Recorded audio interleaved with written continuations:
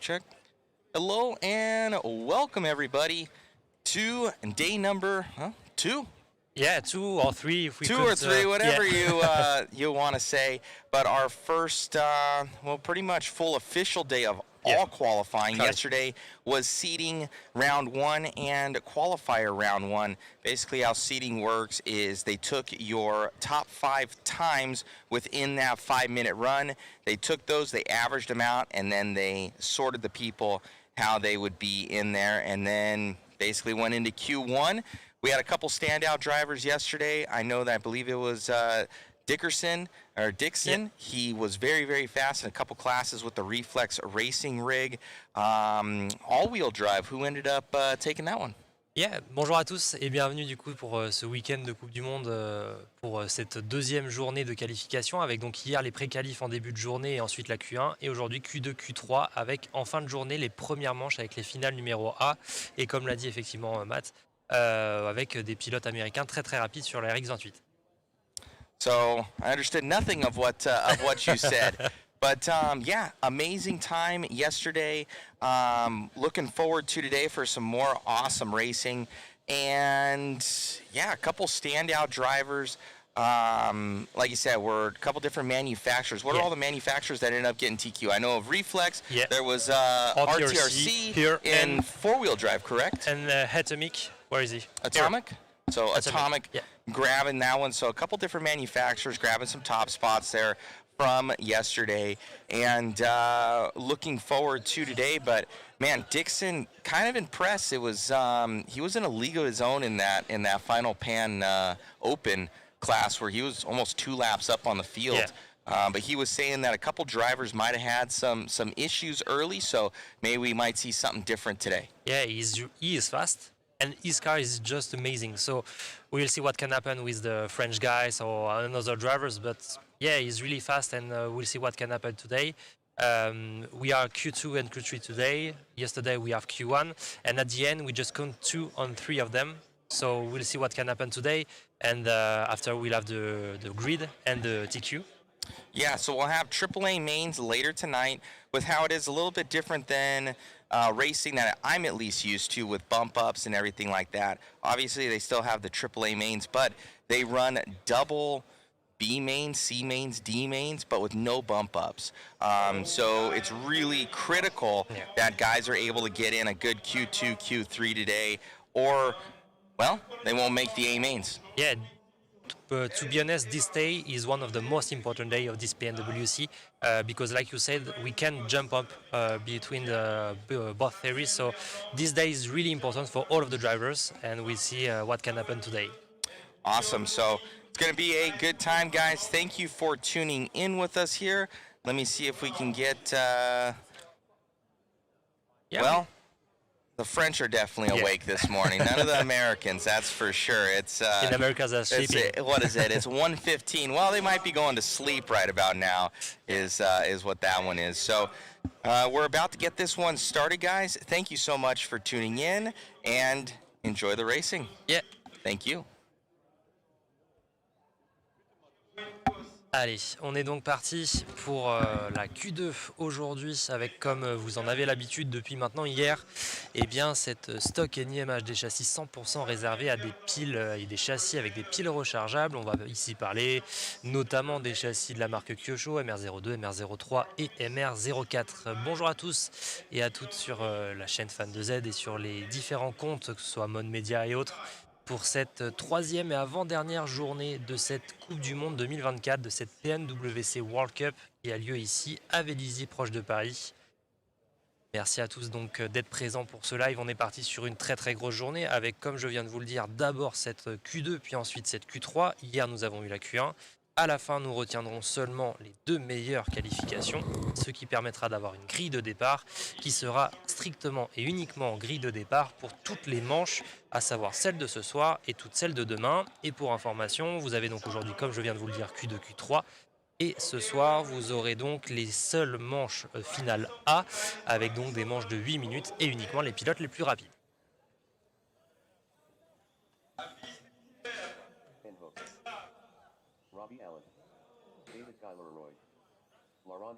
Allez, on est parti du coup pour ce moment, dans ce tour de chauffe de cette première série, cette série numéro D pour la 2WD Stock.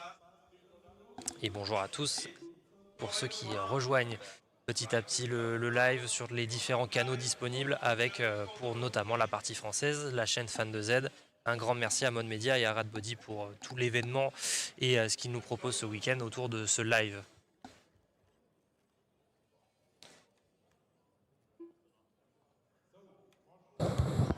Obviously, can't forget, thank you to Radbody. Radbody bringing you that coverage all weekend long. Joe Chen and Radbody. Special thanks to them for all of their support, making this one happen.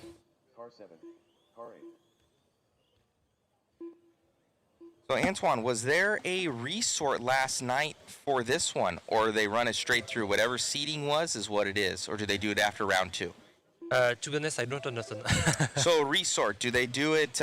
They had a seating, and then essentially you go into Q1. Yeah. And then, however you finished in Q1, did they resort that of how you are in Q2? Now the grid is what it was the result about the Q1. Okay. So, and do they do a resort after Q2? Yeah. Okay. On the Q3, the grid will be the best result on Q1 or Q2. Got it. So they will do a resort after Q2. This one is gridded up, and they call out those numbers 1, 2, 3, 4, 5, all the way down to 10 of how you guys will start, how they'll get out there. So it looks like we have, it's going to be up front right now.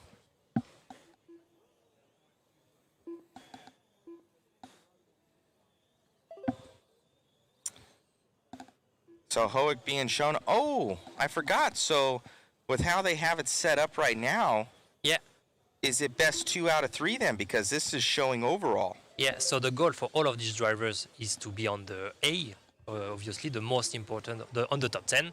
So they need to make 23 I thought it was laps. qual points, so it's rocket round. No, now it's just about the laps. So if they want to be on the top 10, they need to make 24 laps, to be honest. Correct, to make the A main. Yeah. No, so I was saying earlier that I thought it was going to be, so there's qual points and there's rocket round. So rocket round is essentially where you have simply the fastest time. So you have the 25.505, that's what everybody's trying to reach. But how we do it when track changes, so in Q1, it would give you a points total. Yeah. It would give you points 1 through 90, whatever it may be for how many drivers there are.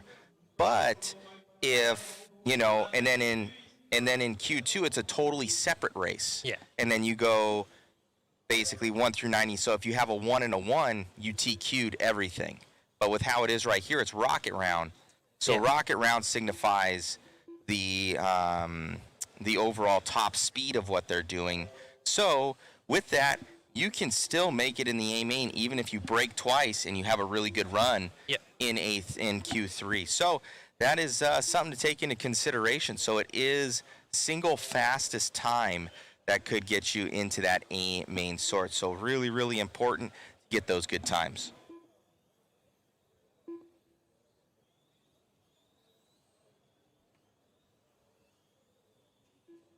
That is a new guy there. I need to get his.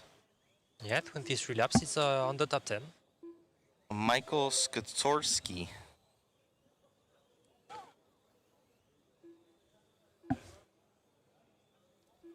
Covered this last year. I forgot that it was Rocket Round.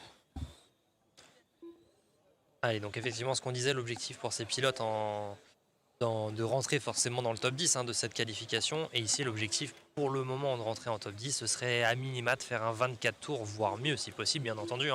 Et là, actuellement, du coup, Michael Strovski serait sur un 23 tours. Donc, on imagine un top 15 pour le moment. Maintenant, effectivement, tous les autres pilotes n'ont pas encore roulé. Donc, ça risque encore de bouger constamment jusqu'à cette finale, cette manche numéro A, excusez-moi, que nous aurons d'ici, on va dire, une petite vingtaine de minutes.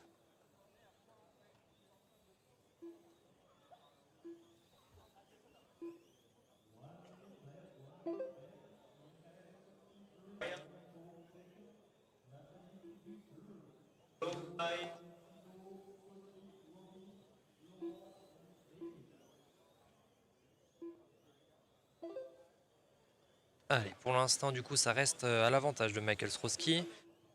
Et pour l'instant, il est à 24 tours prévisionnels. Ça le placerait provisoirement 9e. Alors, vous n'avez pas ces informations, c'est moi qui vais pouvoir vous les donner parce qu'on a un tableau à côté sur un autre écran. Mais pour l'instant, ça le placerait 9, 10e. Il n'arrête pas de changer entre les deux. L'objectif pour lui, au mieux, ce serait d'en faire un 24 tours. Ce serait un très très beau résultat. Maintenant, effectivement, c'est ce qu'on disait. On a eu Q1 hier, Q2, Q3 aujourd'hui. C'est ce que disait Matt. Là, effectivement, la piste a changé. Hier, ils ont roulé en début, milieu d'après-midi. Là, maintenant, nous sommes le matin. C'est la toute première fois que des voitures roulent sur la piste. Alors oui, nous avons eu des essais libres il y a une demi-heure, mais la piste n'est pas encore totalement prête, pas encore totalement aux mêmes températures que ce que nous avons pu avoir hier aux alentours de 14-15 heures lorsque ces pilotes avaient roulé. Donc là, pour l'instant, les résultats semblent quand même donner avantage à Michael Strowski avec un 24 tours. Ça le placerait 8e. Par contre, derrière, on est un petit peu plus loin avec des pilotes qui seraient en dehors du top 17 par rapport à tous les autres pilotes et ce qui s'est fait hier. Pour retrouver le détail des catégories. Alors, le détail des catégories, soit vous l'avez directement sur le site de PN Racing avec le règlement, ou alors tout simplement, il suffit de me poser des questions et je répondrai à n'importe laquelle. Il n'y a pas de questions bêtes. Si vous avez des questions autour des châssis, autour de grippe, autour de n'importe quelle question, eh bien, n'hésitez surtout pas, je répondrai à la moindre des questions. Bonjour, bonjour Aloïs, comment vas-tu? Installez-vous confortablement sur cette chaîne Fan de Z. On est parti pour une journée complète autour de cette PNWC et la journée probablement la plus importante pour tous nos pilotes puisqu'elle nous fige dans les catégories et dans les finales de ce dimanche. Alors que l'on enchaîne directement avec la manche numéro C de cette stock NIMH, des châssis, je le répète, uniquement avec des piles rechargeables. Voilà, Cyril, si tu as des questions autour des catégories, n'hésite surtout pas. Là, effectivement, je pourrais répondre à, je pense, toutes les questions, à moins qu'elles soient vraiment ultra précises. Bravo pour cette belle retransmission à Louise du MZCS. Eh bien, merci. Merci à Mode Média, forcément, puisque c'est eux qui financent tout le live. Si je dois être totalement transparent, le matériel que l'on a ce week-end, c'est digne de la télé. Je vous mettrai effectivement dans la vidéo de la semaine prochaine celle qui résumera l'événement, tout le matériel qu'on avait. C'est comme à la télé, on a des gens à la régie, on a une caméraman, bref, on est vraiment sur quelque chose d'assez incroyable. Et je vous avais promis un live de Coupe du Monde juste incroyable, et on peut le réaliser grâce à Mode Media et Radbody ce week-end.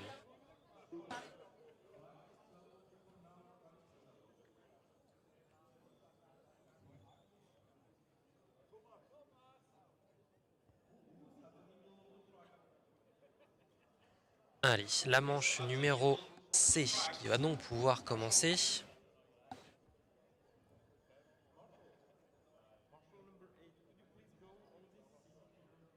Pour l'instant, de souvenir, je ne crois pas avoir vu d'abandon dans la première manche, la manche numéro D.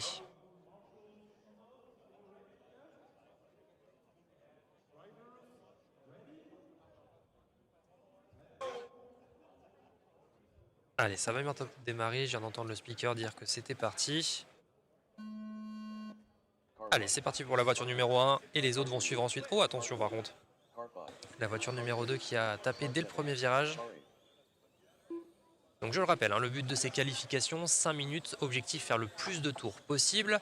Et le chrono de ces 5 minutes commence à partir du moment où le pilote passe sous l'arche. Autrement dit, entre le premier et le 10e, eh bien, les 5 minutes se déroulent de façon assez différente. On peut parler d'une dizaine de secondes d'écart, puisque entre le moment où le premier passe sous l'arche la première fois et le moment où le 10e le fait, eh bien effectivement, il peut y avoir quasiment 10 secondes. On va peut-être parler de quasiment un tour hier en Open pour vous dire effectivement le premier pilote était quasiment arrivé à hauteur du 10e lors du départ.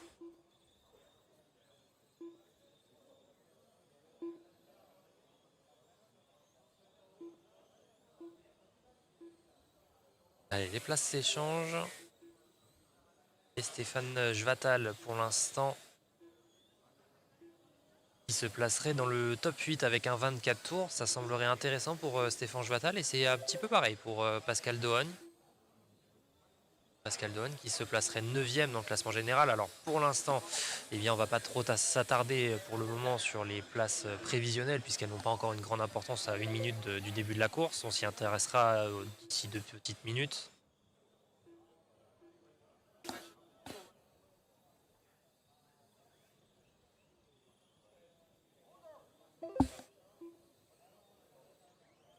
Pour l'instant, ça reste en tête hein, pour Stéphane Joattal. Et également, je fais une petite précision. Vous pouvez avoir des moments des pilotes que vous pensiez être en bataille et qui se doublent et vous ne voyez pas le classement évoluer. Et bien, c'est normal puisque, comme je vous l'ai dit, les départs sont lancés et propres à chacun des pilotes. Donc, certes, il peut y avoir des dépassements en piste, mais pas d'importance sur le classement puisque les pilotes ne sont pas forcément dans le même timing de course.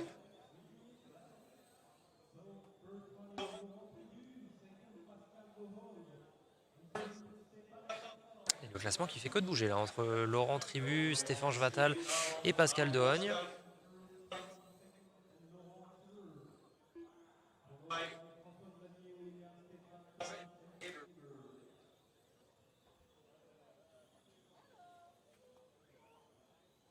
Et pour l'instant, Pascal Dehogne, ce serait une P8 sur le classement final. Alors effectivement, il va nous manquer quand même la manche B et la manche A avant que ça signifie quelque chose, mais ça semble être une belle remontée pour Pascal Dehogne. Je rappelle hein, l'objectif que se sont plus ou moins fixés les pilotes pour aller chercher une possible série A ou du moins un top 10 serait à minima de faire un 24 tours, voire même d'assurer un 25 pour espérer une finale en A dans cette PNWC 2024.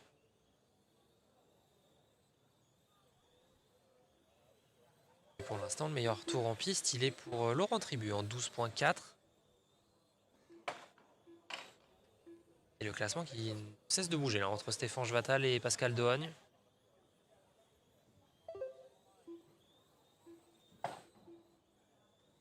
Pour l'instant, Stéphane Joattal, ça le placerait 9 et Pascal Dehogne, par contre, il est redescendu 11. Classement qui ne fait que de bouger forcément. En tout cas, les deux pilotes sont sur un 24 tours prévisionnel. Pascal Dehogne qui repasse. Le classement ne fait que de bouger depuis tout à l'heure.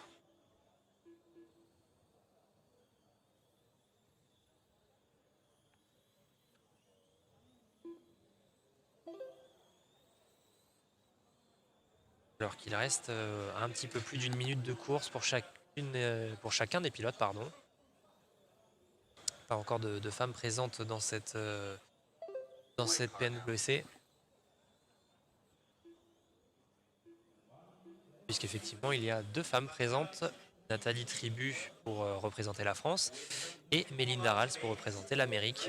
Deux femmes parmi les 130 pilotes présents à cette PNWC 2024. Et le pilote le plus jeune, qui de souvenir nous ne l'avons pas encore vu, à savoir Léo Marca, le fils de David et Marca. Marca que vous connaissez pour pneus par exemple, les lipos, les carrosseries et j'en passe. Eh bien c'est notre plus jeune pilote pour cette PNWC. Et Pascal Dehogne, toujours en tête. Pour l'instant, Pascal Dehogne, ce serait une 8e place sur le classement général. Et toujours avec un 24 tours. C'est le seul pilote d'ailleurs à aller chercher un 24 tours.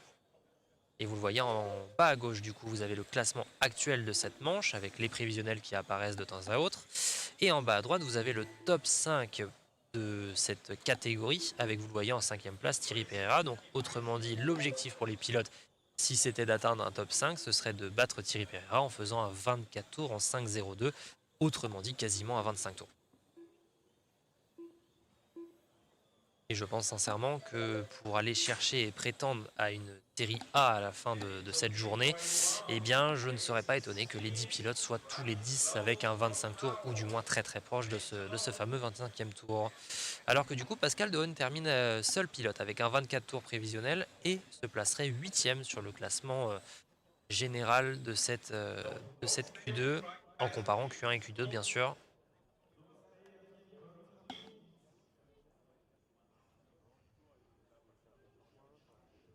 Et voilà, vous avez le classement sous les yeux avec un 24 en 5.11, sachant que son meilleur temps est en 12.5. Il était pas très très loin de perdre ce 24 tours, mais il y arrive quand même. Et Dieu sait que c'est très important d'aller chercher ces petites secondes qui nous permettent d'aller chercher un tour supplémentaire. Et c'est ce qu'a pu faire Pascal Dehogne dans cette manche.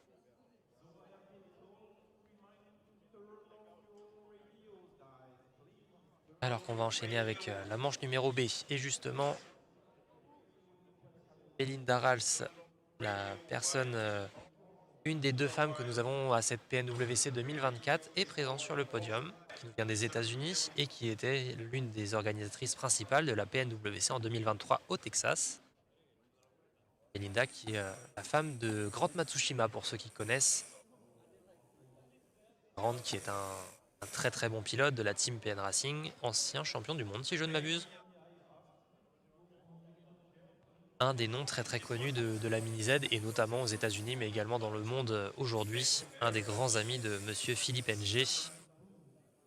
Philippe NG, monsieur PN Racing pour celles et ceux qui ne le savaient pas.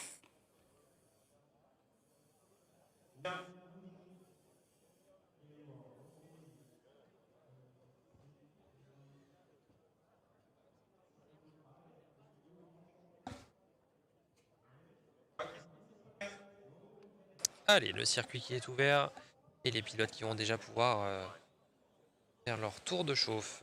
Chauffer la mécanique, chauffer les pneus, chauffer le lipo. Hello à tous, salut Yannick, comment vas-tu?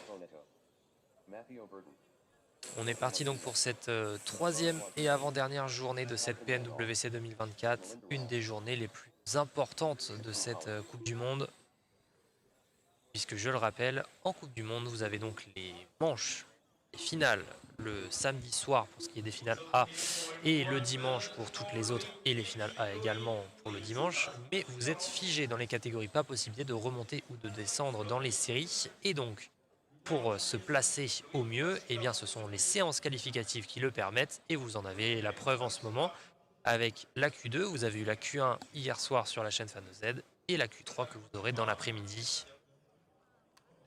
Et donc la particularité entre ces finales A et les finales de toutes les autres lettres, eh bien, c'est que les finales A sont des manches de 8 minutes, quand les finales B, C, D, E, F, G et je passe toutes les lettres qui sont ensuite en 5 minutes. Nickel, et toi? Eh bien écoute, ça va super, ça se passe très très bien. Il y a une ambiance vraiment incroyable dans cette PNWC, très très conviviale. Et je dis pas ça parce que je suis en live, c'est vraiment très très sérieux ce que je suis en train de dire. Une ambiance vraiment super sympathique où l'on parle, peu importe la langue, peu importe les endroits d'où nous venons, pardon, excusez-moi. Alors que cette manche numéro B peut commencer dans cette stock NIMH avec les départs lancés et le comptage qui demande à chacun des numéros de s'avancer en piste. Également, petite précision que vous ne voyez probablement pas à la caméra, eh bien, vous avez une grille de départ hein, avec place en fonction de ce que vous avez fait hier soir. Eh bien, vous avez un numéro correspondant que vient mettre un sticker sur votre carrosserie et qui change donc à chacune des manches. Alors que donc Titouan Renault est parti sur un très très gros rythme. Pour l'instant, ça le placerait premier. Alors ça ne veut rien dire pour le moment parce qu'on le sait, les prévisionnels sur les premiers tours eh bien, sont assez généreux, mais ça semble quand même être extrêmement bien parti pour Titouan. Les voitures sont prêtes? Eh bien écoute, oui. Alors moi j'ai qu'une voiture puisque je suis dans une seule catégorie, mais écoute, ça se passe très très bien. J'ai pu réessayer ma voiture dans les essais libres hier soir et ça s'est très très bien passé. Bonjour à tous, bonjour, comment vas-tu? Alors que là, Titouan Renault semble quand même aller chercher une très grosse manche. Est-ce qu'on serait sur le premier pilote à aller chercher un 26 tours dans cette catégorie? 26 tours, ça commencerait à être très très sérieux. Je parlais d'un top 10 uniquement avec des 25 tours, mais peut-être finalement avec 100% de 26 tours, on verra ça. En tout cas, pour l'instant, Titouan Renault fait mieux que Stéphane Taubert. Stéphane Taubert qui avait été chercher un 25 tours en 5.05 hier soir. Et là, pour l'instant, Titouan Renault est parti pour faire un 25 en 5.02. Super direct, merci pour les commentaires. Et bien, merci à tous d'être présents sur la chaîne. Ce qui fait qu'on a le live aujourd'hui, c'est parce que vous êtes de plus en plus présents sur la chaîne. Et donc, c'est grâce à vous si on a l'opportunité d'avoir ce live sur la chaîne Fan de Z. Et en plus de l'avoir sur la chaîne Fan de Z, d'avoir également des commentaires en français. Et Dieu sait que vous aimez ça.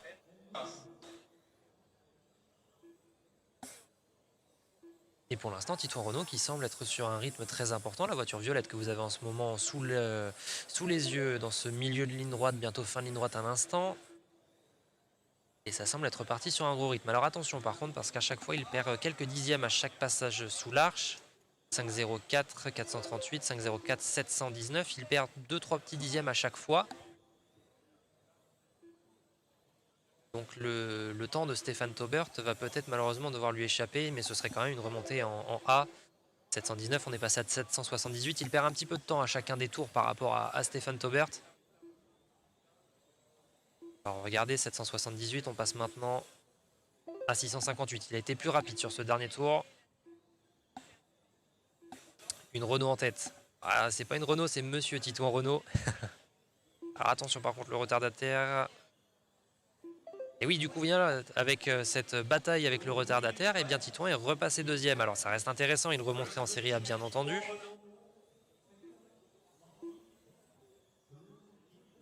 708 au dernier passage, 700 000. Allez, il va falloir laisser passer, ce serait bien. On va trouver l'ouverture, ok, ça s'est fait assez proprement. Et puis derrière le retardataire qui va s'éloigner petit à petit avec son erreur. On attend que ça d'entendre tes commentaires, et bien merci.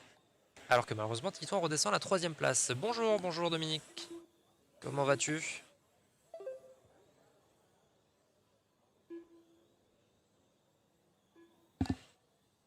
Allez, Titouan, ça reste 3e. Attention, le retardataire qui a décidé d'en faire autrement. Et Titouan, par contre, il va perdre très très gros. Est-ce qu'on perd même le top 5? On va voir ça au prochain passage sous l'arche. Attention à ça par contre.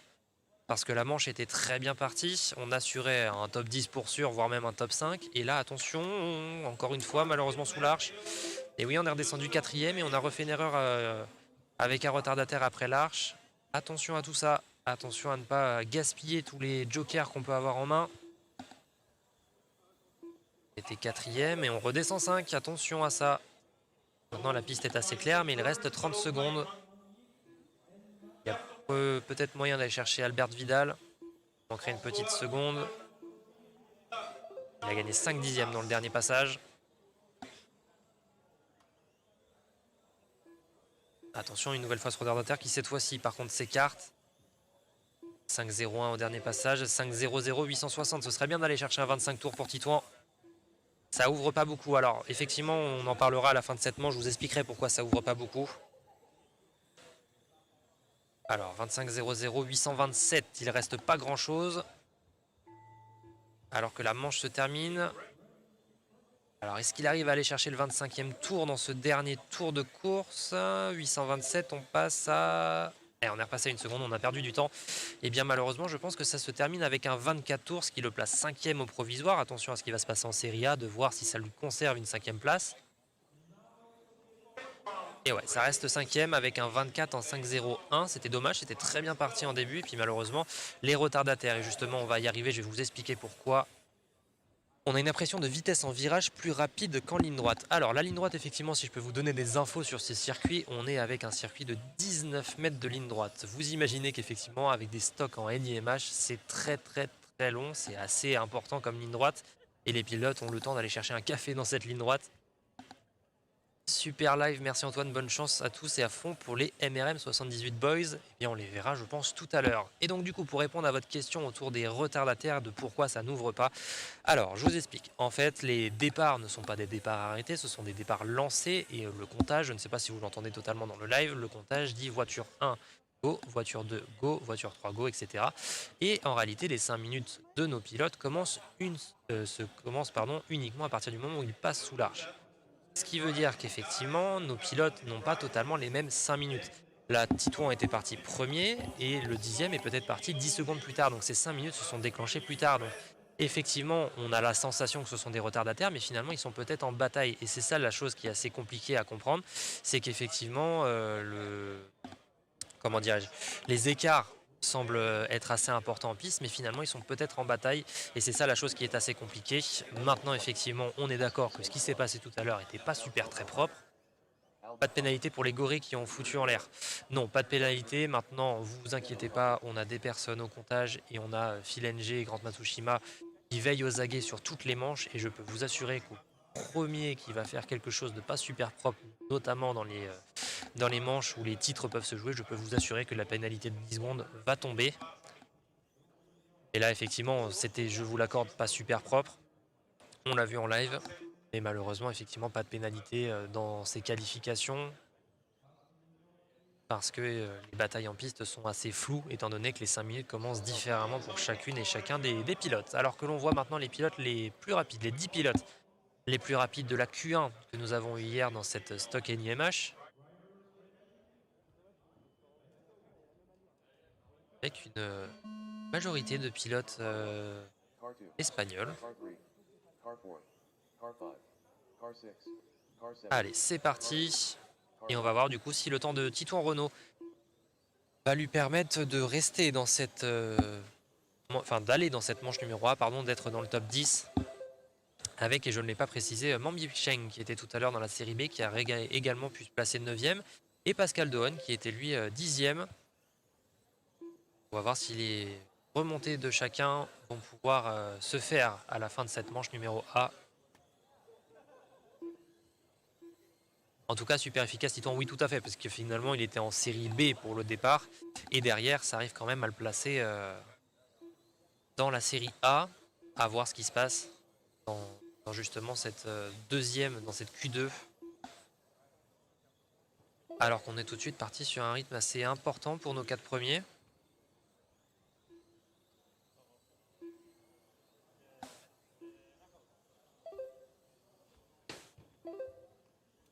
Et pour l'instant, les premières places ont l'air de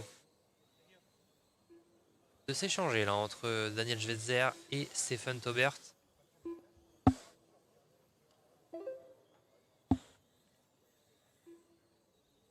Et là donc effectivement des châssis uniquement en NIMH et avec un moteur imposé. Il semble y avoir une majorité de Jomurema. Alors effectivement les Jomurema c'est une des carrosseries et notamment dans cette catégorie qui reste quand même assez représentée. Mais on voit également beaucoup de McLaren et de carrosseries de la marque PN.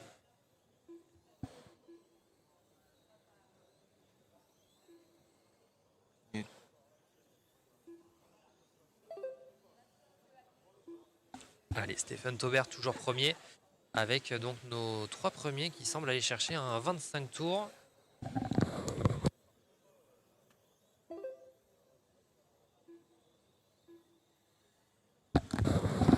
So looking like Stefan's going to be leading out here.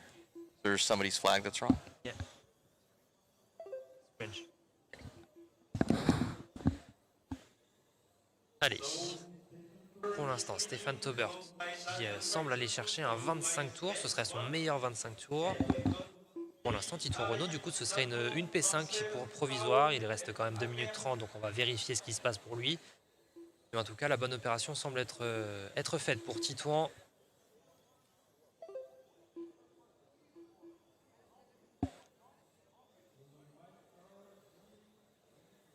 Et donc pour l'instant, c'est clair et net. Hein, c'est le 24 tours qui permet d'aller en série A. Et je ne serais pas étonné qu'on termine sur un 25 tours pour les Q3. Alors que vous êtes déjà une centaine de personnes présentes sur les différents lives, que ce soit sur Fan2Z, sur Mode Média, sur la page PN Racing. Vous êtes plus de 100 personnes, merci à tous. Sympa l'incrustation carrosserie et pilote sur l'écran. Effectivement, merci à Mode Média pour tout ça. Allez, pour l'instant, Stephen Taubert, ça reste premier en 25,503. Ce serait son record. Hein. Derrière, Zenzvan en 5,05. 3 premiers avec un 25 tours, Albert Vidal en 24. Et donc, du coup, Titouan qui arrivera à remonter en série A avec ce 24 tours en 5,01.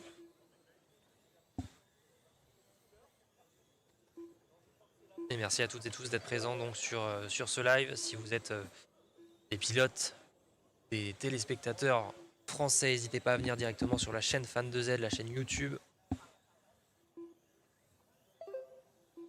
Alors qu'il reste un petit peu plus d'une minute de course, avec donc toujours Stephen Taubert avec un 25,504.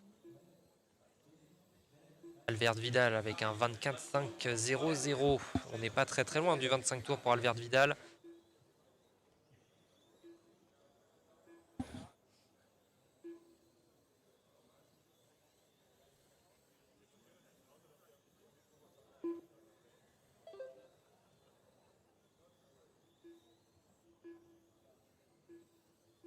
Et là, donc du coup, effectivement, je vous parlais de moteur imposé dans le règlement. Effectivement, lors de votre inscription, eh bien, vous avez un moteur fourni par l'organisation, qui sont tous testés en amont. Et qui sont censés être tous à la même performance, avec donc des 3500 kV de la marque PN Racing.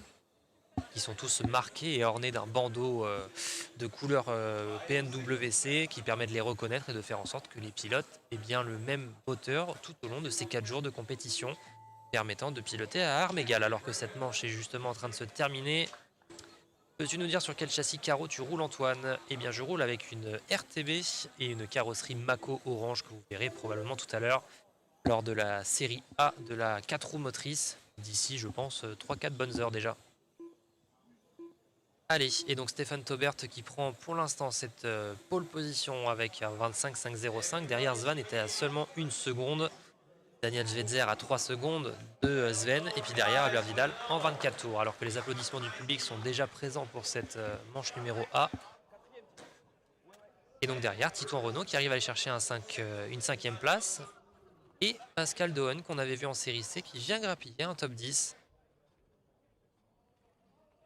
Alors que l'on change de catégorie et qu'on va passer à une des catégories préférées pour ce qui est de mon avis personnel, avec cette catégorie juste sublime à regarder, que ce soit en vrai ou à la caméra, à savoir la catégorie Formule 1, avec différentes marques aux avant-postes. On pense notamment à Monsieur Philippe Stadler, le pilote autrichien sur une PN Racing. On pense forcément à notre Français Ludovic Offray. On a vu également Cédric Lepillier aller chercher de belles places sur base de GLF, de chez GL Racing. Et on a pu voir également des châssis de la marque MWX, donc 3 châssis dans ces différentes séries de cette Formule 1.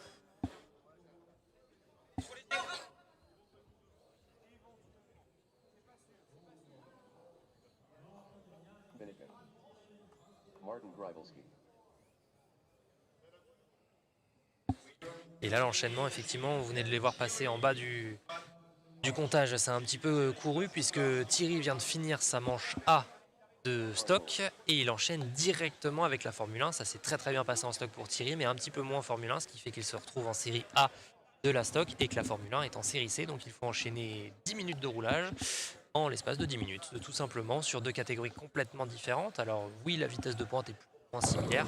Par contre, on compare un châssis à pile avec un châssis à lipo et également avec quand même une carrosserie de Formule 1.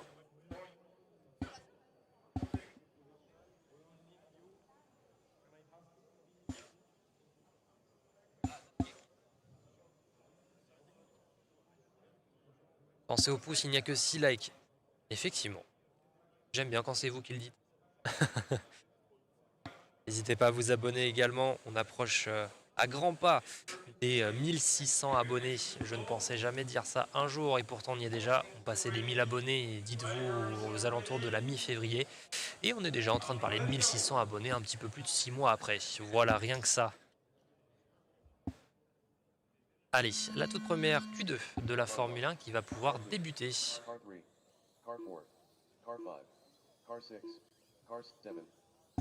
Alors que vous avez en ce moment un autre point de vue avec cette caméra grand angle en face du podium. Caméra pilotable avec un joystick.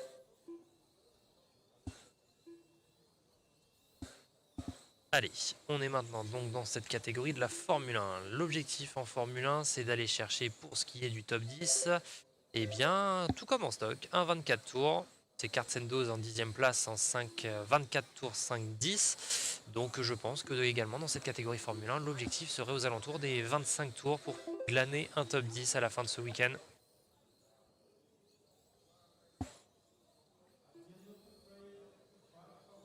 Hello, personne pour aider Thierry en préparant sa F1, dommage. Si, au contraire, justement, on a eu 2-3 personnes du club qui sont venues l'aider, et Sébastien justement qui vient de passer en bas. Merci Sébastien. Il a l'air crevé, Seb.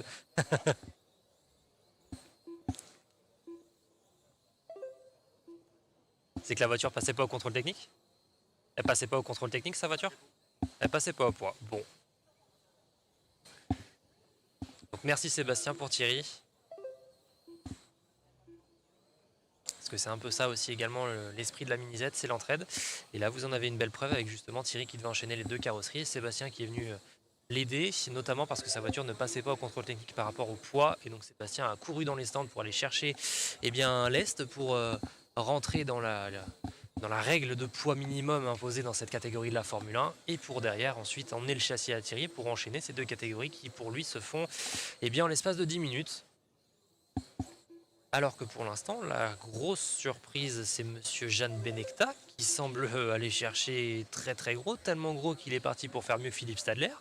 Faut se lever de bonne heure pour aller faire mieux que le pilote autrichien, et pourtant ça semble être parti comme ça pour Jeanne Benecta. La bise à Denis Loche, s'il est dans le coin, eh bien je l'ai croisé tout à l'heure, donc il est dans le coin. Solidarité en Z exactement, et c'est peut-être un des maîtres mots de cette discipline. Et bonjour Alexandre, comment vas-tu du coup? Et là, Jeanne Benecta, qui en série C, est parti pour faire mieux que ce qui s'est fait en série A avec Philippe Stadler.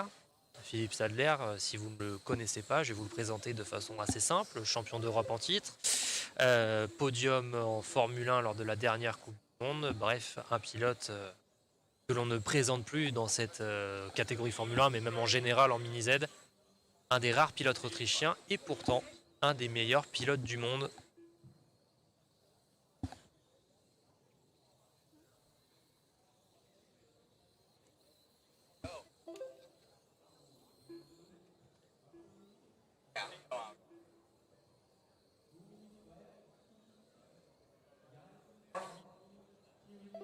Allez, Jeanne Benecta parti avec 26 tours en 5-10.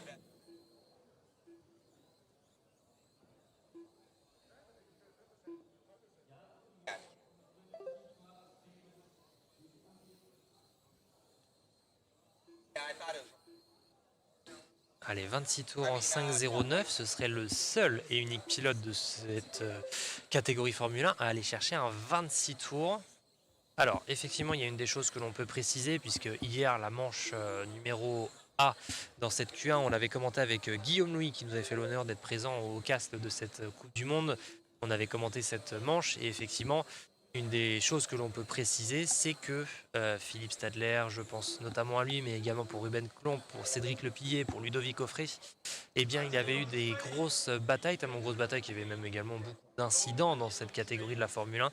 Et c'est peut-être une des raisons qui fait que Philippe Stadler est en train de se faire battre pour l'instant par Jeanne Benecta. Affaire à suivre que nous aurons tout à l'heure d'ici une dizaine de minutes dans cette série A pour voir ce que ça pourrait donner si justement il n'y a pas toutes ces erreurs. On a vu un Philippe Stadler très à l'attaque, trop à l'attaque même, avec des attaques un petit peu brouillonnes sur d'autres pilotes.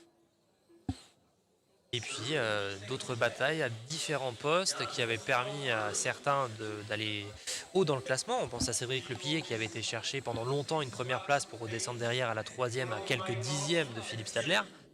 Et également d'autres pilotes qui malheureusement ont vu leur course dégringoler dans le classement parce qu'il y avait eu justement ces incidents. Et finalement, Jeanne Benecta en était peut-être un des premiers, une des premières victimes de ces batailles que nous avons eues en Q1 hier. Mais en tout cas, pour l'instant, Jeanne Benecta qui est parti pour aller chercher un 26 tours en 5-10. Un rail, effectivement, là, ces Formule 1 à ce niveau-là sont littéralement des rails et sont juste magnifiques à voir rouler alors que la manche est en train de se terminer. Et un Jeanne Benecta qui semble aller chercher un 26 tours. Et également un Martin Grivalski qui va chercher un top 5.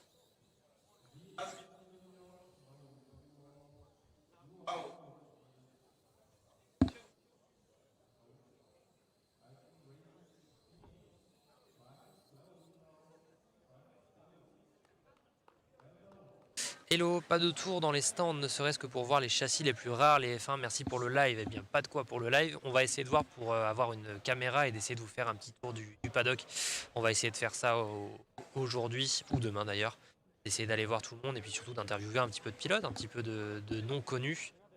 Puisque on en parlait déjà un petit peu hier, mais vous avez au-delà des pilotes connus et puis des châssis aussi improbables qu'ils soient, des noms dans les stands et des noms de créateurs de marques et de possesseurs de marques de mini-Z. Pour faire simple, vous prenez n'importe quelle marque de mini-Z que vous connaissez, eh bien nous avons son directeur exécutif directement dans le paddock en ce moment. Si on parle de PN Racing, on a Phil NG. Si on parle de Reflex Racing, on a Christian Tabuche dans les stands. Si on parle de Marca, on a David et Marca dans les stands. Hier, on avait même Christophe Bouvet de Kyosho qui était présent. Bref, beaucoup de grands noms de la mini-Z et pas forcément que des pilotes présents dans ce paddock. Coucou, salut Jérémy. Jérémy qui est sur Facebook, il n'est pas sur YouTube.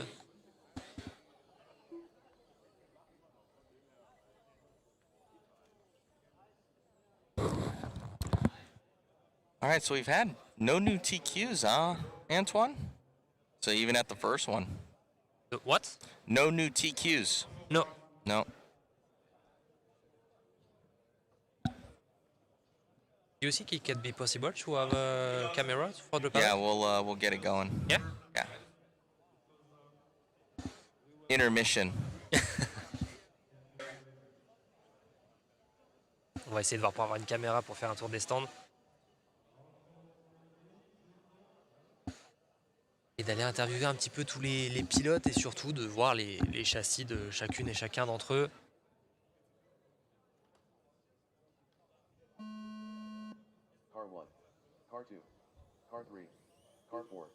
Allez, c'est parti dans cette série B. Et on va voir si ça se fait encore plus rapide dans cette série. Bonne course à tous, merci. Salut, j'ai du mal à comprendre comment fonctionnent les qualifications. Peux-tu m'expliquer? Bien sûr. Alors, les qualifications, eh bien, vous avez eu Q1 hier soir, vous avez Q2 ce matin et vous aurez la Q3 ce soir. L'objectif, chacune des qualifications, c'est 5 minutes complètes. L'objectif, faire le plus de tours. À la fin, vous aurez donc fait réaliser une Q1, une Q2, une Q3. Eh bien, nous prendrons les 2 meilleurs parmi les 3 pour réaliser ensuite une grille de départ qui sera la même tout au long de la journée du dimanche pour les prochaines courses que nous aurons tout au long du week-end. J'espère avoir été clair. Génial, merci. Longue vie à fan de Z et merde aux pilotes de Sango Mini Z. Eh bien, les pilotes du Sango Mini Z, on en a vu un petit peu tout à l'heure. Et merci pour ton message.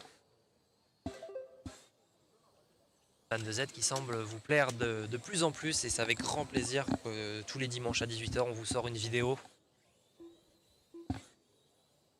Allez, Antoine Verdun qui semble aller glaner une P5 pour le moment avec un 25 en 5.03. Là le top 5 qui se joue en l'espace de 4-5 secondes hein, parce que si on compare Jeanne Benedicta en 26 5.10 et Antoine Verdun en 25 5.03, on parle ici de 4-5 tours à la seule différence que Jeanne Benedicta a un tour de plus du coup. Parfait l'explication, merci. Et bien avec grand plaisir, si vous avez d'autres questions, n'hésitez pas, il n'y a pas de questions bêtes. Que ce soit sur les règlements, que ce soit sur l'ambiance dans les stands, que ce soit sur le grip, que ce soit sur la nourriture que nous mangeons, que ce soit sur voilà, n'importe quelle question, il n'y aura pas de réponse, de questions bêtes, pardon, et chacune des questions trouvera une réponse. Allez, une petite bataille franco-espagnole entre Uri Valdé et Antoine Verdun. Alors le nom de famille Verdun vous dit probablement quelque chose puisqu'effectivement Antoine est le papa de Samuel Verdun, notre champion d'Europe de la catégorie Pro Stock en titre lors de la Coupe d'Europe Marca qui a lieu au mois d'avril en 2024. Et bien Antoine Verdun est le papa de Samuel et pour l'instant semble aller chercher une P5 dans cette catégorie de la Formule 1. On verra ce qui se passe tout à l'heure dans la série A. D'ici 5 petites minutes.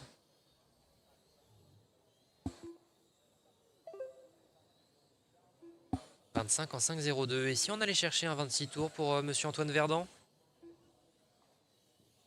Antoine Verdun, c'est cette voiture blanche que vous avez en ligne droite en ce moment derrière cette voiture bleue. Antoine Verdun, pilote du MZCS, club de Cluse dans l'est de la France, proche d'Annecy. Club qui a organisé la Coupe de France Marca en 2023 et la Coupe d'Europe Marca en 2024. Rien que ça, un des clubs grandissants de la Mini-Z qui apporte beaucoup à notre sport et à notre discipline et qui détient des pilotes, notamment comme Samuel, avec des titres de champion d'Europe.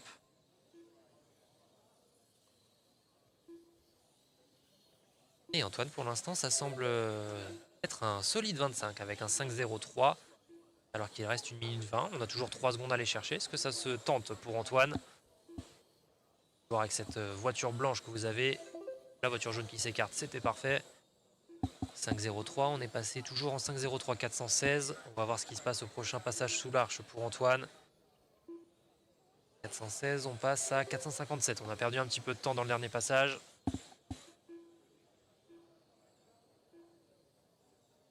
Salut, en quoi est fait le sol de la piste? Le sol de la piste, c'est une espèce de, comment je pourrais appeler ça, de mousse que l'on pourrait comparer à des dalles de décathlon de sport, sauf qu'elles sont faites uniquement et strictement pour de la mini Z.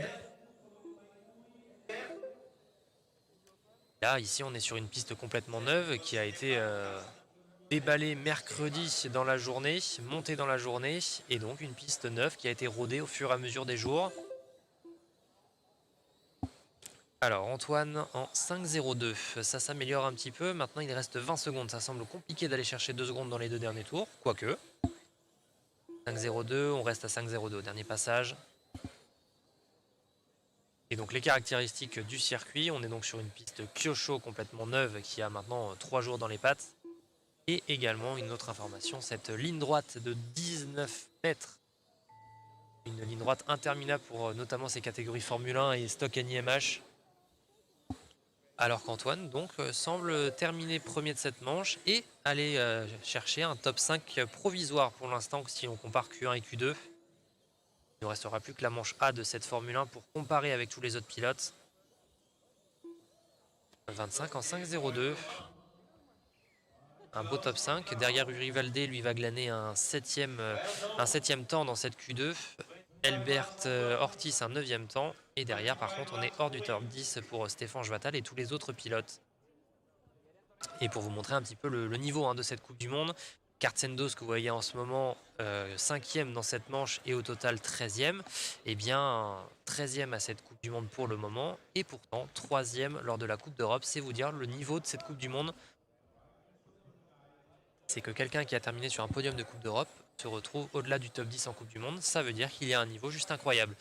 Et en parlant de niveau, je pense que là, effectivement, on peut clairement placer ce mot autour de cette Série A de la Formule 1.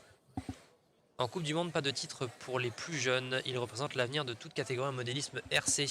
Et finalement, quoi de mieux pour représenter le modélisme RC d'avoir un jeune qui bat un adulte? Pas besoin de différencier les âges en mini Z, puisque au final, il n'y a pas de différence de gabarit physique et autres.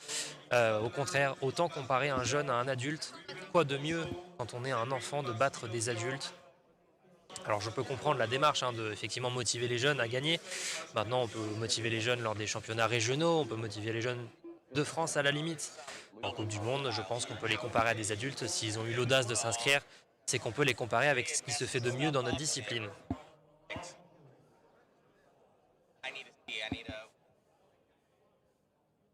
Et justement, je vous parlais de ce qui se fait de mieux, et je pense que dans cette catégorie Formule 1, on peut parler de monsieur Philippe Stadler, pilote autrichien, vous le présentez comme le champion d'Europe en titre en 2024.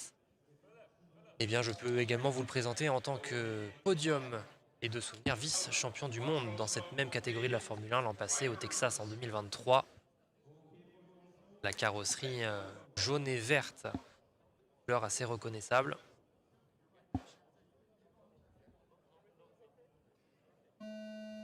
Et justement, c'est lui qui va donner la marche à suivre dans cette catégorie. Et on va suivre notamment nos Français Cédric Lepillet et Ludovic Offray, 2 pilotes représentant dans ce top 7 de cette Coupe du Monde, dans cette catégorie Formule 1.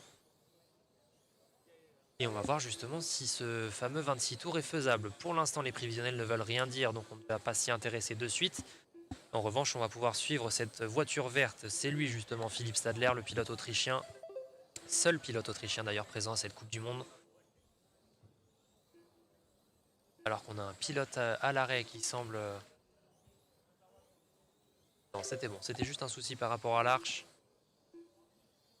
Alors là par contre, Philippe Stadler a essayé d'aller chercher un 27 tours. Qui dit mieux? Est-ce qu'on va réussir à le garder? Non, on repasse quand même en 26 tours. Ça semblerait étonnant d'aller chercher un 27, quoique. Et donc pour celles et ceux qui se poseraient la question, Philippe Stadler roule en tant que pilote PN Racing et donc roule sur une base de Formule 1 de la marque PN.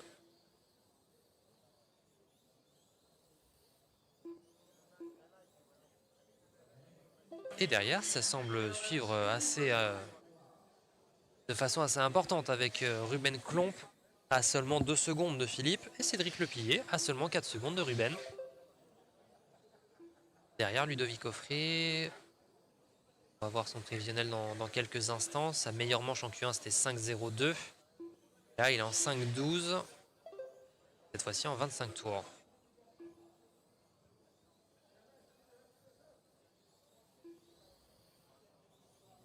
Qui pourrait aller chercher la pole position entre ces deux pilotes? Philippe Stadler en 5,01. On n'est pas super loin hein, du 27 tours. On en est même très proche. 5,01 326 au dernier passage. 5,01 515. On a perdu 2 dixièmes dans le dernier passage.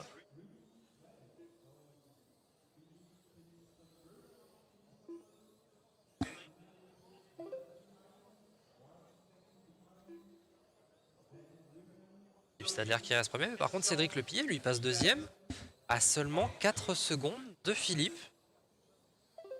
Assez étonnant de voir Philippe se faire matcher comme ça. 4 secondes de Cédric. Tous les deux en 26 tours. Alors est-ce qu'au dernier passage, il a gagné 3 dixièmes au dernier passage, Philippe Stadler. Alors que derrière, Ruben Klomp lui a perdu beaucoup de temps. Il n'améliorera pas pour l'instant. Ludovic Offray améliore également, mais sinon tous les autres n'améliorent pas. Dans cette série, seuls Philippe Stadler, Cédric Lepillet et Ludovic Offray améliorent. Ruben, on n'en est pas très loin. À l'instant, il vient d'améliorer. 5,01 332. On va voir au prochain passage sous l'arche, pardon. 332, on passe en 1 seconde 0,95. On a perdu un petit peu de temps également dans ce dernier tour.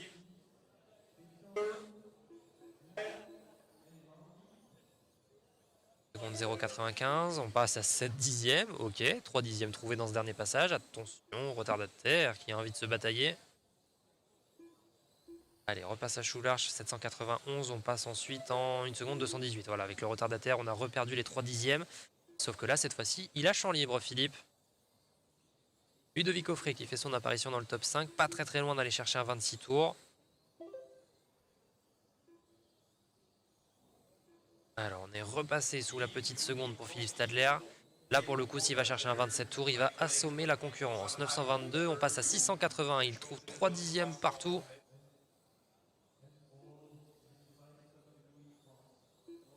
« 680, on passe ensuite à, attention, 421. On va aller le chercher, ce 27 tours pour Philippe.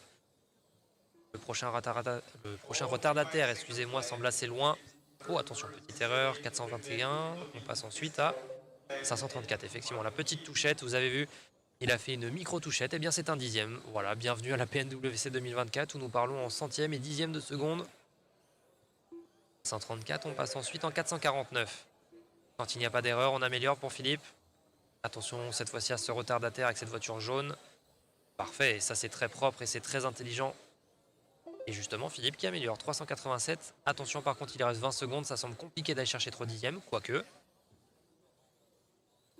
387, on passe ensuite à 334. Ça semble compliqué là pour Philippe d'aller chercher le 27 tours. En revanche, il va aller chercher un très gros 26 tours. Sauf que c'était lui sur le dos, autant pour moi, pardon. Alors là, attention, parce que... Est-ce que c'était lui? Ah oui, il a perdu 4 secondes. Il a perdu 4 secondes dans ce dernier passage. Et donc ça terminera avec un 26,504. Malheureusement, cette petite erreur qui lui fait perdre 4 secondes. Et Cédric qui vient chercher une deuxième place. Alors que les applaudissements justement du public français qui vient acclamer Cédric. Ludovic Offray lui remonte 7ème, il a gagné 3 places. Une très grosse manche de la part de Philippe Stadler qui n'est pas super loin du 27 tours. Il va falloir trouver de la performance pour tous nos pilotes. Parce que là, encore une fois, l'Autrichien semble être sur un autre monde, sur une autre planète. Alors que l'on change de catégorie et qu'on passe à celle qui détient le plus de pilotes, avec plus de 80 pilotes, à savoir la GTLM Superstock. GTLM Superstock, catégorie strictement réservée à des châssis 2 roues motrices, en propulsion bien entendu, et châssis uniquement en lipo. Et le moteur est également imposé et livré lors de votre inscription. à savoir un 2500 kV de la marque PN Racing avec sensor.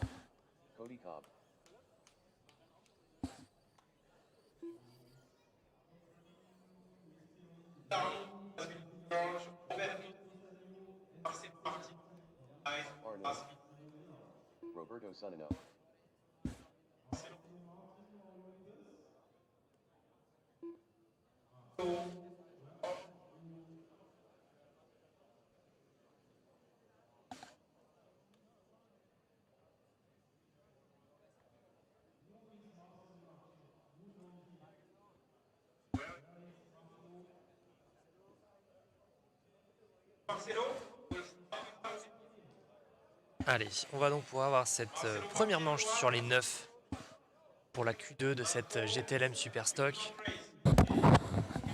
Was that a new TQ there? I do believe so. We need to get interview. Yes, of course.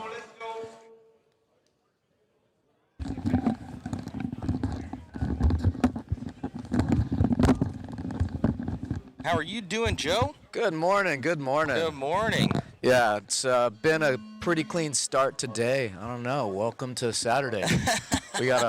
We're in qual. Awesome, amazing. We had a new TQ there set in F1. Yeah. Pretty sweet. Yeah, no, F1 leads the day usually, and we have stock, but then the F1 class has been good, and now we're firing up GTLM. What are we? Heat 1 of 9, so we've got the biggest class, 9 whole heats of this. We'll see if anyone can take out my old friend for TQ. There was a 10-6 yesterday. Amazing, and I've seen guys down in like the 9.3s out here. It's pretty ridiculous. 9.3. I think we touched 9.2 yesterday. That's Dixon and Paquito. Those are going to be your 2 hot lap guys in mod. But for stock, Christian's holding that like high 10.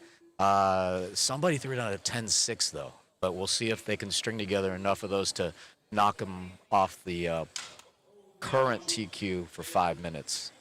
And that's the game. You know this. The game's always going to be consistency. Oh, 100% out here, and it's ridiculous. The reflex cars, though, I'm pretty impressed. We got the Muffin Man over there, Dixon. Yeah. He's been pretty unstoppable in his 2 classes. I was highly impressed, especially in Pan Open, where I saw him. He was about 2 laps up on the field before his one mistake. Yeah, and with 28 scale, it's always going to be hard work in traffic.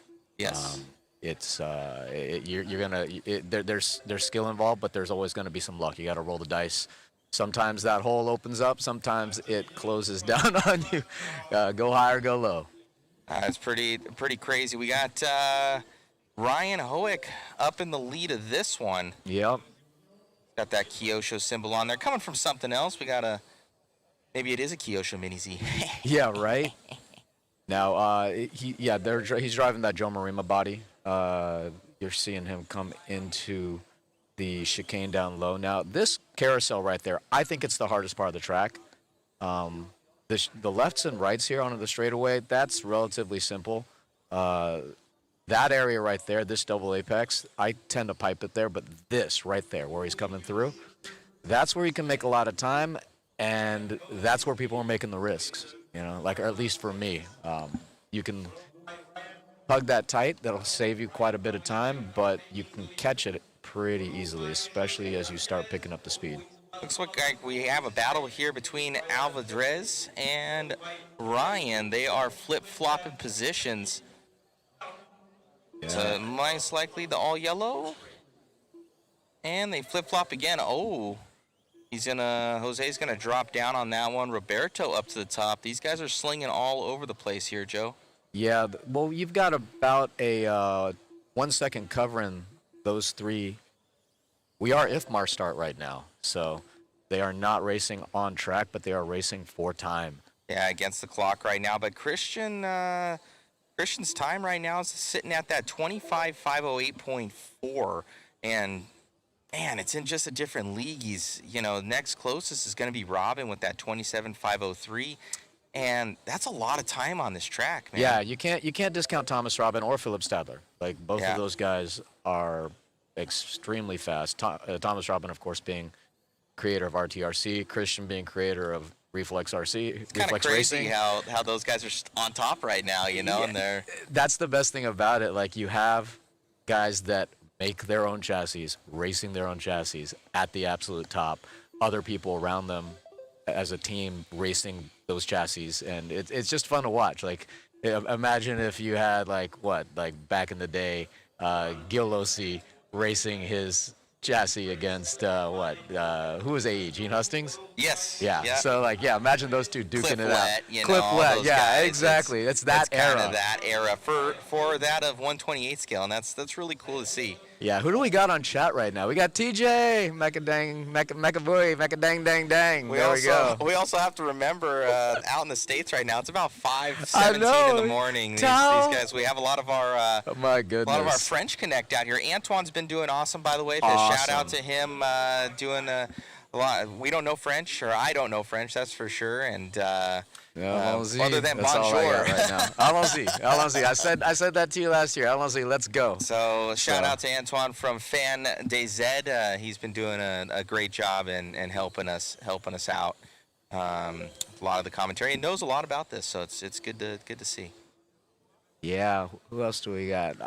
We got the Bay Area represented. We got Tao, we've got TJ. You guys need to go to sleep. It's a I long know. day over here. We got another 12 hours, 8 hours of qualifying. Yeah, 8 hours of qualifying. It's good though, but it looks like Roberto Zanino going to take this one at that 24 to now 25. He made that 25th lap there. Good. Going to grab that one, but still a couple laps back from where you need to be at. Pretty crazy that Christian 3 laps up on this. You know, it's Well, keep in mind, you got nine you got heats 9 here. heats. The biggest class of the weekend is Yeah. GTLM, and that signifies the body, correct? So it's kind of a weird thing. It's all the same motor and fixed gear ratio, so they're all going the same speed. This started off as the GT class, and then Kyosho, which is the kind of granddaddy of 128 scale racing, they introduced these LM bodies, which have a slightly longer wheelbase, 102 to 98 versus the 98 millimeter of the GT chassis.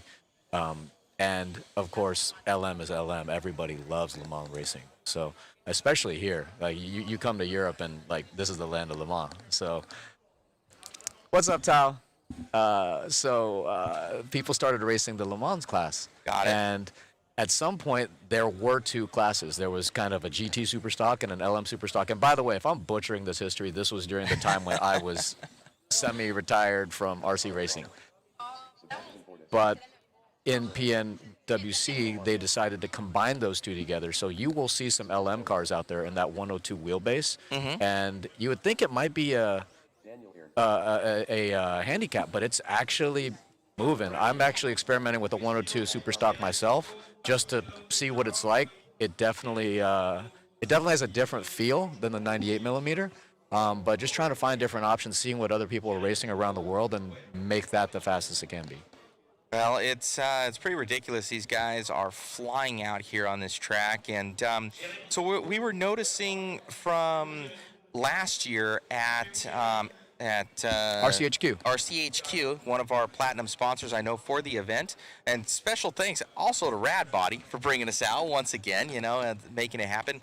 So Megan was even mentioning it. She was doing some filming last year. This track is bigger than what we had last year. So is there any sort of regulations going from track to track on sizing that you've heard of?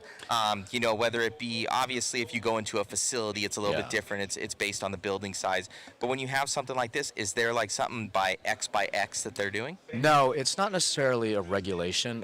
Philip does a great job, and Philip's been doing this for 20 years now. This is crazy. Wait, hold on, give me a second. Hey, Christian, how many years has Philip been running this? 19th PNWC. Yeah, but there was a break for COVID, so we had to take a little bit of a hiatus. But doing something for 20 years, and obviously doing something right, because we got 100+ people here trying to race toy cars against each other. But when you come to a larger venue, you obviously have more space, and we're here in a gymnasium. It's pretty awesome. It's a great lighting.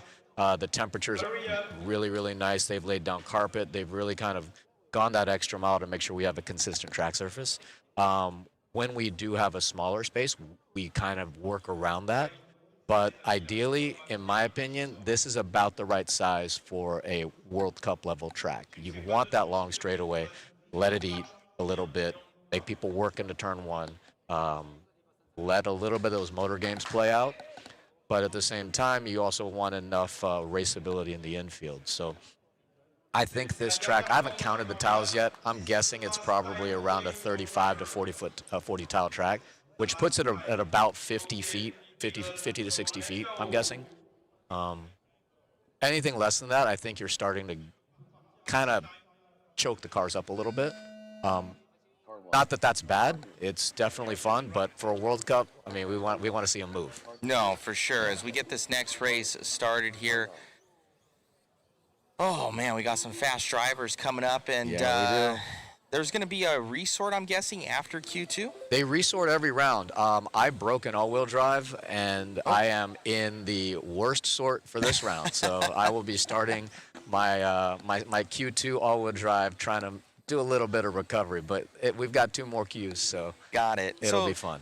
those that do know, this isn't really sanctioned by any body. Thank like goodness. IFMAR or Thank ROAR or goodness. anything like that. Same thing with like fifth scale off-road for Yeah. us. You know, it's kind of the same thing. And you know, what do you think that could bring to it or not bring to it? And You heard my response, and I'm sure I'm pissing somebody off. But that's okay. that's kind okay. of what I get to They're- do. They're not up right now. It's Oh yeah, right.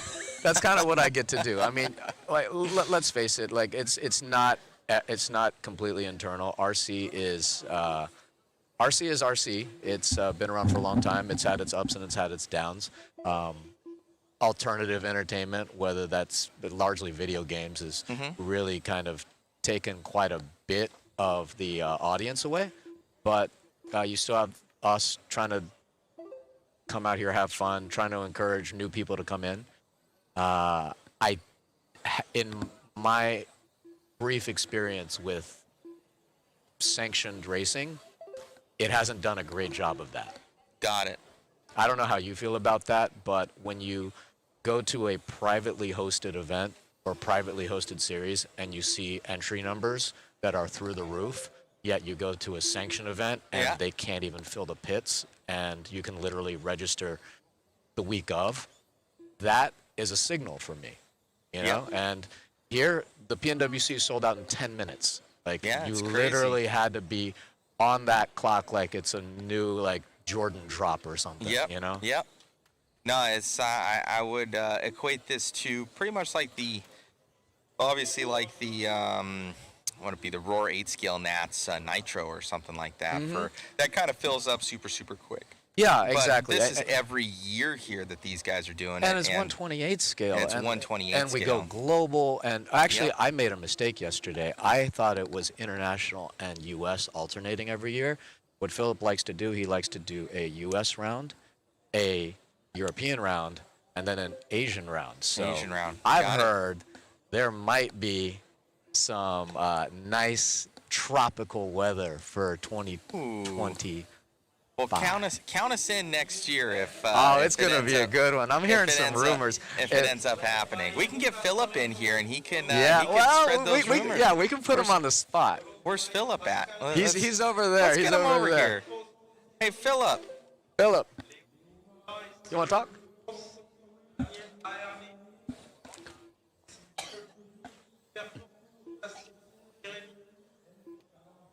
All right, we have Philip here. No, we're good right Oh, we're now. good right Yeah, we're just announcing on here. Wait, look, we'll get the top left-hand screen. We got Philip here in that top Get in here. left-hand corner.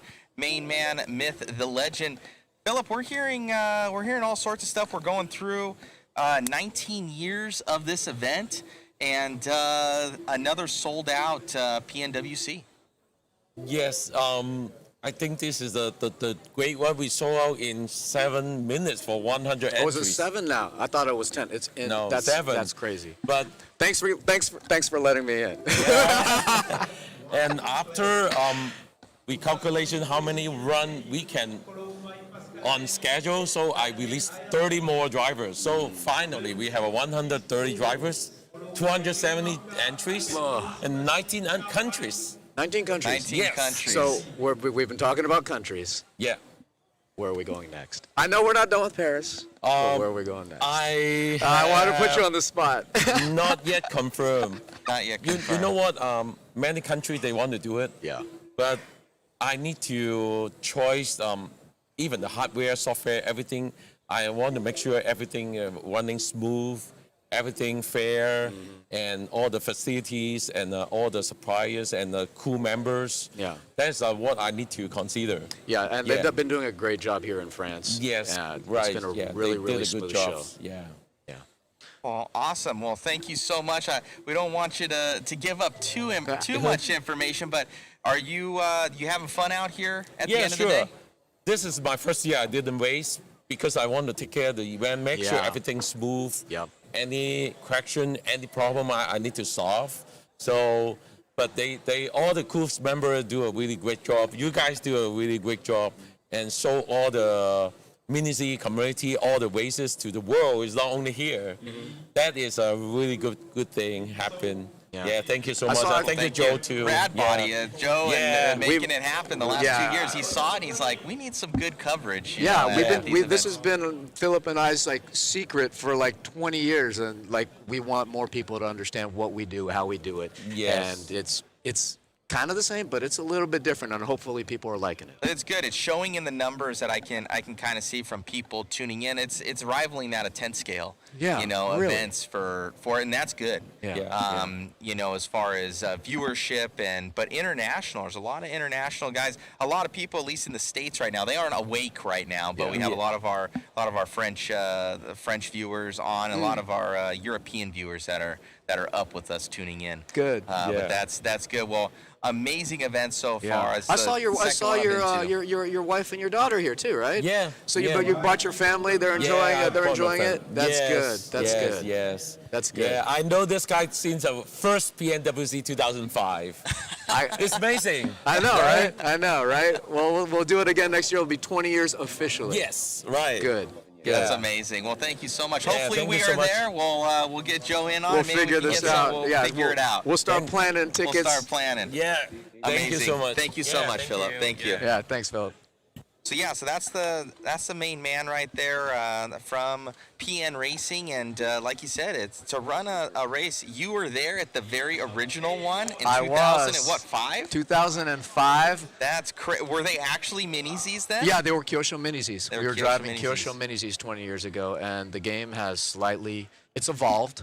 And that's kind of one of the things that's been close to my heart is like Kyosho is still the granddaddy. Like we pay homage to them. Like we wouldn't be here without Yeah, that. they are the Traxxas Slash of this realm. And they continue to evolve. Like the new Kyosho Mini-Zs are really, really solid, and they're a great car to not only just like start racing, but just race. Like you go to a Kyosho Cup in Japan, you will get smoked. Like there are legit like ISTC, IIC drivers there that will hustle a Kyosho Mini-Z around a track in ways that you cannot catch. Like one of my fantasies is to, and going back to what we were talking about with sanctioned racing, and you compare a sanctioned race with a DNC or a ETS, like it's not even it's a different flavor, right? And the excitement and the attendance and how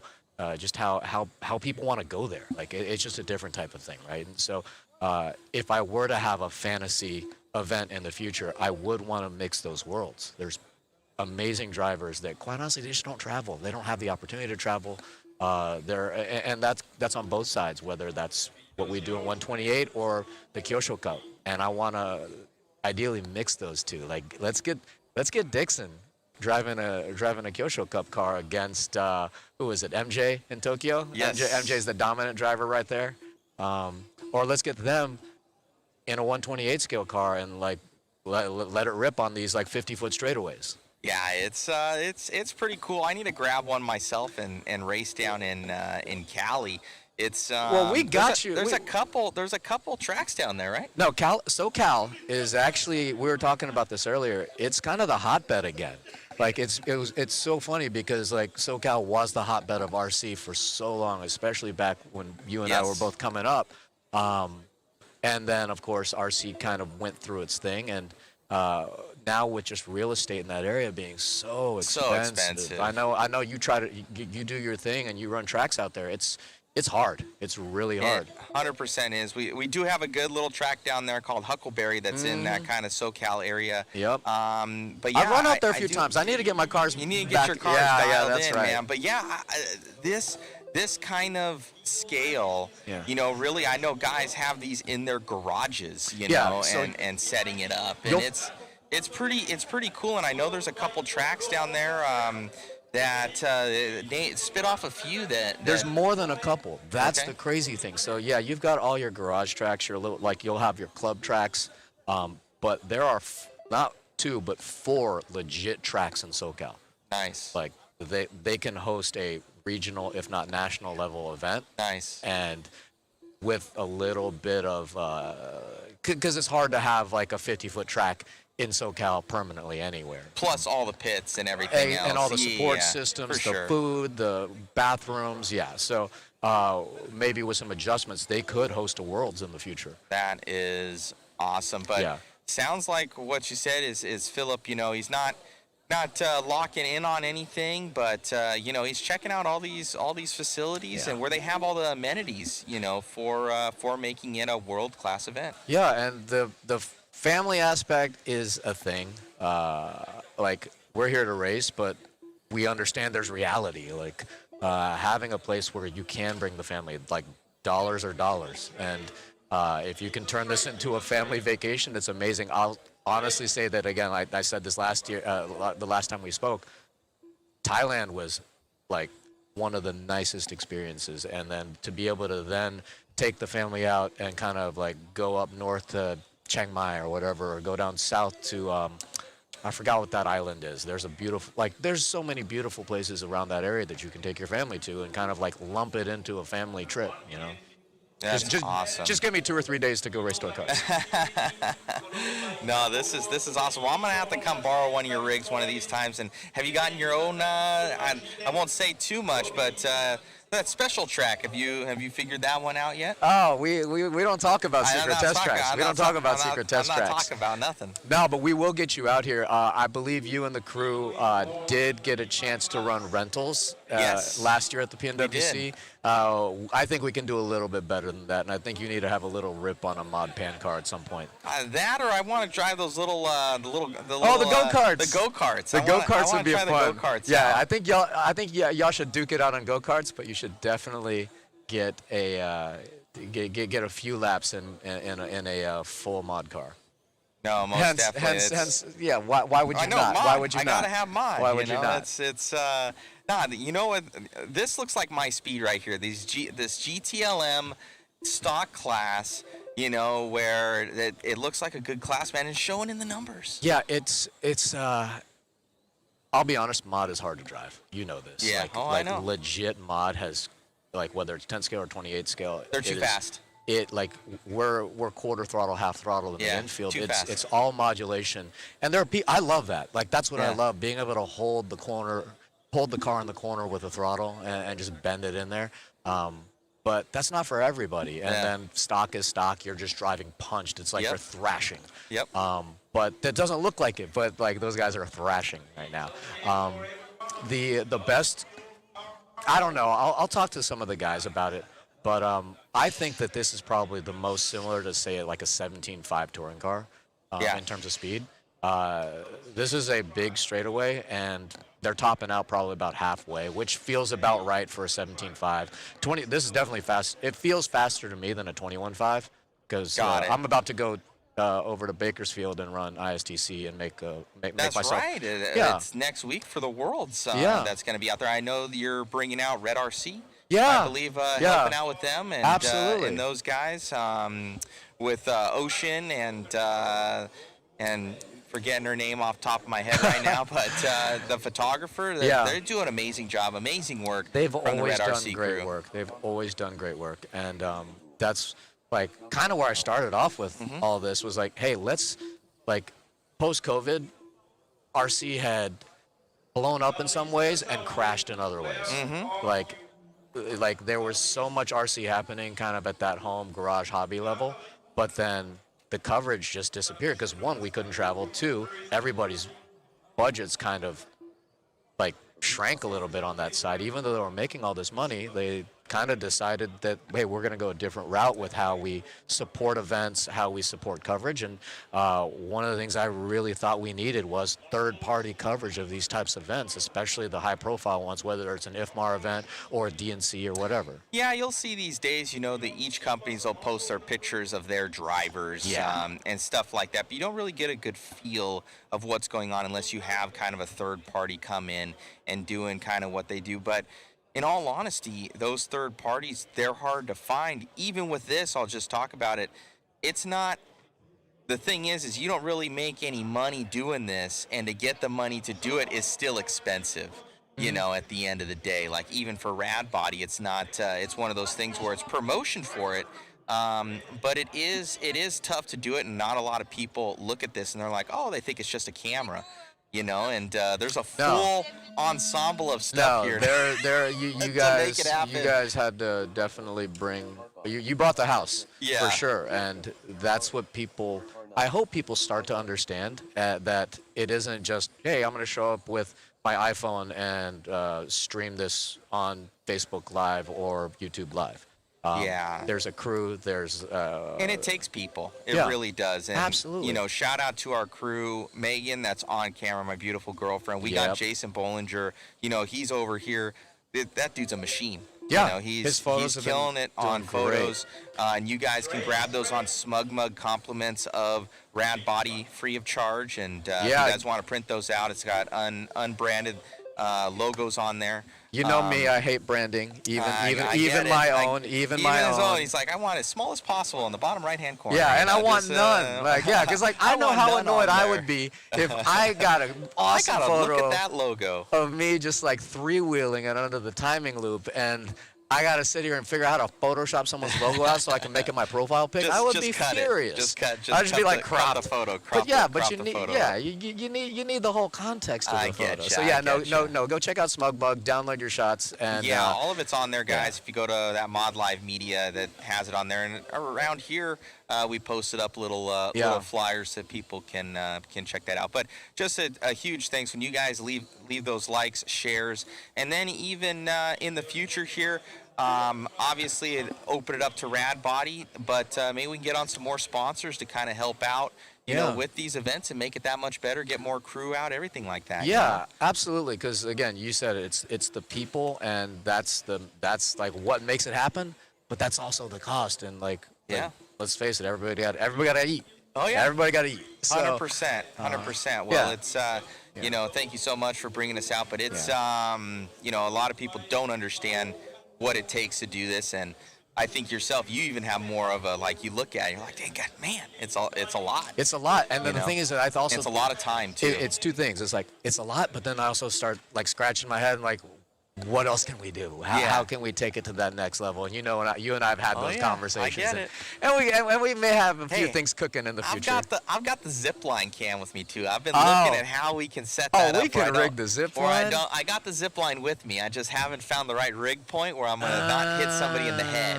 Yeah, so we might have to fly it a little bit higher, but that'll be sick. I know. So it's but we got it. Awesome. But man, it's a good time out here. You guys really need to check out any Mini Z races. Check out, or 128 scale, I should say. Check out your local tracks, guys. The funny thing is, we still call it Mini Z. It's crazy. I call it the Mini Z Worlds. That's at least to my friends, but it's the 128 scale World Cup out here, the PNWC presented by Rad Body. And if you're in SoCal, go check out the local tracks there. There's a lot of like solid tracks. The two that I definitely go and hit up. Hey, there's Udi, another OG. But check out Super G. Check out Street Shop, like legit racing programs, like literally like top level national and world level racers. Some of them honestly just couldn't make it. So if you are planning or want to, and I think you're going to want to for next year, because I'm hearing rumors not gonna say where. Start saving your pennies, like Man, figure out how to man. convince the family to turn it into a whole thing? vacation thing, and just start. Maybe don't pitch it yet, but just start working on your campaign. You I know like, Megan would be into going to Asia or something like that. She's like already shaking her head. She's like, yes. Even when you gave me the opportunity for this, Joe, I was like, hey, we went to, I know Buffalo Wild Wings, big spender, and Right. I'm like, honey, I have a trip of a lifetime for you. And she's like, what? And because I take her to all these, she calls them dirt places, which are dirt tracks, as she says, dirt places. And I take her that. We go to battle bots. We do all sorts of stuff. And so she's been traveling with me a lot, and she does a lot of the camera work, and she's amazing. She's doing great. She's doing She's it right now it. and crushing it. And I'm like, I got a trip of a lifetime. Would you like to go to France? And that's awesome, and I'm so glad you were able to come. And like, let's face it, like she is doing. She's awesome on the camera. Yep. And if you have any idea how hard it is to follow one of these cars, Oh, they told us last year when we were at RCHQ. We took the camera up on the driver's stand, and much like here, we had a little bit of issues, but we figured it out. yeah, no, we've got some And, standoff here, so it's a little bit better angle. But yeah, man, and it's we still, had who was it that's dating the daughter of RCHQ? Grant. Grant. So Yeah. Grant comes over to me, and he goes, Matt, you can't put that there. And I'm like, well, what do you mean, Grant? He goes, well, can't you put it like on the camera? Because I had it on the tripod. And Yeah, everything. on the Can't you sticks. put it like on a shelf or something? I'm like, well, how's the person going to stand there, Grant? He goes, well, what do you mean? I said, well, Grant, it's a manned camera. You can follow these things? Yeah. And I was Yeah. like, of course we No. can. That wasn't the answer initially. It wasn't. Of course we can. It's like I don't will know. see. Yeah, I will don't see. know. You We're gonna are- figure you it are out. right. Yeah, we're gonna figure it out, Grant. Yeah. And the settings are much different on the cameras because these things are so small in scale speed. They're going very, very quick. So for the camera to capture, we have to speed everything up in the camera and get those right camera settings Yeah. for it And to be possible. So that it's crisp and it's clear. Yeah, you guys have done a great job. So But yes, Yeah. you are exactly right. It was like, we will see, Grant, but I'm like, I have to have somebody standing here. And he goes like, oh, it's like, Yeah. we've never had this before. yeah, no, we're definitely pushing the limits here, and I think that once we get that was a spider cam. Yeah, the spider cam. Your chase cam. I have the that'll- spider cam with me. Usually it's nice on main day, especially Yeah. for grid position. We go and we kind of follow on to. Oh, That'll be fun. It's pretty sick. That'll be fun. So if we can set it up tonight, I'd be stoked on it. But if we can run it across from top to top or something, we can set it up. We need a ladder though. Yep. Can All right. find a Well, yeah. Let me go holler at some folks and see if we can't get see that if we set can up get for the tomorrow. Spidey cam going would be cool. But All right. yeah, man. Well, thank you so much, Joe. Yeah. I know that you have probably some work you got to do. I gotta go rebuild my all-wheel drive car, and Well, you got to come back to me before race night of 9 so you can help me with Christian's. Yeah. Well, it's not just Christian. Again, we got Thomas Robin, we got Yes. Philip Stadler, Albert. I'll be honest, I don't know Albert, and I'm looking forward to seeing how he runs. But he's running a 27.507, or 27. Yeah, that's not slow. We got Valentin. Like, there's some hitters in that. There and are so, some major hitters out here, and it's great to see such support out here for this event. Yeah. But thank you so much, All right, Joe, I'll come see you in about 3. for all your support. We'll see you soon. Later, guys. All right, buddy. All right, so we have Joe Chen there from Rad Body. Much appreciated on all of his support. And there we go. So it's been a good time out here, guys. Thank you so much. We'll have to get Fan Day Z back in here. Antoine. Oh. No problem. One more race? Okay.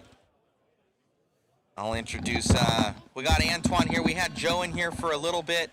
Antoine's been our French Connect. Thank you so much for all your commentary. You've been holding it down at the very beginning of this. I know a lot of the crowd online loves to hear you. Thank you. Allez, on est reparti du coup pour la GTLM Superstock. On est déjà rendu à la 5e manche sur 9. So we are in heat 5 of 9 right now for GTLM stock. I am gonna go up there. My girlfriend needs to go to the bathroom, so I'm gonna go do a little bit of camera work, and I'll leave it to you, Antoine. Your capable hands. Thanks.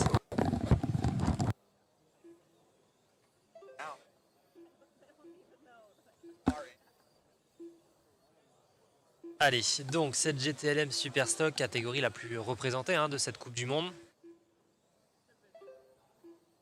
Avec un petit peu plus de 80 pilotes, un petit peu de souvenirs, c'est 86, 87, 88 à vérifier.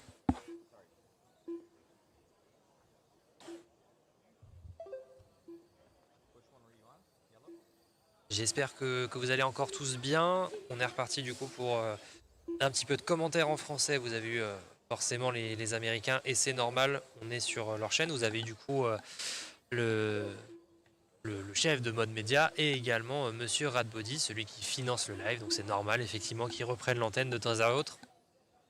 Et derrière, nous on peut reprendre en français pour recommander un petit peu tout ça, pour aller jusqu'à cette série A de la GTLM Super Stock. Et Dieu sait qu'on a beaucoup de choses à dire jusqu'à cette série A, parce qu'il y a du très très gros niveau dans cette catégorie, et surtout le fait d'avoir beaucoup de pilotes permet d'avoir une homogénéité dans toutes les séries, avec des niveaux de plus en plus serrés entre chacune et chacun des pilotes en fonction de leur série.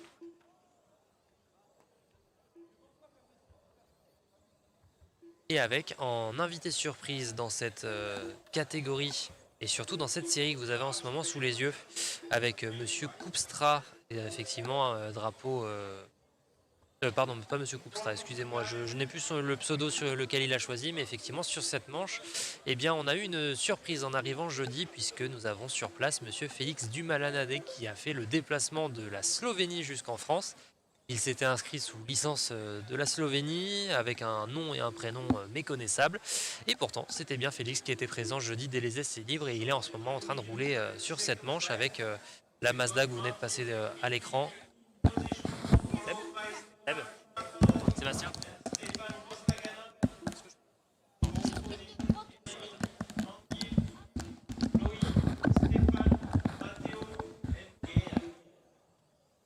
Merci Seb.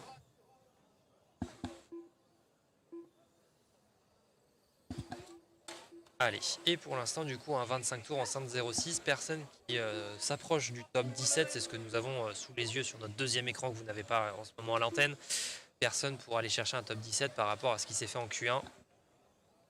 Alors que justement la voiture que vous avez eue sur la bordure qui vient de se faire aider par un ramasseur, et bien c'était justement la voiture de Félix aux couleurs de la voiture de Thomas Robin que vous avez plutôt l'habitude de voir. Cette carrosserie bleu, orange et noire.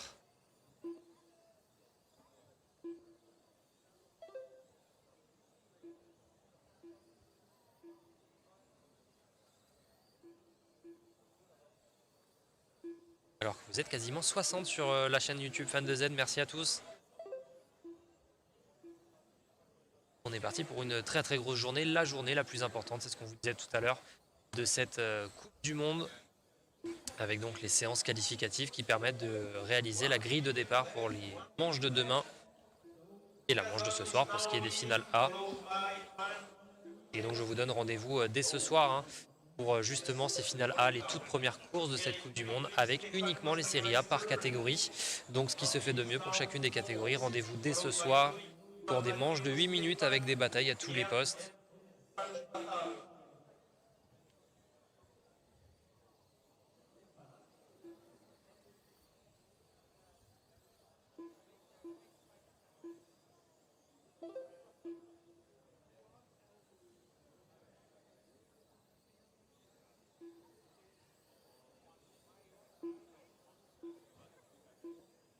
Et Eric Azam, pilote français, à la première place de cette série 5 sur les 9, Hit 5 on 9.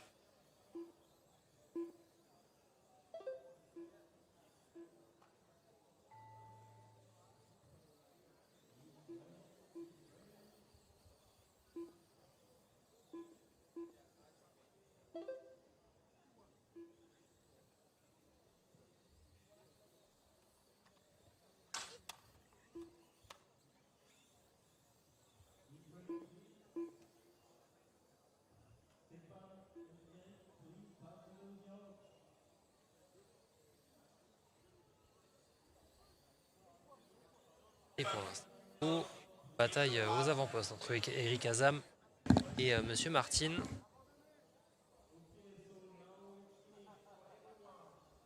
Et la course qui est en train de se terminer alors qu'on va passer à la manche numéro 6.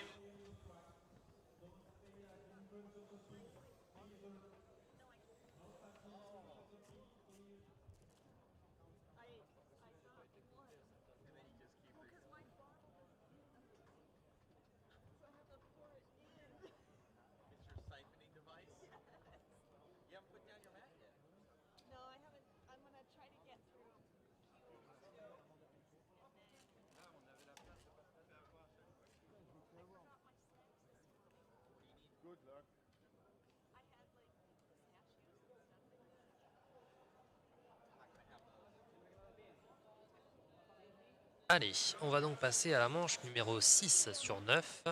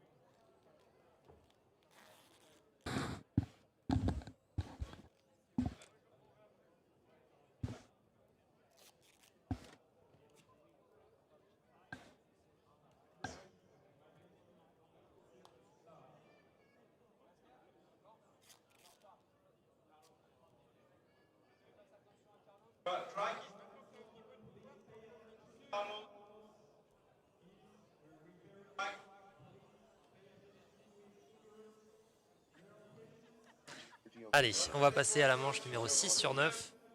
Paulo Pereira, Laurent Von Volley, Christian Schuler, Harry Hipping, Roberto Greja, Marcel Buxaderas Miguel, Stephen Fisher, Hebert Ortiz.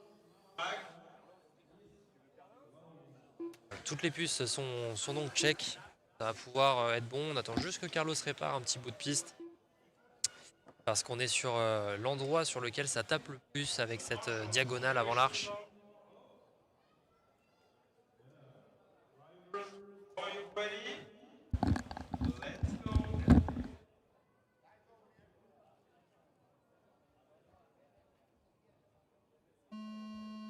Car 1, Car 2, Car 3, Car 4, Car 5, Car 6, Car 7, Car 8, Car 9, Car 10.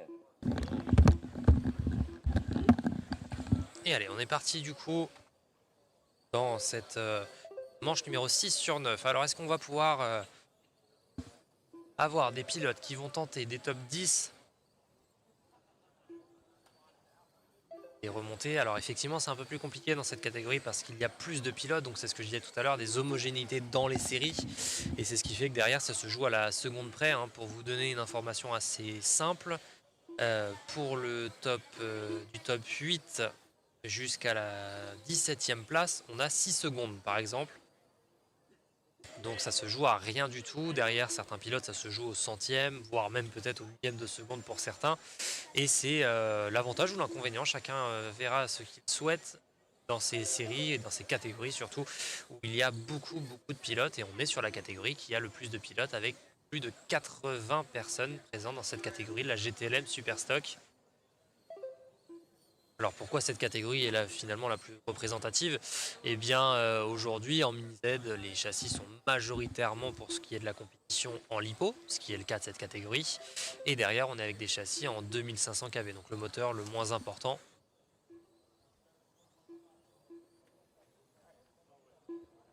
Le moteur le moins important, et donc derrière une puissance moindre, et donc plus de personnes peuvent être aptes à piloter ces voitures.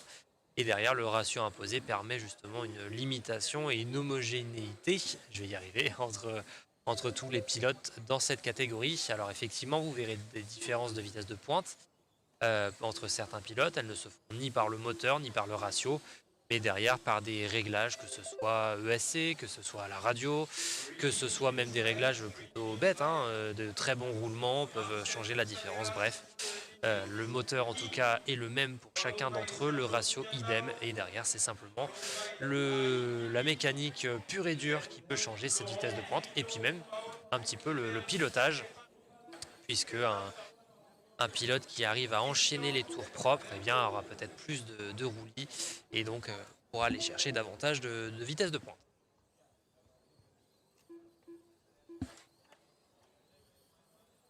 Allez, pour l'instant, du coup, c'est Monsieur Xavi, de souvenir son pseudo, le pilote espagnol, qui est parti pour s'imposer, alors que derrière Sergio Pignataro prend cette première position.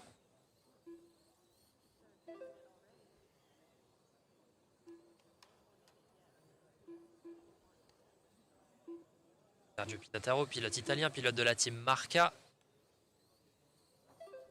et qui va chercher un 26 en 5-10. 26 en 5-10. Dites-vous qu'un 26 en 5-10, ça le place 23, et que si il améliore de 10 secondes, il est 8e. Alors 8 secondes, c'est effectivement beaucoup, hein, surtout à ce niveau de compétition, mais ça montre quand même effectivement le niveau resserré dans ces séries, et encore plus effectivement entre la A, B, C, D, où les niveaux sont vraiment très impressionnants, et derrière c'est vraiment la micro-erreur qui fait la différence sur les classements. Je le rappelle pour celles et ceux qui arrivent sur ce live de la PNWC, nous sommes en ce moment avec la manche qualificative numéro 2, que l'on va appeler la Q2, que vous avez en haut à droite, avec donc l'objectif de 5 minutes et de faire le plus de tours possible.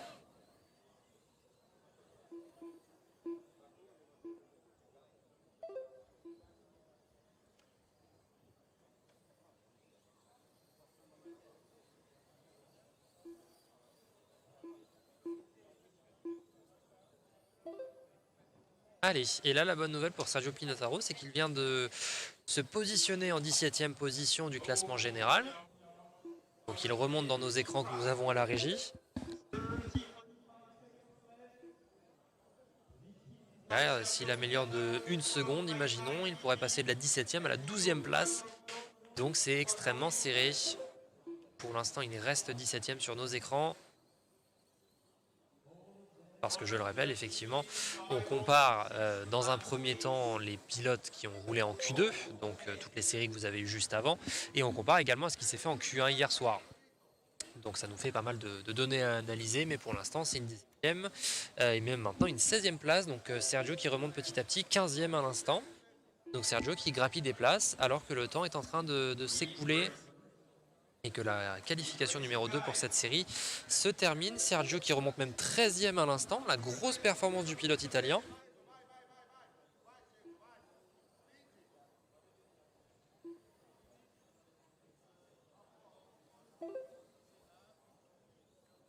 Et donc 14e pour Sergio Pignataro. Il termine premier de cette manche, mais 14e au classement général, ça va, je pense, le permettre de rester d'aller en série B, pardon. Là, il est en série C, mais je pense une série B serait atteignable. 14e pour Sergio Pignataro. Et derrière, on était un petit peu plus loin, alors qu'on va passer du coup à la manche numéro 7 sur les 9 disponibles dans cette GTLM Super Stock. Avec un niveau qui va s'accentuer petit à petit, et on va commencer à les avoir sur nos écrans à la régie, de savoir si ce fameux top 17, c'est ce que nous avons sur nos écrans, peut être atteint par les pilotes que nous allons avoir ensuite. Et bonjour à toutes celles et tous qui arrivent en ce moment tranquillement sur les antennes de Fan de Z. Il est 11h, certains sont peut-être en train de se lever. Eh bien bonjour à tous. Nous sommes donc partis pour cette PNWC 2024 avec donc les stock NIMH qui ont roulé tout à l'heure, avec une très belle remontée de Renaud Titouan, le pilote du MRCT dans les Deux-Sèvres, et également une catégorie Formule 1 avec un Philippe Stadler très rapide, mais également un pilote français, Cédric Lepillet, qui s'est positionné à la 2e place, c'est un petit peu plus compliqué pour Ludovic Offray. J'ai pu discuter avec Guillaume tout à l'heure. Ils vont essayer de trouver les réglages. Il n'avait pas l'air inquiet en tout cas d'une remontée de Ludo. Donc ça c'est une très bonne information qu'on peut garder pour nous. Et ensuite cette GTLM Superstock, on va découvrir au fur et à mesure ces séries C, B et ensuite la série A avec les pilotes les plus rapides. Et Dieu sait qu'en GTLM Superstock, on a un niveau stratosphérique, notamment dans cette fameuse série A. Quand je vois les pilotes qui sont en ce moment sur le podium de cette série 7 parmi les 9,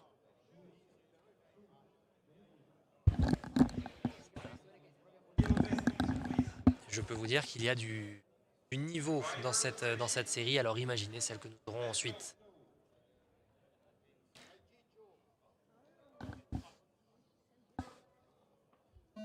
Allez, le départ qui est donné. Et les pilotes peuvent s'élancer dans cette série 7 sur 9. Leur objectif, remonter dans cette série numéro 8, la série B. Et d'aller donc chercher un top 20. Et ça, on va pouvoir le suivre directement du coup sur nos écrans. Avec tout de suite des classements qui bougent à droite et à gauche. On s'intéressera au prévisionnel et justement à ce fameux classement du top 17 d'ici quelques instants. Pour l'instant, il ne veut strictement rien dire avec un ou deux tours en poche. Et on s'y intéressera d'ici une petite minute. En tout cas, pour l'instant, c'est le pilote italien Luigi Gargano qui est en première position. Alors qu'on a un pilote arrêté sur la piste, le ramasseur le remet à sa position. Il est même à l'abandon d'ailleurs, ce pilote. Et c'était Antoine Verdant.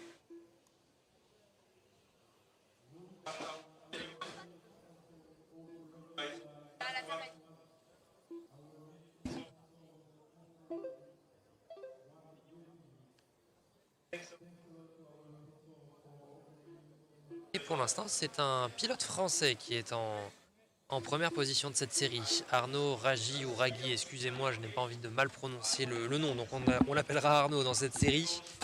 Et bien pour l'instant, ça se positionne premier dans cette série et ça le positionnerait à la 9e position sur le classement général.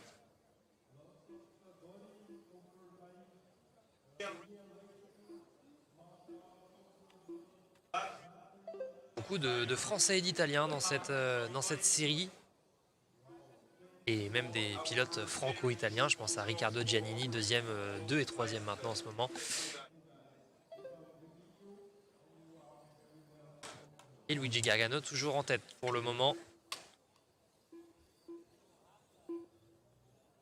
Gargano qui pour l'instant semble être 9e dans le classement général.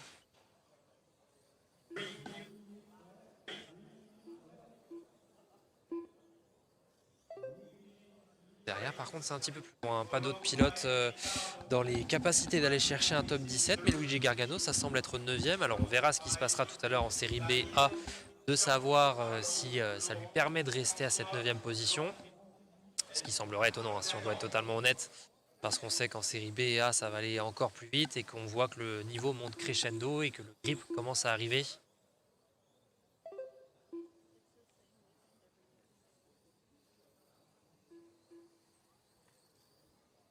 Oh, attention, voiture retournée en milieu de piste.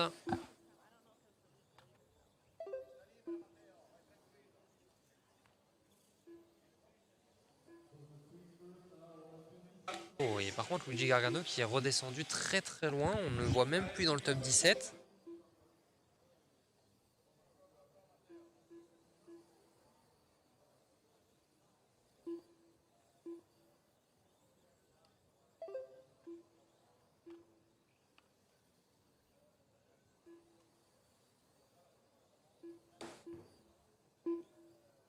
Alors je le revois maintenant un petit peu dans le top 17, il repasse même 12e.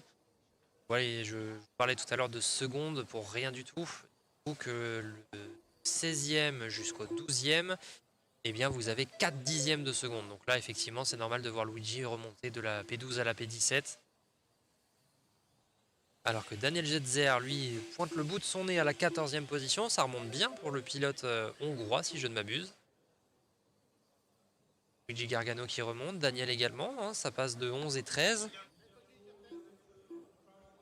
Attention, voilà, on avait une voiture retournée, le ramasseur a été efficace.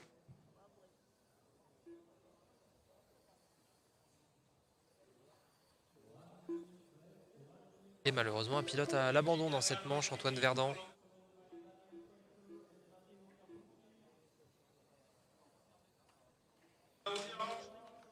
Bon, attention à sous l'arche, là il y avait plusieurs pilotes. J'ai entendu que ça a tapé.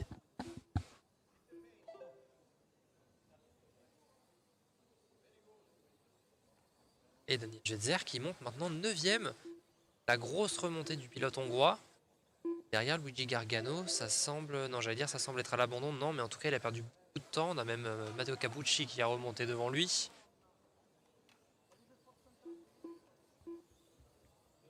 Attention à avoir la ligne droite. C'est bon, le ramasseur a remis la voiture dans le bon sens. Alors qu'il reste moins de 10 secondes dans cette manche numéro 7 parmi les 9 disponibles en GTLM Superstock, l'équivalent de ce qu'on pourrait appeler la manche numéro C de cette catégorie, la 2 roues motrices en 2500 kV.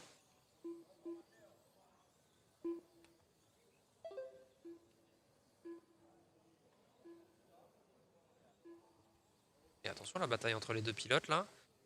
Ça semble être assez serré alors que le temps est terminé. Messieurs, vous pourrez rentrer au stand.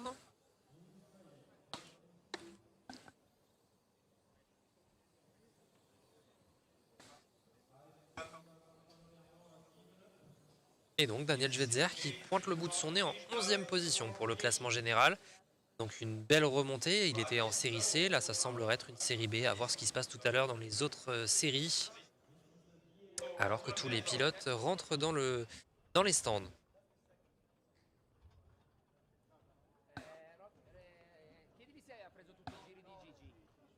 Alors que vous êtes de plus en plus, merci à tous. N'oubliez pas de vous abonner et de partager le live si le contenu qu'on vous propose ce week-end vous plaît. Vous êtes plus de 75 personnes présentes.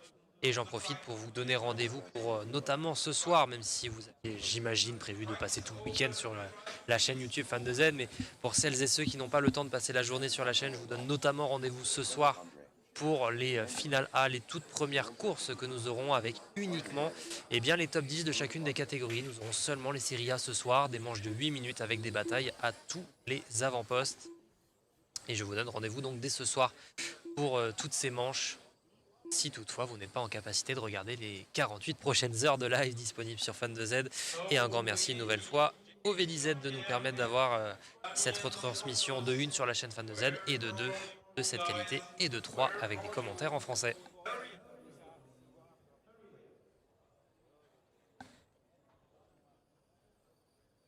Allez, les tours de chauffe vont bientôt se terminer. Il nous manque 2 pilotes à passer sous l'arche, à savoir monsieur James Jean-Pierre et Damien Dos Santos que l'on voit partir à l'arche de comptage. Il est effectivement avec Arnaud Martinet est au comptage et que je pense on peut remercier Arnaud parce qu'il nous fait un travail monumental pour ce week-end. Alors, est-ce que ça passe sous l'arche pour Damien Dos Santos? Effectivement, ça passe sous l'arche.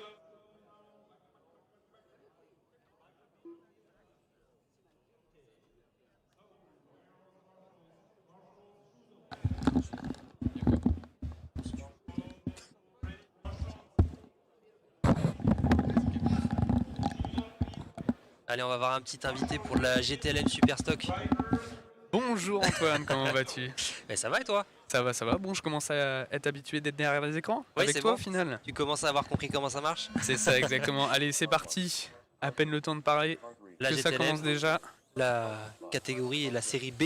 Donc là, ça va prétendre à peut-être monter en top A, en top 10, pardon, pour des séries A. C'est ça exactement, à savoir que la GTLM c'est super serré. En vrai, je pense que 2 dixièmes.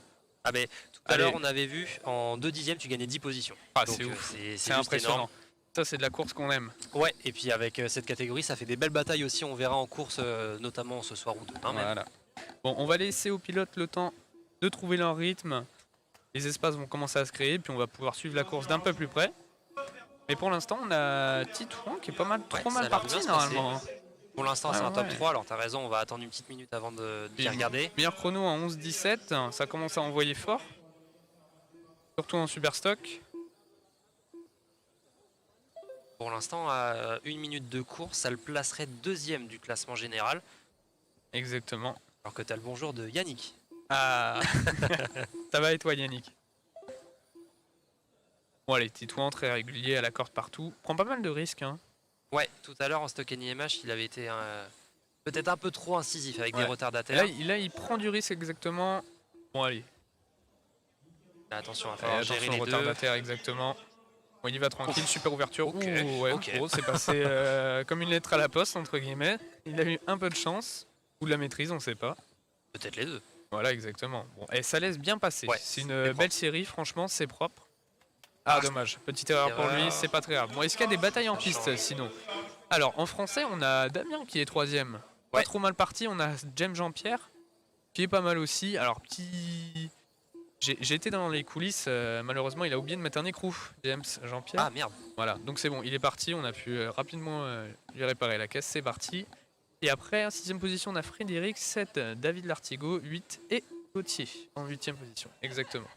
Donc a perdu un petit peu de temps. Il est redescendu 6ème sur le classement général. Ouais. Il repasse 5ème, donc ça remonte petit à Ah, petit. il repasse 5ème en. Ah ouais, c'est ça. Du coup, il repasse juste devant Valentin. Je pense que Titouan, il a dû trouver la caisse parce qu'il a l'air très rapide avec. Bon, encore une erreur sur un retardataire sûrement. Bon, allez, Titouan. Là pour l'instant il est en 27,508 et il passe en...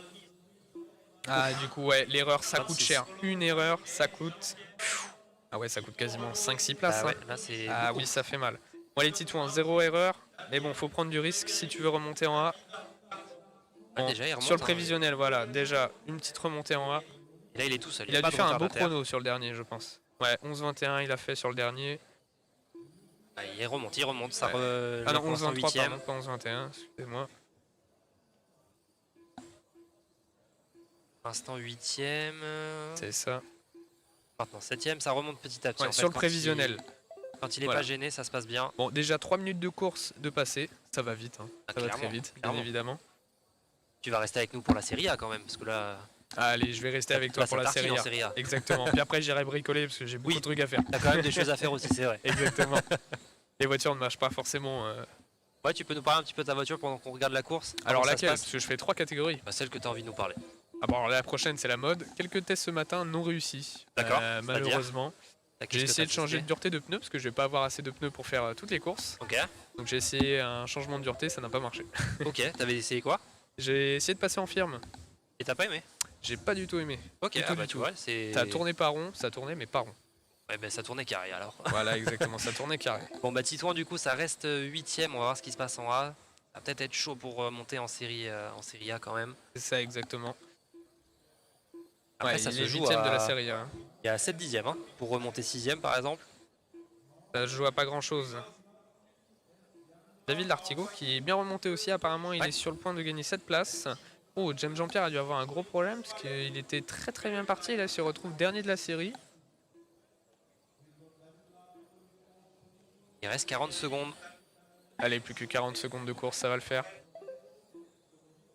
Allez, Titouan, accélère un peu le rythme. Faudrait qu'il trouve un dixième et il passerait 6ème. Ah bah voilà, c'est fait. Voilà, exactement. Et donc bah, un dixième pour passer 5ème. Allez, ce serait faisable. Attention. Voilà, hop, c'est bon, c'est comment passé. Ouais, ça a l'air d'être Ouais, passé. non, c'est bon, c'est passé, c'est bien passé. Allez, il lui manquerait 2 dixièmes pour retourner 6ème. Par contre, il reste 5 secondes. Donc là, faut se dépêcher. À 5 secondes, ça va être chaud. Je pense que ça va pas être Ouais, possible. Ça va être compliqué. Faut vite. qu'il On a enchaîne beau des remuer tours. ciel et terre, généralement 5 secondes dans les dernières. Ouais, ça va être C'est chaud. compliqué. Ça va être chaud. Ok, Oh, bah non, alors, regarde. On a dit une bêtise. 5ème. Il nous a fait mentir, exactement. Alors, du coup, on a en remontée Titouan 5ème dans la série A. Yann Ben. Je n'ai pas envie de mal Benecta, prononcer son ouais. nom, voilà, Benecta, qui est passé 7ème, du coup, sur la série A. Par Et contre, Titouan, Martin, grosse, 8e. grosse performance là, par contre. Ouais, très belle perf. Alors, attention, on va voir la série A. Ça peut encore bouger, Oui, bien t'as évidemment. raison. On Complètement. peut, voilà, par exemple, avoir, je sais pas, du monde Samuel qui peut remonte, remonter, c'est tout ça, voilà, simplement. ça peut Voilà. totalement bouger. Surtout que là, du coup, entre la P2 de Thomas en 5.03 et Samuel, par exemple, 9ème, il y a 7 dixièmes. C'est ça. Il y a 7 secondes, pardon. 7 secondes, c'est que dalle. C'est rien du tout, c'est rien du tout, c'est 2 erreurs. Allez, on va parler comme ça, c'est 2 erreurs. Donc on va pouvoir passer à la série A. Alors là, il y a un espèce de gratin sur le podium. Alors, du coup, je pense qu'on n'a série pas assez A. de doigts pour compter le nombre de titres de champion du monde, de tout ce que tu veux. C'est ça exactement, entre Philippe Stadler, Ouais, Thomas Thomas. Robin, on va avoir Christian Tabouche, Samuel Verdant qui est très très fort. On a aussi Bertrand Brochard, on s'en rend pas compte, mais là Bertrand, les 10 j'ai pas envie de me battre il contre. pilote, exactement Bertrand, il pilote très très fort. Et après on va avoir aussi Valentin Offray, Ouais. très très fort aussi, sur un châssis de souvenir GLR. GLR ou RX28? RX28 je crois pour la Un mode, des mais GLR pour la Superstock. Ok. Bon. Il aime la difficulté. Voilà. Donc du coup, alors attends que je dise pas de bêtises. Alors on a du pas de coup on châssis va automatique. avoir en 1 Christian Tabouche de Thomas bien évidemment, 3 Philippe Stadler qui est juste derrière Thomas en réalité, Almer Vidal en 4 et après on va avoir 2 Français qui vont suivre, Valentin et Samuel respectivement 5 et 6 et après pour clôturer 7 et 8, Joran Kos et Sven Svab. J'espère que je le dis bien. Non, parfait, c'est bon. Ça m'a pas choqué en tout cas. Bon, on va voir en tout cas Christian Tabuche, c'est le seul pilote par contre de cette catégorie à avoir Ah, sorti en un 28 28 tours. tours. Voilà, Donc exactement. là on peut demander à Thomas d'aller chercher pareil. Ou mieux, Ou ce mieux. serait bien. J'espère. Ce serait bien. Allez c'est parti, on va observer ça rapidement. Les ramasseurs se mettent en place bien évidemment. Ouais, et on voit que la catégorie intéresse, il y a un peu de monde autour de la piste. C'est ça. Et Christian Tabuche, pour ceux qui ne le connaissent pas, c'est Monsieur RX28, Monsieur Monsieur Réflexe. Réflexe. Thomas, c'est Monsieur RTRC. RTRC. Donc là on a quand même... Et allez, on va dire Philippe, Monsieur PN. Oui, on Voilà. peut le dire aussi, t'as raison. Carrément. Là on a quand même Du beau 10 monde. pilotes, 10 pilotes qui ont un niveau stratosphérique. C'est ça.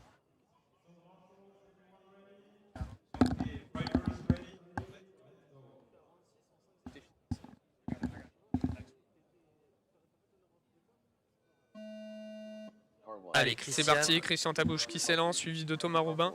Alors cette fois Thomas on l'aura pas sur une carreau orange et bleu, on a l'habitude, mais une carreau blanche avec normalement les couleurs de l'Italie. C'est quoi, c'est une Jomurema, ouais? C'est une Jomurema, voilà. Ok. Petit changement pour Thomas qui est passé de la Corvette qu'a sorti PN il y a très peu de temps à la Jomurema. Et tu as la raison. Bon, il a envie de tester. Ouais, d'accord, ok. Voilà. Ouais, ça me va. Il ça me va. teste, exactement. Allez. Alors c'est parti, Christian Tabouche, toujours premier sur, allez, on va dire les 30 premières secondes de partie. Thomas Robin 2, Valentin Offray 3, très belle remontée de Valentin. Pareil pour Samuel Verdant, très belle remontée. Par contre c'est Philippe Stadler qui a payé un peu de retard. Bertrand qui est passé de la 9e à la 7e position. Bon, ça se suit, hein, ça déroule. Franchement, il y a 0 erreur de partout quand on regarde la course de Christian. Et on va pouvoir commencer à s'intéresser au prévisionnel. Et Thomas a un 28 tours. Exactement. Alors le 28 en 5-10, donc va pas falloir faire d'erreur pour Voilà, le perdre. exactement. Mais pour le moment, en tout cas, ça tient à ce rythme-là. Allez, Christian, je crois qu'il attaque Bertrand actuellement. Voilà, Ouais, c'est super propre, ouverture de intelligent. Bertrand, intelligence de course. Il a Les deux ne limite une perdent meilleure quasiment vitesse, 0 temps. Bertrand. Bertrand a pas mal de Ouais. vitesse hein, au final. Ouais. Ah, touchette, ça perd pas trop de temps, ça va. perd combien? Secondes. Oh, Samuel Verdant qui passe devant Thomas Robin. Peut-être une erreur de Thomas, une caisse un peu trop vive. On va Et regarder du coup, Samuel directement en sur la 28. piste. Samuel en 28 tours. Voilà. À 27-5-0-1 et derrière Philippe Stadler à 5 dixièmes. Donc C'est ça, très serré. exactement. Philippe Stadler qui a dû perdre un tout petit peu au départ, mais qui reste accroché dans le rythme. Et Samuel a 3 secondes de matcher avec Christian. Voilà. Et pour l'instant, Samuel qui fait péter le 10-6, je crois, en meilleur tour. 10-673. Absolument oufissime. Ouais, c'est peut-être même le record de la catégorie. Je pense que c'est le record de la catégorie, exactement. Puis on voit que les caisses deviennent rapides parce que tout le monde pensait que descendre en dessous des 11 c'était quasiment impossible. Et Et au au final, final, ils sont au moins 5 à descendre en dessous oui, des voilà, 11. c'est déjà C'est fait. largement possible. Voilà. Et du coup, par contre, Samuel, il tient le 28 tours, mais il y a aussi une chose. Alors attends, qu'est-ce qui vient de se Oh, passer Thomas là qui remonte. Oh là, Samuel. Qu'est-ce qui s'est Ouais, passé il s'est pour passé quoi avec Samuel, Samuel Allez, on encourage Samuel dans le chat, s'il vous plaît. J'allais justement dire que Samuel matchait à 1 seconde de Christian, mais par contre, il y a une petite erreur. Et du coup, personne n'améliore, Voilà, exactement. à part, Tout le à monde part Sven. reprend les places respectives. À part Sven, voilà, exactement. Alors, est-ce que tu as la réponse? Il y en a qui m'ont dit que c'était la meilleure manche qualificative qu'on prenait, et d'autres, c'était les deux meilleures. Qu'est-ce qu'on prend à la fin? Eh ben, je veux bien la réponse parce Ouais. que je sais plus. Bon, bah écoute, on verra Voilà. au fur et à mesure. Parce que ça peut être aussi une information importante, c'est que là, personne n'améliore. Mais je À part crois Sven. de souvenir que c'est les deux meilleurs. Moi je aussi, crois. Moi aussi. Il faut Normalement, regarder. c'est les deux meilleurs. Après, ça peut changer aussi d'année en année. Mais pour l'instant, personne n'améliore à part Sven. Les 9 pilotes n'améliorent pas. Et pour l'instant, Thomas Dommage qui est redescendu sur un 27 tours prévisionnel, par contre en 5-0-0 et 4 dixièmes. Bon, il y a 4 dixièmes à aller chercher. Voilà, on espère qu'il va aller le faire. Déjà un dixième de gratté sur ce tour. 77 et il passe à...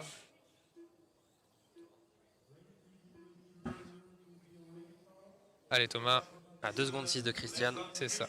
Et pour l'instant, du coup, en parlant de la catégorie qui s'est passée précédemment, on a toujours Titouan tient la 7e position. Ça veut dire grosse remontée en A pour Titouan. Très très bon signe pour lui. Meilleur temps de Thomas 10.9 et vient de faire un 11.1, donc à 2 dixièmes, ça reste Voilà, propre. exactement, ça reste très régulier. Hein. 396. Le delta entre le meilleur tour et le moins bon tour doit être très faible actuellement, s'ils ne font pas de faute. Oui. Et il reste 1 minute. Bon, Thomas qui reste toujours à 5 minutes 00 372 millièmes. Il n'a pas envie de le passer ce 28. Non, il n'a pas envie de passer le 28 tours, ce serait bien arrangeant. Après, bien évidemment, c'est pas une refaire course de 8 11-1. minutes. Ah bah attends, les 5 premiers pilotes viennent de faire 11.1. Et Ouais. il faut croire, tout le Ah monde bah, est dans tout le même simplement. rythme. Hein. Alors Thomas, 380, il bouge pas. Il ne Alors bouge c'est pas. régulier, mais du coup... Allez, on va dire qu'il y a une ligne droite d'écart entre Christian Tablouche et Thomas ouais, 2 Robin secondes 6, normalement. ça semble Voilà, il y a une logique. ligne droite environ. Il y a même un tout petit peu plus d'une ligne droite, je crois. 2 secondes 5, il a gagné 1 dixième sur Christian. Il n'y a pas d'erreur de la part de Christian, c'est impressionnant. Encore un 11.1 pour Thomas. Pareil pour Christian. C'est les mêmes tours tout le temps. Ah, ça ralentit un peu derrière. 11-3, 11-4, 11-4, 18. Oh, on a eu un 18 de, je crois, Samuel. Samuel qui a claqué un 18, exactement. Ouais. Il est très très chaud, Samuel. Du coup, il vient de gagner une place actuellement. Il repasse 5e. Et du coup, au classement général, Samuel passe en 5e position. Valentin en perd une, par contre, mais devant, que ce soit Christian, Thomas, Philippe ou Albert, il reste sur les mêmes positions. Malheureusement, on va avoir, 10.9 je crois, Thomas. Bertrand qui va descendre en B. Thomas 10.9, faut regarder son prévisionnel par contre, Oh, parce oui. qu'il doit pas en être loin. Ah, 254. Ah, c'est dommage. À 2 dixièmes, il passait le 28. Bon, au moins, ça lui fait une petite longueur d'avance sur Philippe. On va dire 2 secondes. Ouais. Et je pense qu'on peut les Allez, le applaudir. public applaudit, Bravo à du eux. coup. 5.00.254 Voilà, à 2 dixièmes d'aller exactement. chercher comme Christian. Et le je 28. pense qu'on va pouvoir avoir une petite interview de Christian Tabouche. Voilà, on va vous laisser avec la petite interview.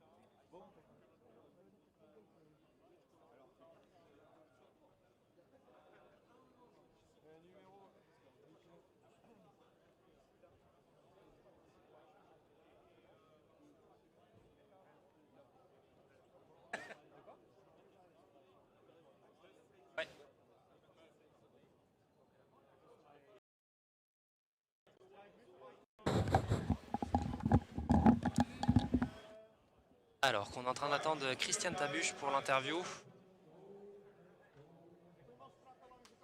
Il est Christian. Je crois qu'il est en train de débriefer la course avec tous ses pilotes. C'est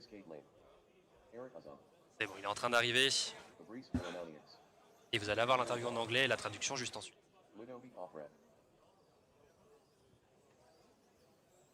Another magnificent run there, grabbing that one, and another 28 lapper. Yeah, man, it was good. The car felt a little more pushy this run. I was going on a little bit bigger tires, just trying to make sure that I have tires for the rest of the day. So, I don't know, it felt good.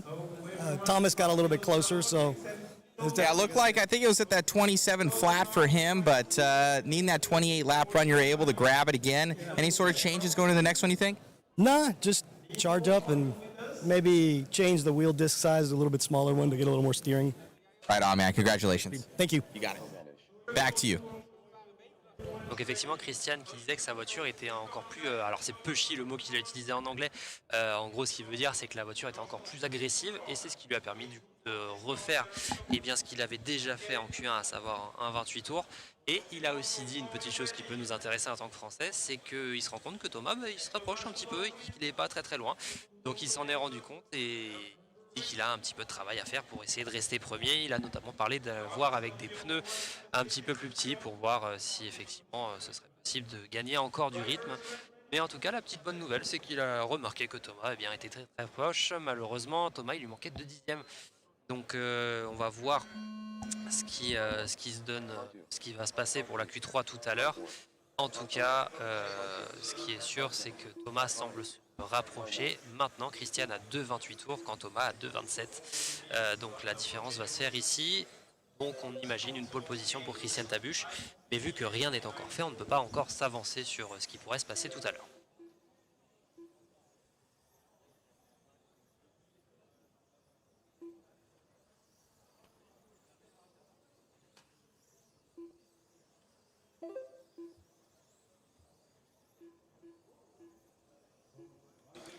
Allez, on a donc changé de catégorie. On est maintenant sur la 2WD mode, ce que l'on pourrait qualifier de catégorie open, mais strictement réservée à des châssis en 2 roues motrices, en lipo bien entendu. Pas de moteur imposé, vous prenez le moteur que vous souhaitez. Alors là, du coup, on est rendu sur des très très gros moteurs, des 6000, des 6005, des 7000, des 7005, même pour les plus aventurieux d'entre eux. Et avec une bataille aux avant-postes assez intéressante dans cette GTLM, dans cette 2 mode, excusez-moi, puisque la bataille se fait à 3 pilotes dans cette catégorie, avec José Pequito, avec John Dixon et avec Thomas Robin. Et la particularité de ces 3 pilotes, c'est qu'ils sont tous les 3 sur 3 châssis différents et sur 3 marques différentes, avec José Pequito sur une MRX de chez Atomic, Thomas Robin sur son propre châssis, la RTA, et John Dixon, pilote Reflex Racing, donc sur une RX28. Donc c'est un peu la particularité cette année, c'est qu'au lieu d'avoir une bataille à 2, comme on a l'habitude depuis maintenant quelques années entre RTRC et Reflex, cette année on a une Atomic qui se joint à eux pour eh bien, le plaisir de nos yeux. Parce qu'on le sait, ces 3 pilotes, on n'a rien à leur apprendre niveau pilotage et mécanique. Et donc tout se fera eh bien, sur une guerre de mental dans cette manche. Et on imagine sur des manches de 8 minutes, juste magnifique à regarder avec, on l'espère, des batailles en piste.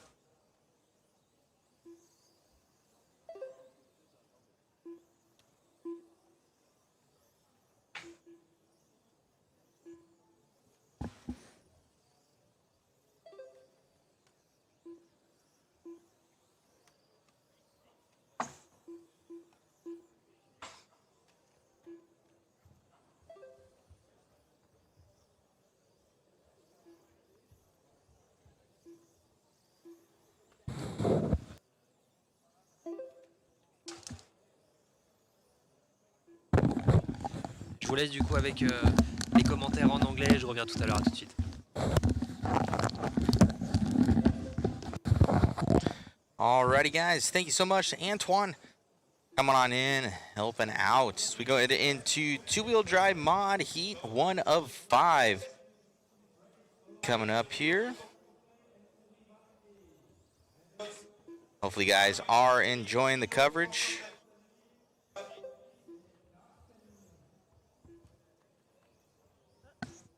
What's up, George Schmidt? What's happening, man? What was that?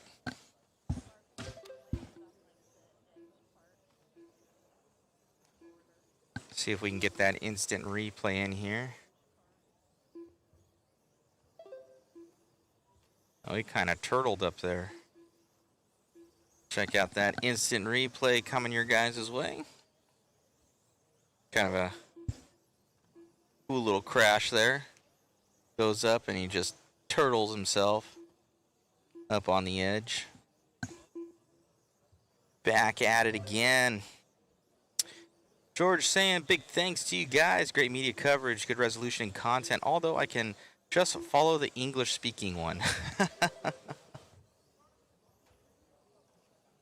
No problem there, George. Me too. Me too. But it's good. We got got some other international flair here, which is good. People from all over the world, and we are in France, so we're able. Oh, that Marshall took out one of the cars. That's unfortunate. I don't know if we got that on camera. We were following the leader there. Had some issues. coming onto the straightaway. We're going to have Martinez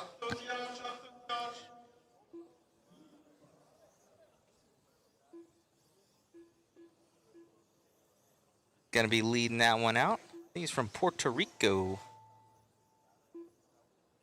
Heading down that straightaway in the all pink car. And pink and yellow front now. I think we need to update our photo for him.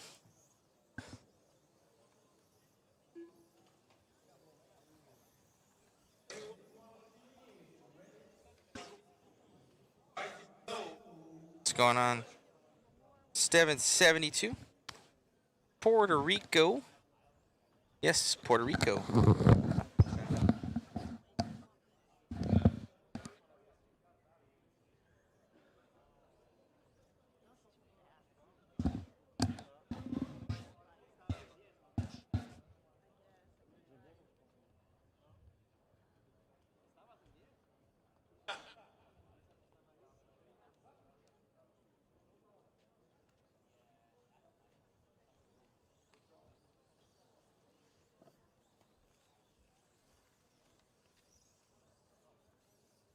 Lepinier.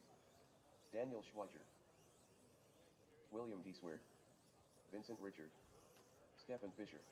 Das Cham. Stephen Costaguna. Roberto Sunino.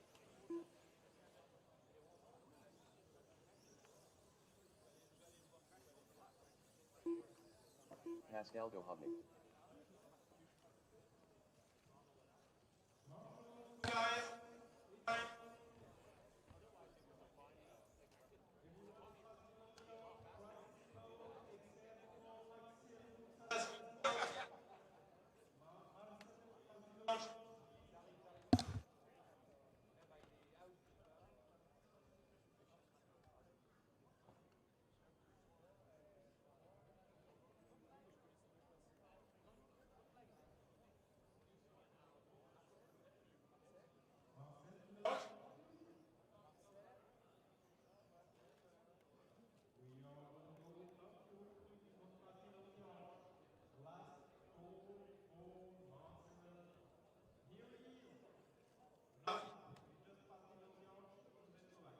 Cell Buxotter is Miguel.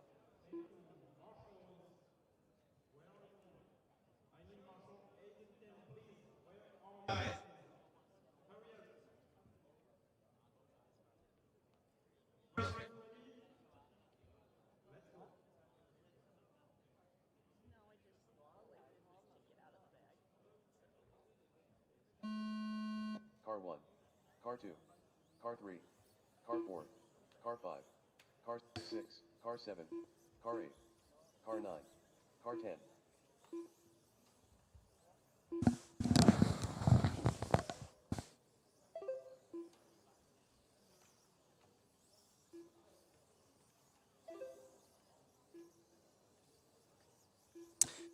TJ Mack, the race director, really is not announcing. All he does is doesn't really say much at all. So if you know of another announcer, let me know for TJ Mack RC. There is no announcer really doing any call-by-call plays. Only us. All right, we got, unless you're talking about myself. All right, we got Dash Cham going to be in the lead of this one. Going to be most likely in an all-pink rig, heading down that straightaway. Looking good coming through the chicane. And onto the straightaway.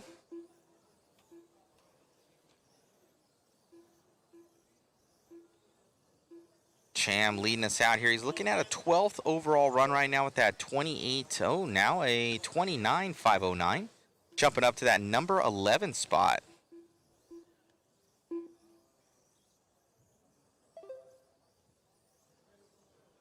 Everybody chasing after that 31.506 set by John Dixon a little bit earlier. Might have to update that graphic so we have maybe a top 10 or something like that, because we're not going to see much of that move in that bottom right-hand section until the later races. This is rocket round, so it's going to be pretty hard to make that A main show, but the top 10 make it in, top 10. So you essentially have 3 chances to make it.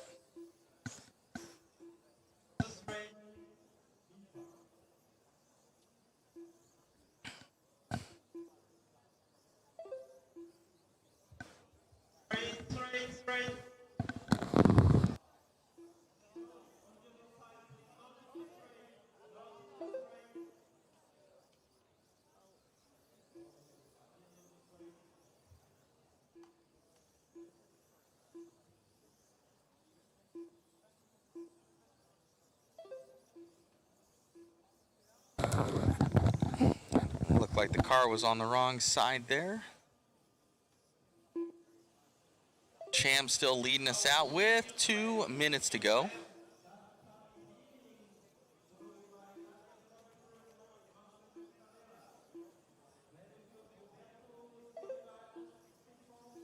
$140 left to go here. Cham and Schweizer gonna be going 11 and 12 right now.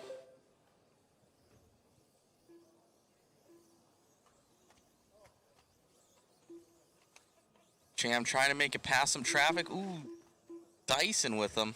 That all pink rig.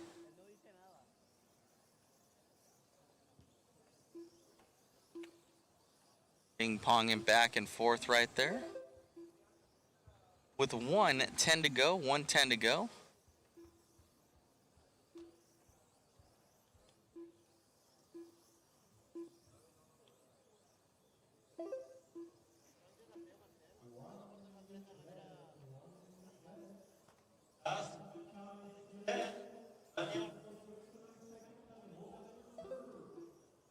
$50 seconds left to go.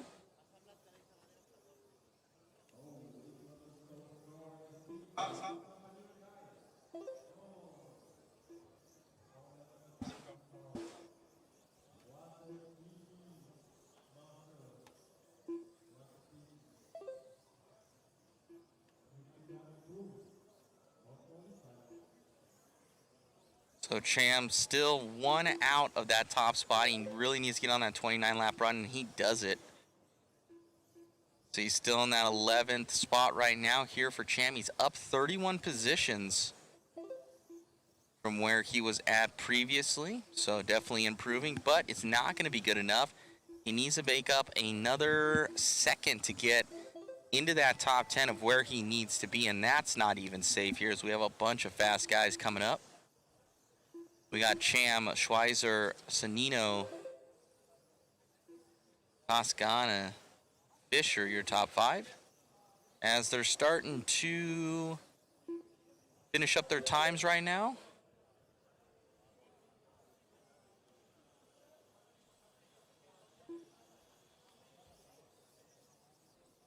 Time has expired on the Master.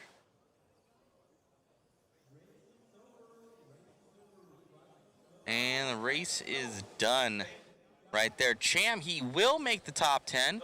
29.507.0. So Cham will get into the top 10. Welcome to the A main as far as right now. We're going to see what happens here. We have a bunch of fast guys coming up here in two-wheel drive mod.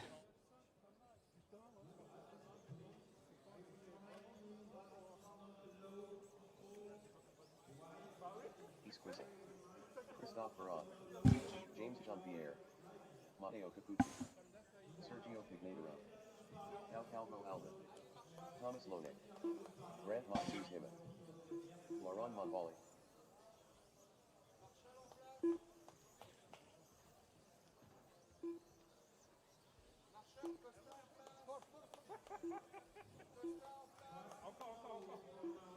Yeah, TJ Mack, there's nobody really calling out the races, kind of play-by-plays. He's pretty much saying, hey, here's a leader, here's second, track is closed, I can turn them on right now. Here, you can hear. One step back, please. One step back, please, guys. One step back, especially you. Huh? Don't pilot like this.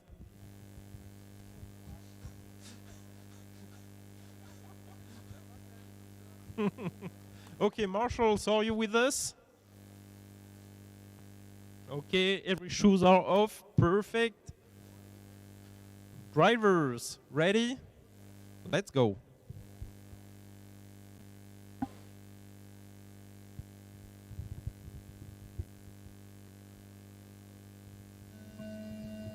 Car 1, Car 2, Car 3, Car 4, Car 5, So, Car 6, Car 7, Car 8, Car 9, Car 10.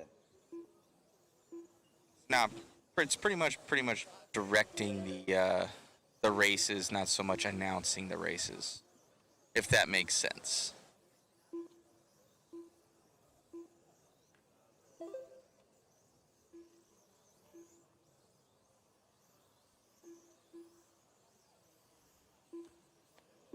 All right, we got Sergio Pignataro going to be leading us out here early.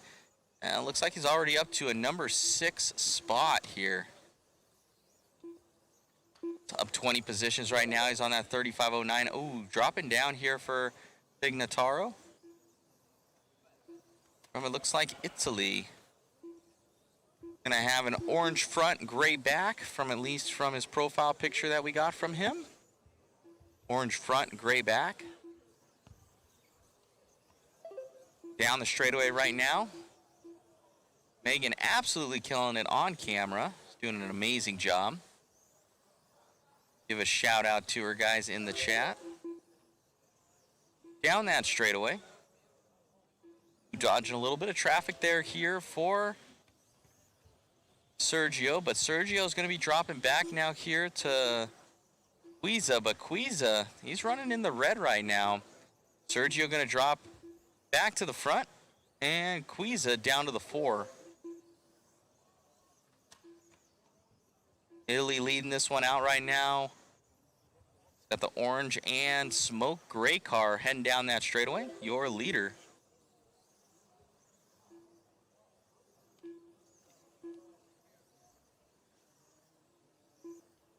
Looking good. This is a top 9 run right now. Let me see if I can adjust this bottom right-hand graphic for us.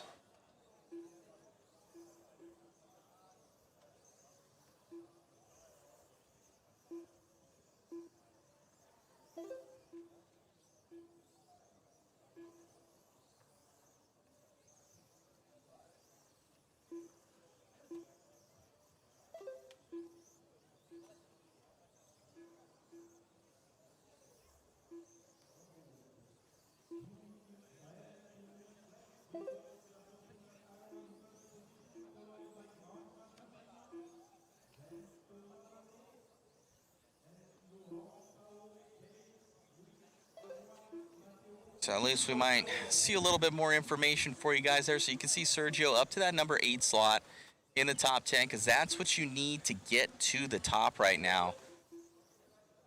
Into that A main, so it's rocket round, so it's going to be your best time, most amount of laps you can do, obviously. In 5-minute run, that's going to categorize you into the A main and throughout. A, B, C, D, and then AAA mains, then double Bs, double Cs, double Ds, double Fs, Gs, as you guys can say the alphabet. So pretty different here from what we're kind of used to, at least for myself. More so single lower mains and some bump ups.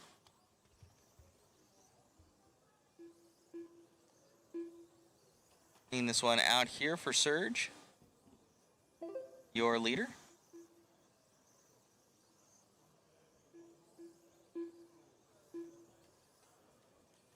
John Dixon's time with that 31.506. Still going to be the top slot.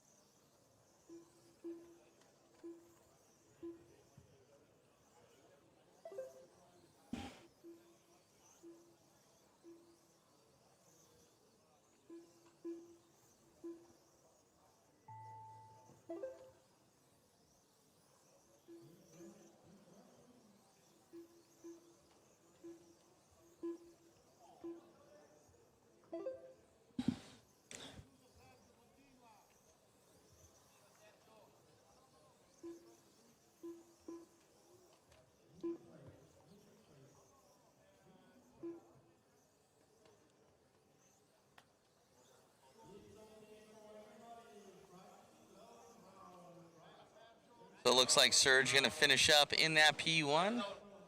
Right on, TJ. We got Grant Matsushima in that P2, and Lewis going to be in the 3. But Serge, the only one that's going to break into that top 8 there. What you need to be. Albert Vidal now on the bubble. He's in that number 10. 29:506.3 is the time. Anything faster than that, it's going to get you into that A main event. Rafael de Sousa. Jens Koenig. As we are now into heat 4 of 5. Marcus Sawada. Martin Gribalski. Philippe Liras. Marcelo Martin. Cedric Levelet. Valentin Offred.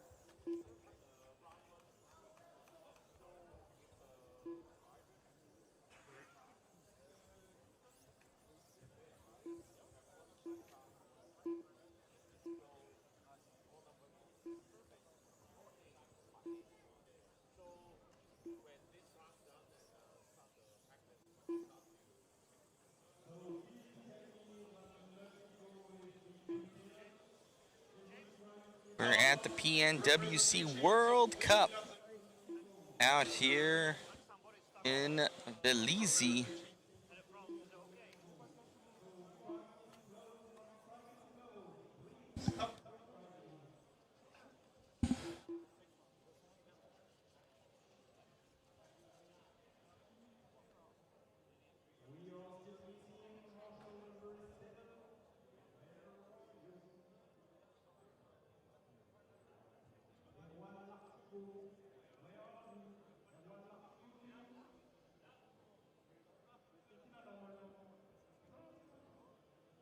Getting those cars gridded up and ready at the line.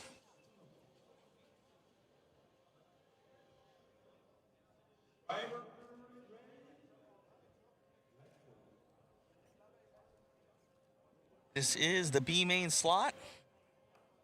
Race number 20 of 28. Car 2. Car 3. Car 4. Car 5. Car 6. Car 7. Car 8. Car 9. Car 10.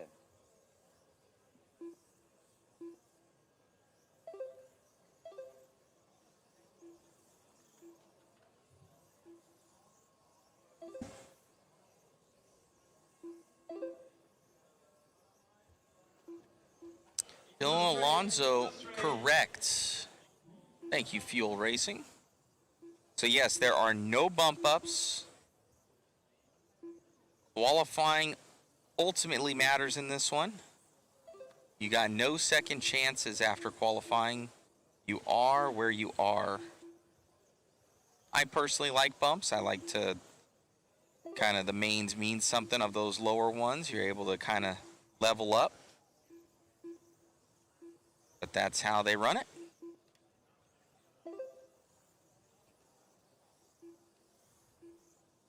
You want to be in that top 10, try and get that overall.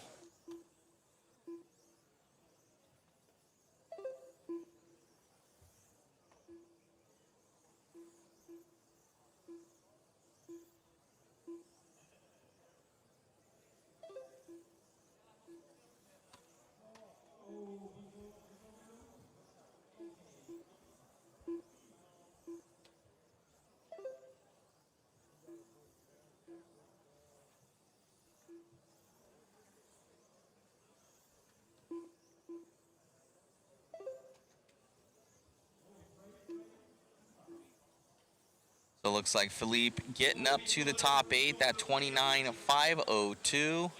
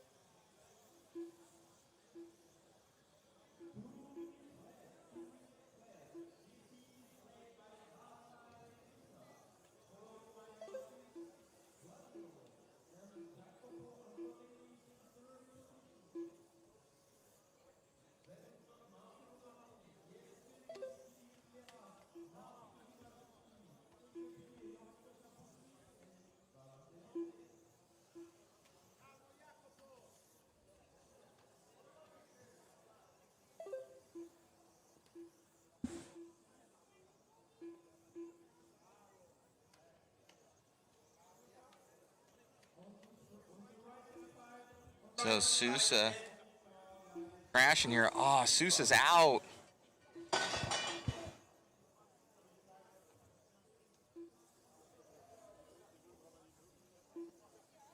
Unfortunate there for Sousa. Car not making it.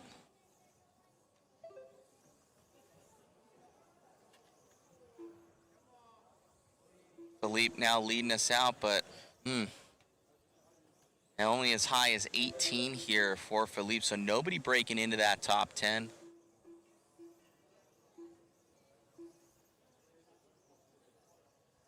Philippe leading us out in the orange and white car.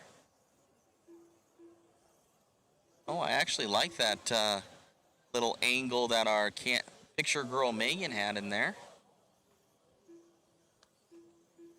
Almost the car kind of shifted to the side on this one rather than a side view shot, almost like a little 3/4 angle, as Shu would call it.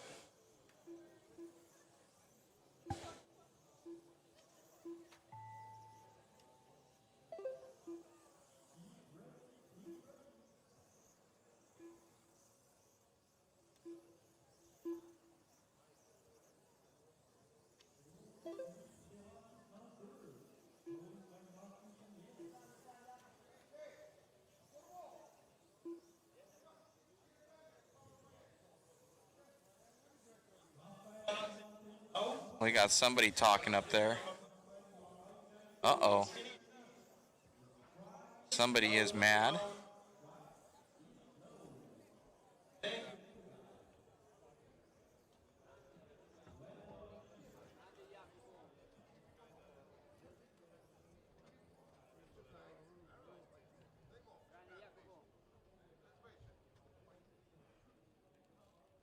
Somebody's angry up there.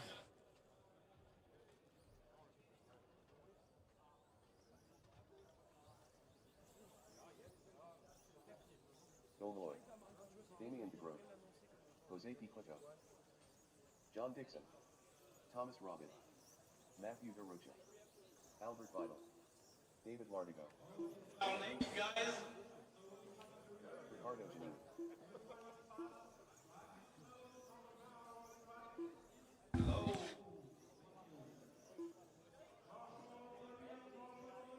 Let's see if anybody's able to crack this one or get a new TQ. This is Heat 5 of 5. Coming on up.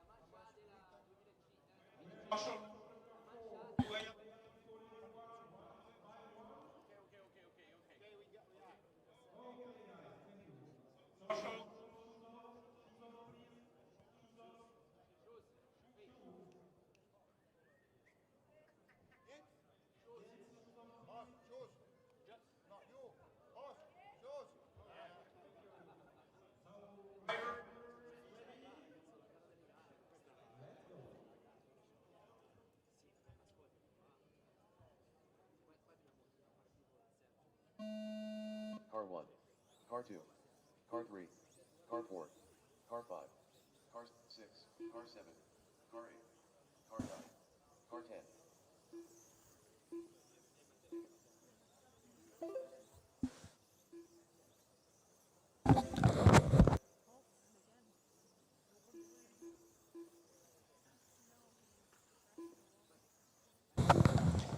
So Dixon having issues there early.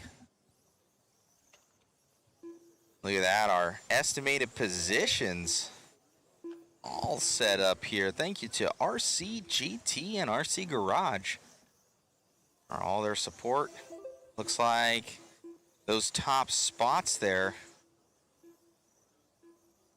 We got Paquito gonna be on a new TQ run. We got Dixon, he's gonna be dropping down to that 506 right below. So a new TQ run out of Jose Paquito right now. Oh, looks like Rocha up to the top now. John Dixon's time still holding out with that 506.2.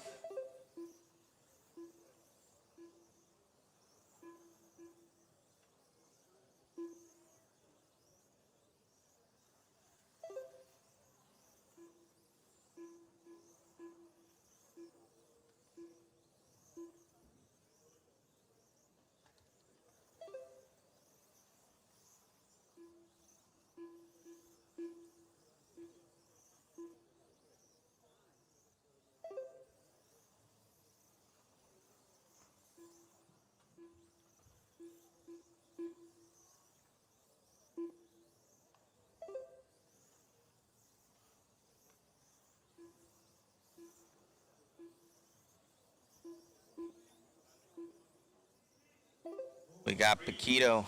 Oh.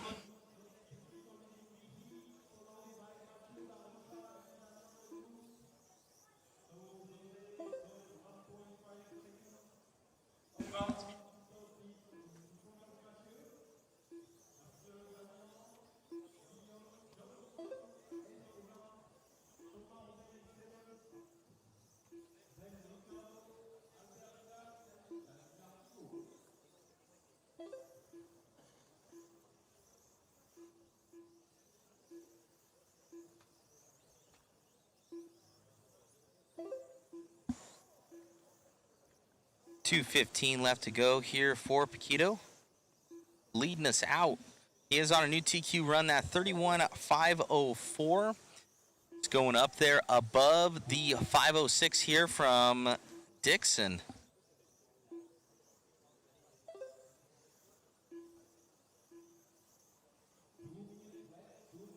We're going to have Matthew in the 3, Thomas in the 4, Gilliam in that 5.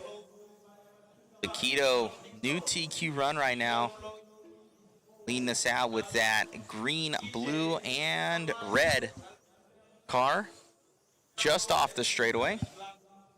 Amazing, amazing estimated positions there from RCGT and RCGarage.info, RCGtiming.com. You guys want to go and check out that timing and scoring system and check out your rankings. See all your rankings for worldwide on RCGarage.info. We have Paquito leading us out right now on that left-hand side, down the straightaway. We got Mini Z Rio cheering on, as well as Michael Barbu. Thank you guys for joining us in the chat. All these guys flip-flopping positions right now. Paquito just ahead of Dixon's time of that 506.2, so he's 2 seconds up on TQ right now.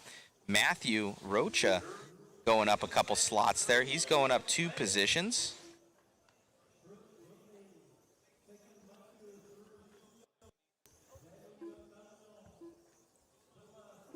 Paquito leading this one out still. Yes? Oh.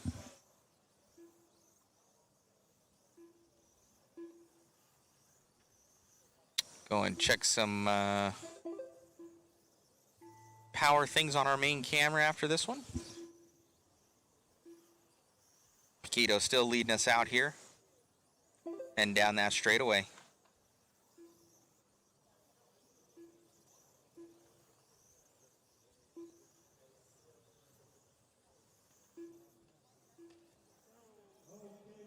Oh, crashing here. Oh. He's going to make it. Oh, he's lucky there. Oh. Paquito going to grab that one. Wow. See if I can grab an interview with him.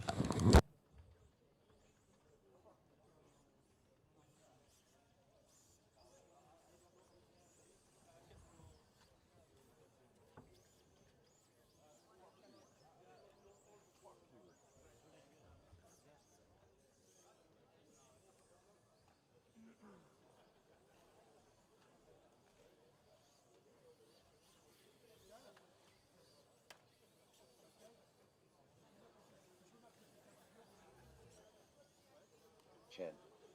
Frederick Leeser. Thomas Lone. Cedric Lethalit. David Kokal.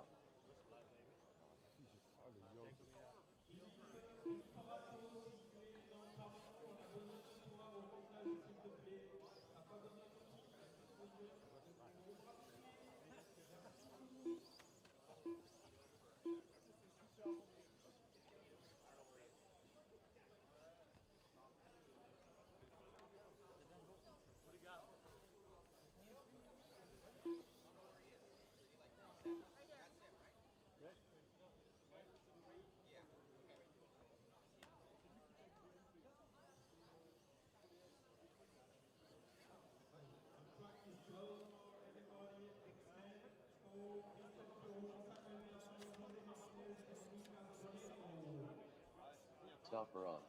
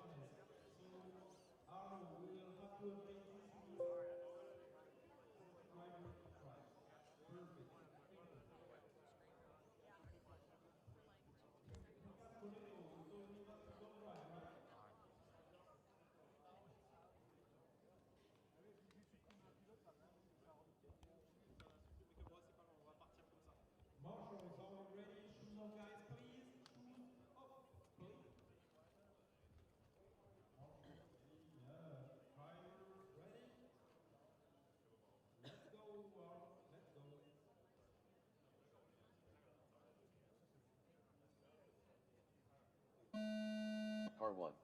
Car 2. Car 3. Car 4. Car 5. Car 6. Car 7. Car 9.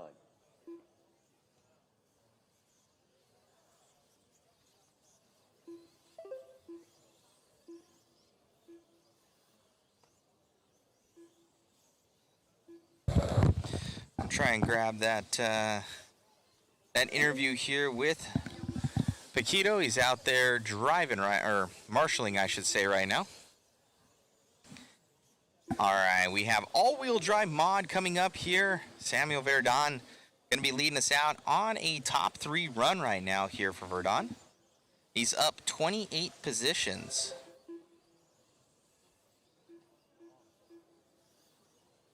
Verdon leading us out.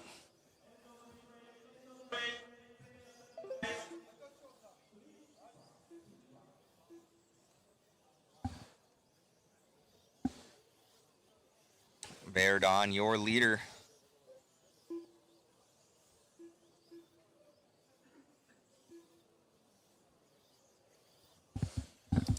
He is coming by the line in the all-white car coming down the straightaway and off the straightaway. White front wheels, black rear. Oh. Clicking by, that is Verdon.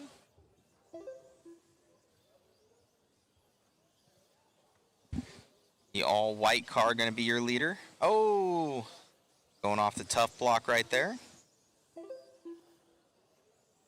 Looks like we have a new leader here. Going to be that of Buron. Buron going to have the flag on top, green on the side, and yellow in the rear if that's going to be his same car. Yes, it is. Heading down that straightaway. Think him and Verdun right next to each other, actually. Those are your top two. Those are your leaders. 1 and 2 down the straightaway with 2:50 to go. Verdun still in a top 3 position. We have Buron now going to the 7th. They drop out of that top 5.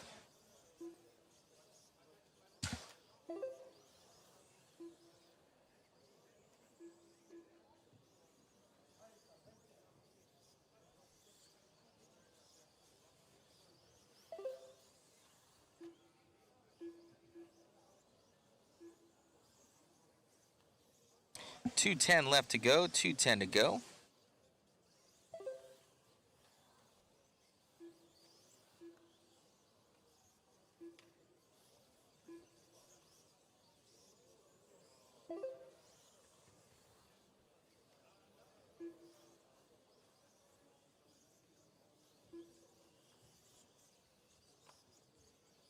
So it looks like in our top 10 positions right now, we have Buron and Verdun going to be going up to that 8 and 9 position.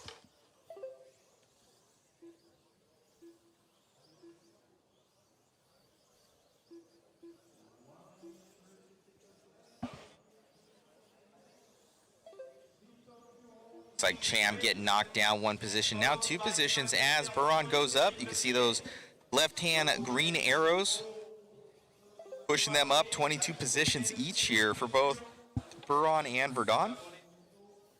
Now Buron taking that one over. He's going to be in that green with the yellow back on it. Flag up on top. Coming through. Oh, gets into some lap traffic there and down the straightaway. Your leader.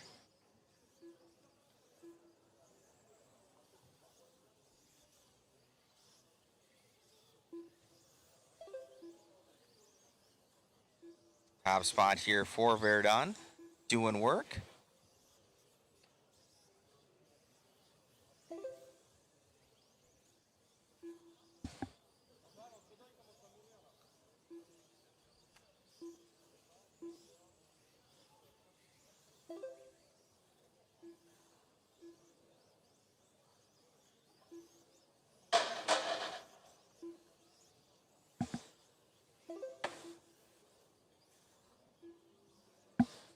Buron still your leader.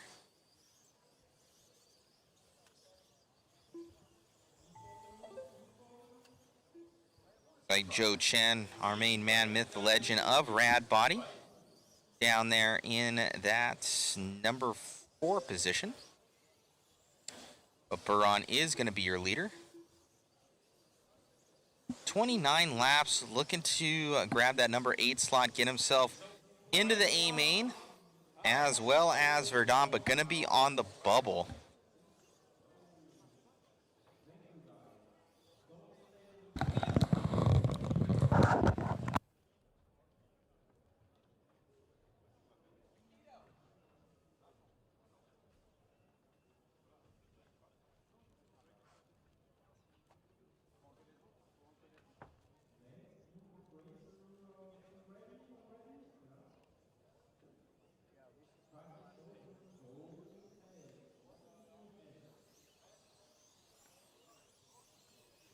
Victor Rocha. Pascal Gohogny. Enzo Sux. Jill Lepinier. Stephen Costagana. Vincent Pistol. Hello. Got Paquito here grabbing that TQ. Making it happen. Yes, it's a good run, clean run. I hope it stays like that. Most definitely. It was, you made it happen out there. Any sort of changes going into the next one? Going to keep it the same? Keep it the same. Try to see if the tires will stay like that. Congratulations. Anybody you'd like to thank? Thank you, everyone. Congrats. Thanks. You got it, buddy.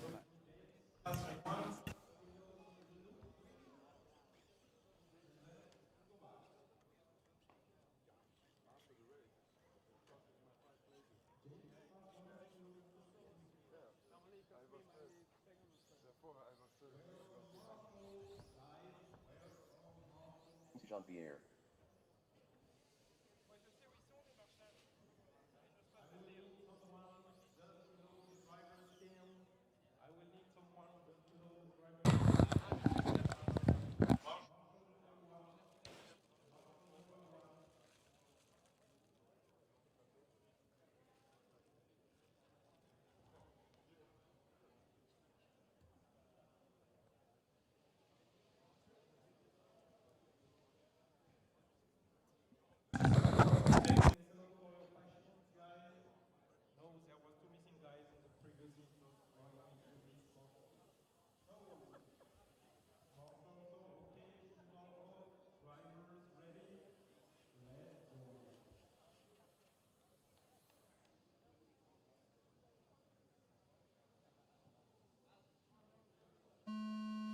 Car 1, Car 2, Car 3, Car 4, Car 5, Car 6, Car 7, Car 8, Car 9.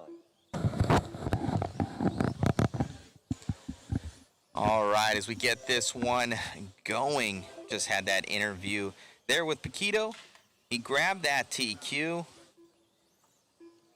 He's saying hopes his tires stay the same. So the grip out here is changing a lot for these guys throughout the runs. That's why I would think that wall points would be something more advantageous for something like this. But who knows? I could be wrong. Kind of how qual points works is the track conditions and everything stays.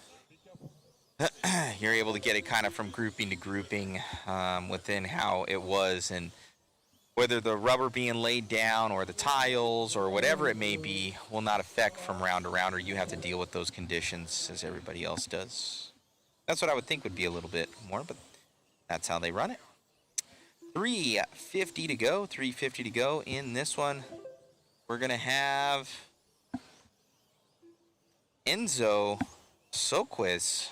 Hopefully I'm not butchering that too bad. One of our French drivers out here, coming from that number 3 slot. Be leading us out, that Alpharette. Now up to the top. Alpharette most likely going to be in an orange car with a white front end. Let's see. Yep. That's the one. Ooh, getting into that car a little bit. That is going to be Alpharette heading down that straightaway.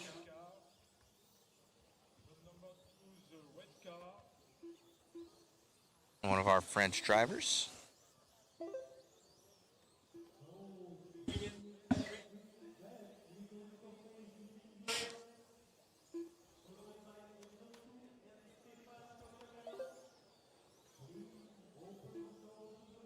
So nobody even in that top 10 position there. Thank you for the estimated positions. Compliments of rcgtiming.com and rcgarage.info. Guys, we're going to want to go over there and claim your RC profiles. Click on racing, click on drivers, make your account, and claim your RC profile. I guarantee if you've raced before, you are on there. So nobody breaking into that top 10 right now. Your TQ going to be that of Robin. Robin still showing the way.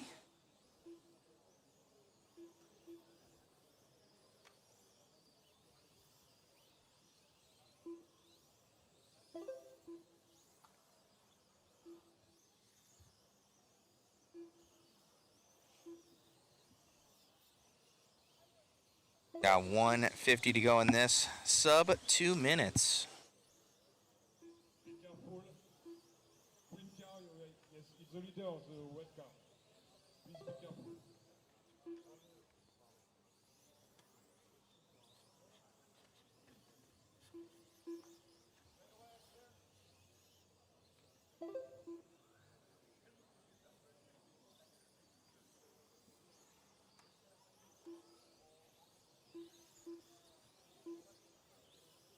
The pink car, be careful, you have the number 2. Okay, thank you so much.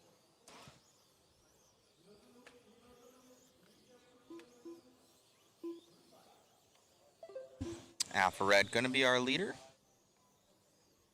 Keeping it going with got that orange rig slicing through some traffic right now, making his way down that straightaway. We are on with all-wheel drive mod, four-wheel drive. These guys are making it happen. These cars are so cool. If you've ever looked at the intricacies of these four-wheel drive 128 scales, they're pretty impressive. I know the Atomic car, the RTRC car as well. They are quite impressive to look at. How much is going on inside that little 28 scale automobile.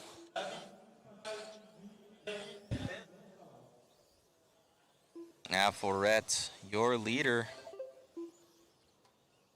Looking at a top 14 right now.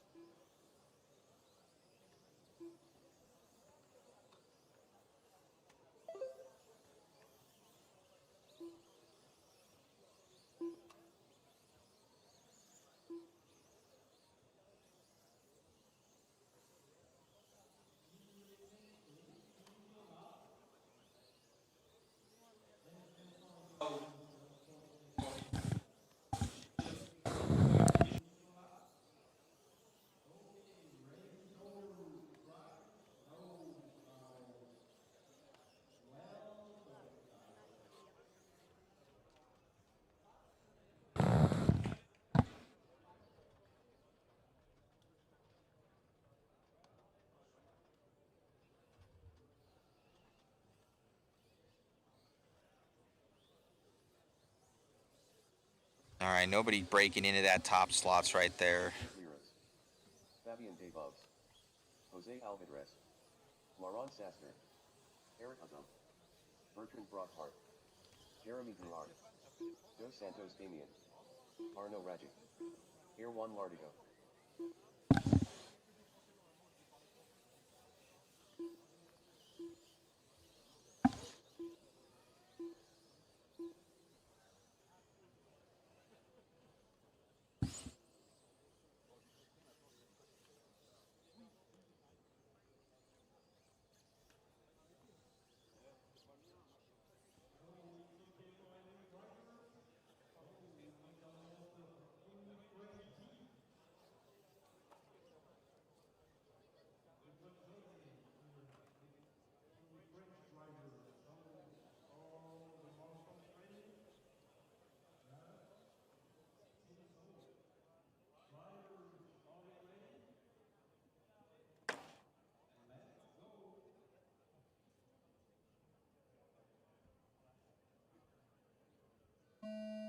Car 1, Car 2, Car 3, Car 4, Car 5, Car 6, Car 7, Car 8, Car 9, Car 10.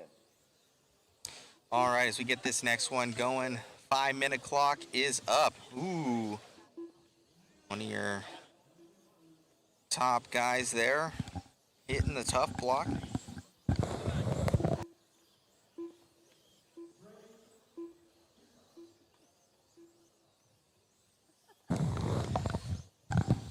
All right, 4:30 left to go in this one. We have a French Brigade right now with Jose, the lone Hispanic right there in that number 10 slot.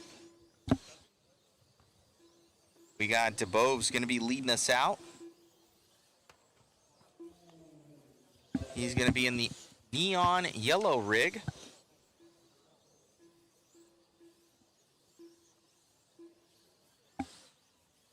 Around and onto the straightaway. Looking good here for DeBove's. On the left-hand side of the track.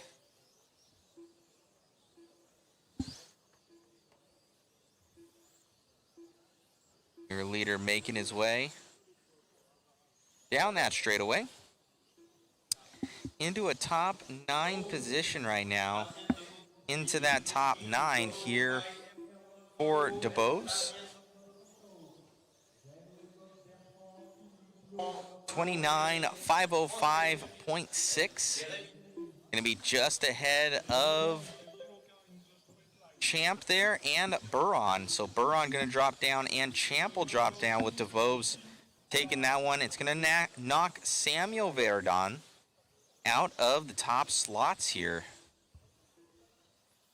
So Samuel Verdon going to be just out of the top 10. Knocked out here by DeBose if it holds true. This is heat 3 of 4 right now. But I imagine that Verdon is going to be in the next one. Uh-oh, off the track right now for your leader.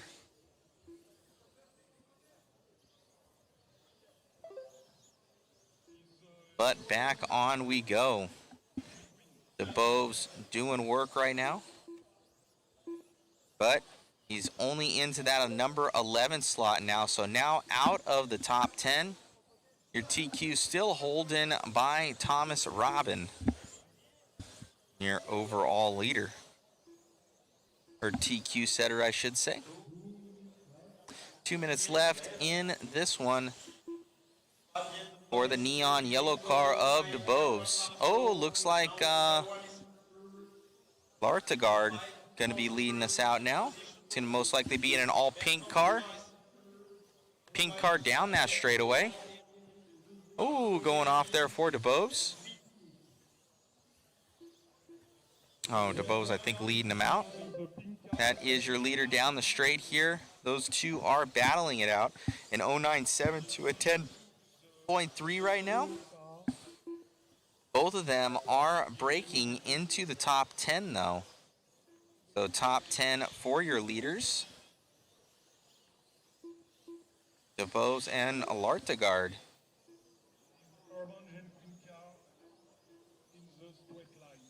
So both those cars are leading out. Lartegard, your leader.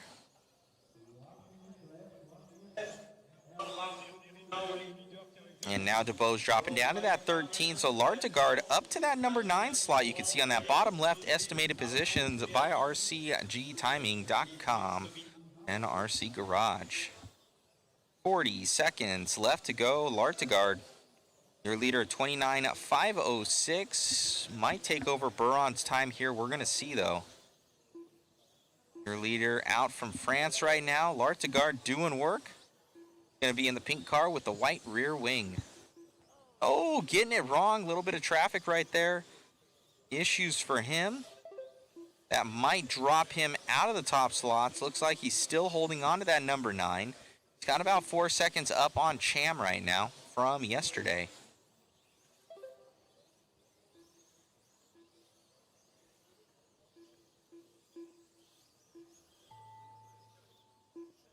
And time expiring on the master clock here for Lartegard. He's looking to go top 9 right now for Irwin.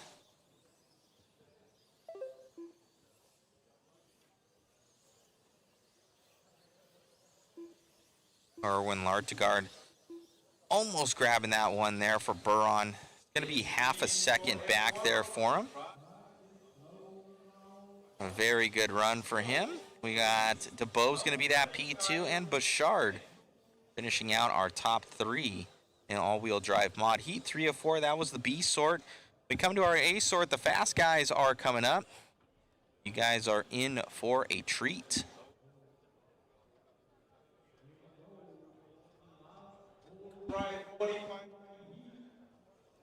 We're at the PNWC World Cup 2024 out here. We are in Belize, France. Looking forward to, if we're able to also do this next year, we might be going to Asia. So we'll be seeing about that. That's most likely the next one in the rotation of this series of World Championships here for 128 scale, the PNWC.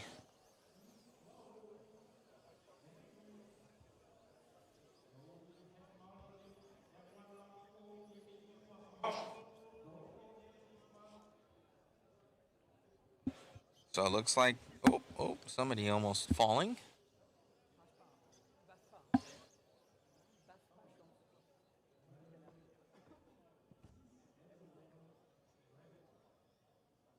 So in this one,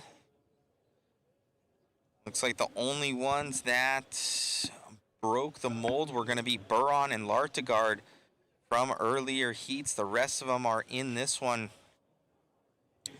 We got Cham sitting in the 10. We got Antoine sitting in the 13 and Fichette in the 15. So those guys got knocked out of the top 10. They need some good times right now to get back up there. And Robin through Rocha's times are still safe, but they could always be improved upon. We're going to see how this one goes. Car 1, Car 2, Car 3, Car 4, Car 5, Car 6, Car 7, Car 8, Car 9, Car 10. Going to have Robin starting us out here coming by the line.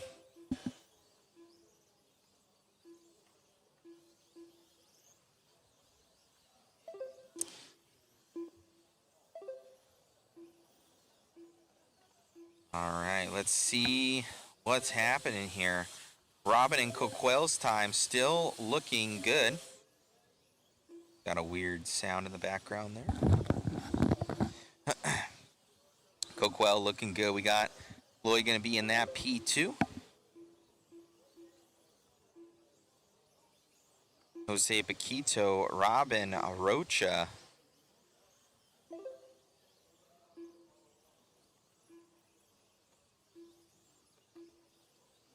Looks like a 31.508 here for Coquel. 507.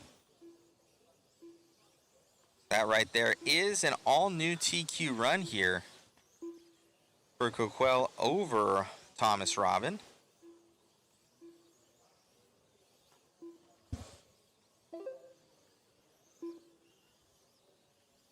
Robin now on a 507.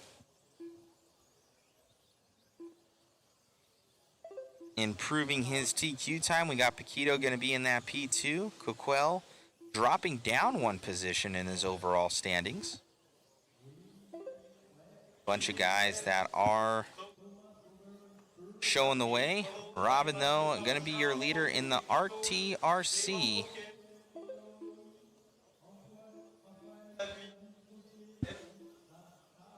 There he is. That would be Robin. So Robin in the orange and blue rig, leading the way. Owner of RTRZ. We have Clement going to be in that P2. Jose Paquito in the 3. Matthew in the 4. Grande in that 5. Looks like Coquel battling back right now on a 35.09.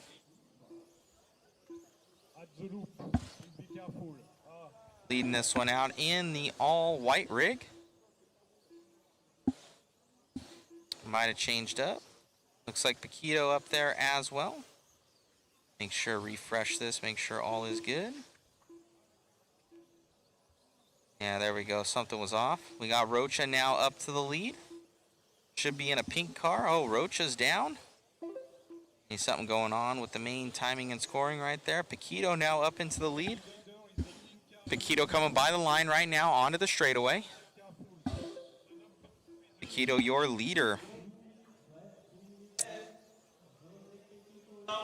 And say Paquito, he would still be in that number 3 slot right now.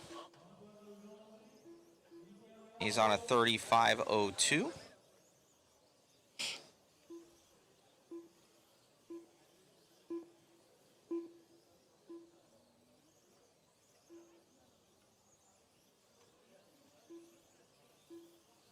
So 35.02 right now. Now an 31.08 here for Robin.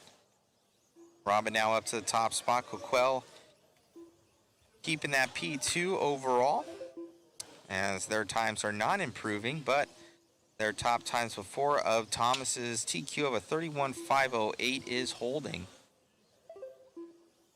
We have Gilliam now up to that number 1. Loy. William Loy in the green and white.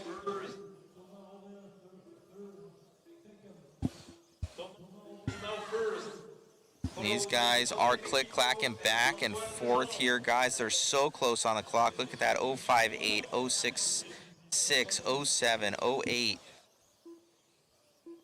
The smallest of mistakes. Paquito now leading us back out again. Yellow, blue, and red. Here for Paquito. Paquito's time, though, not good enough for an overall TQ. His other one still would be holding of that 35.05.3. Oh no, he is improving his time, but going to keep his third place slot of where he's been at. Improving time, but not improving position. Now Thomas Robin up to the top now. But he's already sitting in that P1. So Robin on a 35.04. Not going to be good enough for a new TQ run, but Robin still going to assert his dominance. Not good enough for his 31.508 that he had yesterday. So your top three going to hold their positions of how they were before. 30 laps. Getting it done.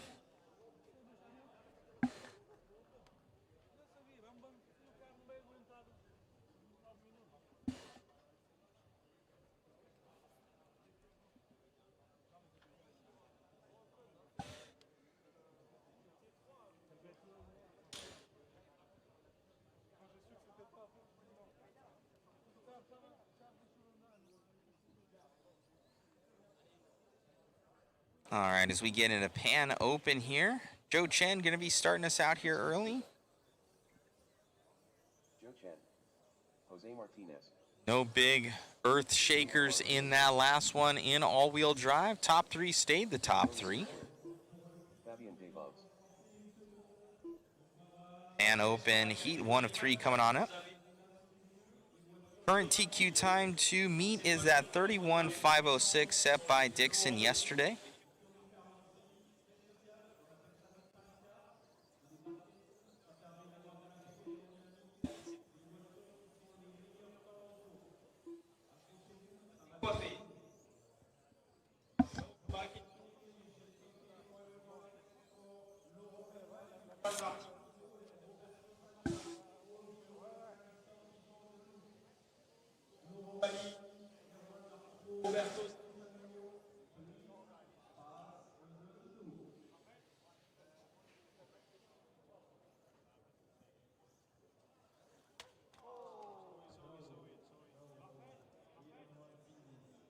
Juan Larson.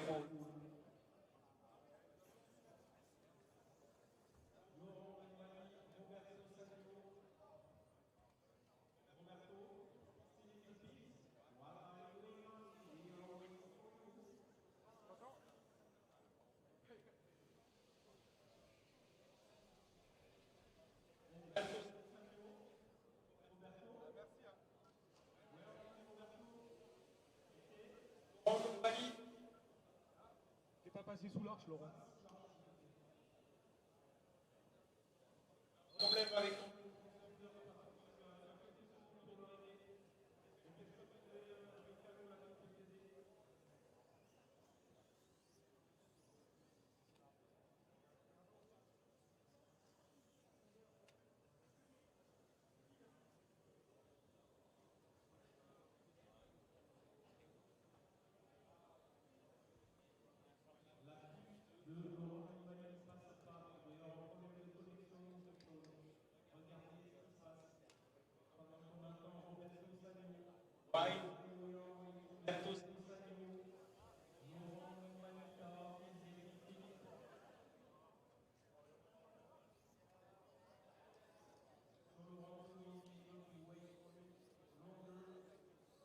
Virgo signing up.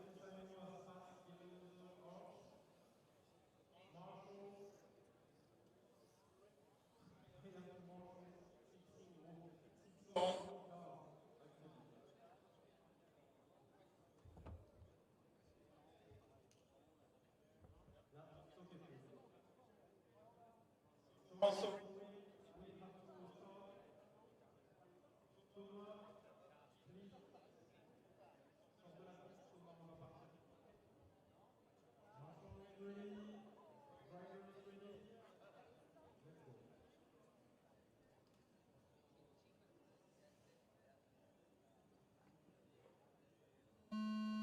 1, Car 2, Car 3, Car 4, Car 5, Car 6, Car 7, Car 8, Car 9.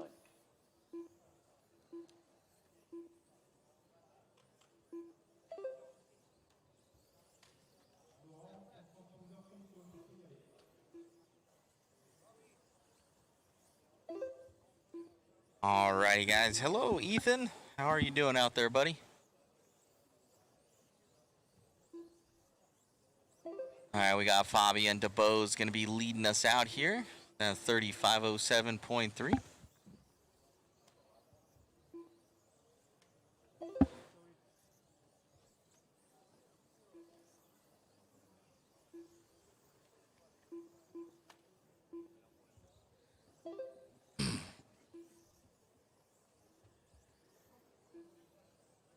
That would be a top 2 time right there for DeBose. Real good run.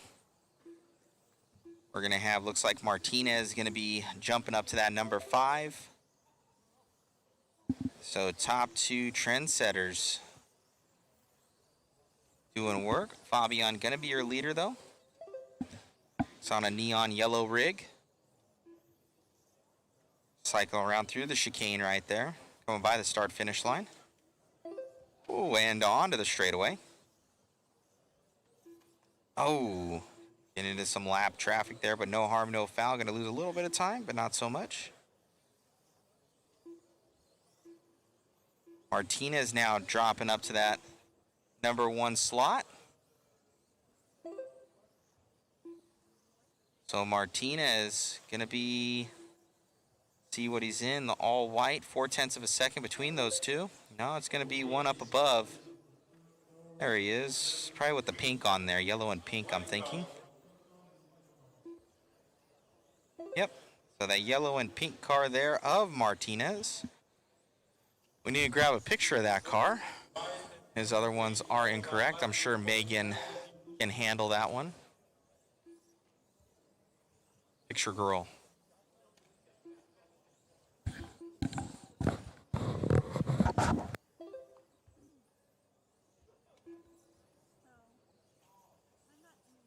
The leader is at the loop. Yellow and pink car.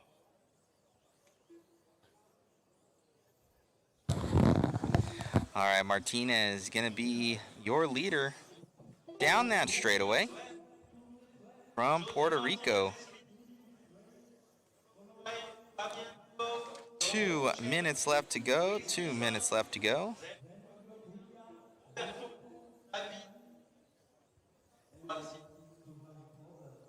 We're going to have, looks like Jose and looks like Joe Chen. So Joe making it up.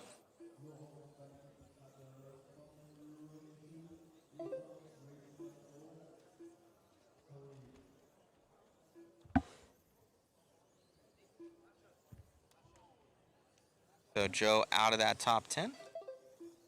Gonna have Jose Martina, Fabian, Lewis, and Joe Chen just out of the top 10. He's in 12th right now. Martinez with that 5:02.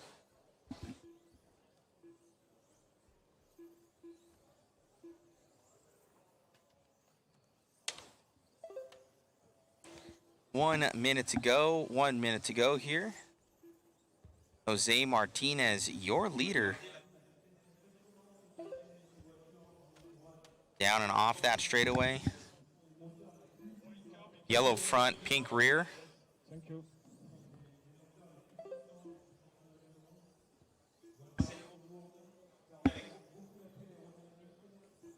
Coming by start finish line here for Martinez with 35 seconds to go. Fabian DeVos going up to that top 6. Joe Chen now up to the 9. So we're going to have DeBose and Chen going up there. Now Quiza going up to that number 3 slot.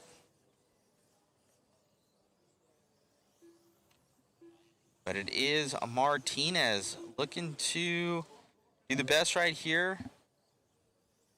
Joe Chen drops out of that top 10. He goes to the 12.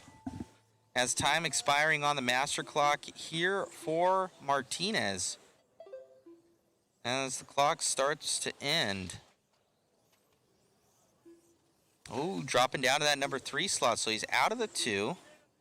He got to a 504.9, but not going to be good enough to get that second slot there from EJ Evans as we go into our B squad.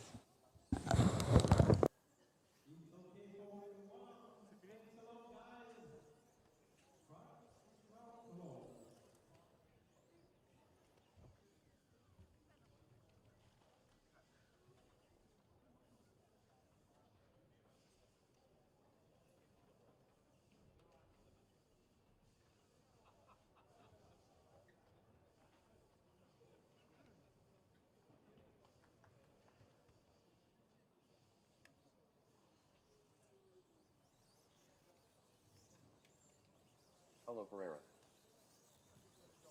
Jens Koenig. Jose Alvarez. Yuri Ball. Rafael de Sosa. Jordi San Martin Nadal. Jeremy Drouard. All right, as we are looking into this next one, guys. At the PNWC 2024 out here. Looks like Joe Chen just out of the top 12 there. Just out of top 10, I should say. They're from Rad Body.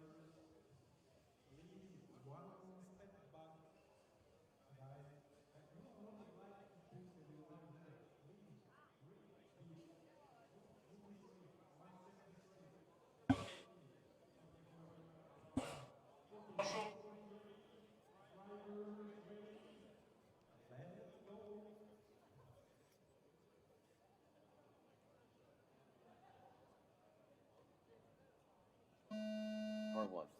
Car 2. Car 3. Car 4. Car 5. Car 6. Car 7. Car 8. Car 9.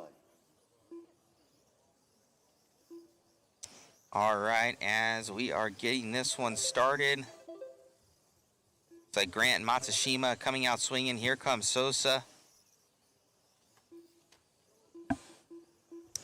Rav de Sosa coming out on top right now. Now Valdi into the lead. They're going to be click-clacking back and forth right now. This is heat 2 of 3.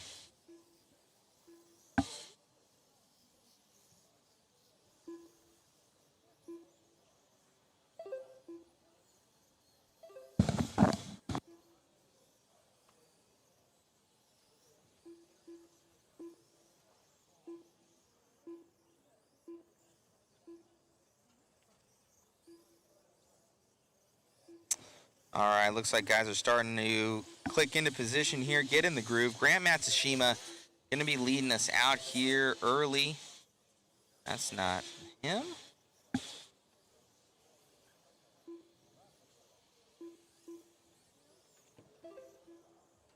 Grant Matsushima going to be in the yellow rig. We got Valdi. He's going to be in the gold and white.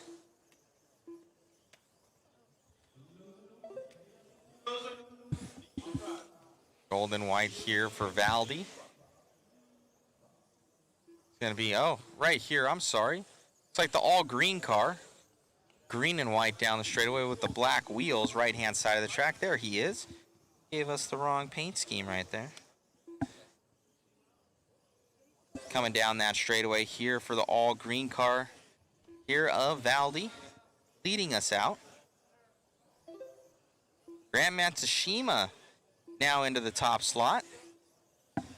Matsushima out from RCHQ.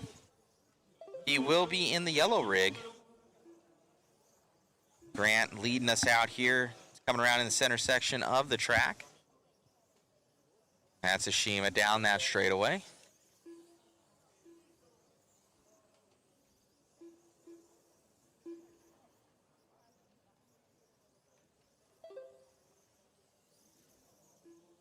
Matsushima, you're a leader.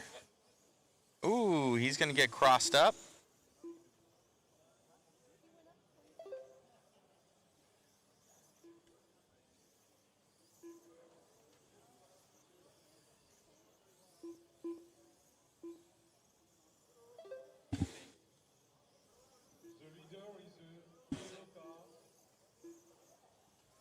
Grant leading us out here, coming on to the straight. The beginning, at the end of the straight line. Be careful, the leader yellow car, please. Grant making it up to that number 9. Valdi making it up to the number 10. So they are breaking into the top 10 of where they want to be. Grant needs another 0.2 of a second to get by that of Gianni, and he's going to do it. He's going to go up to that number 8 slot. You can see on that bottom left-hand corner. Here for Matsushima, doing work, pushing wide a little bit in those corners. Making sure he doesn't hit any of the little tough blocks out there. Ooh, splitting it right there.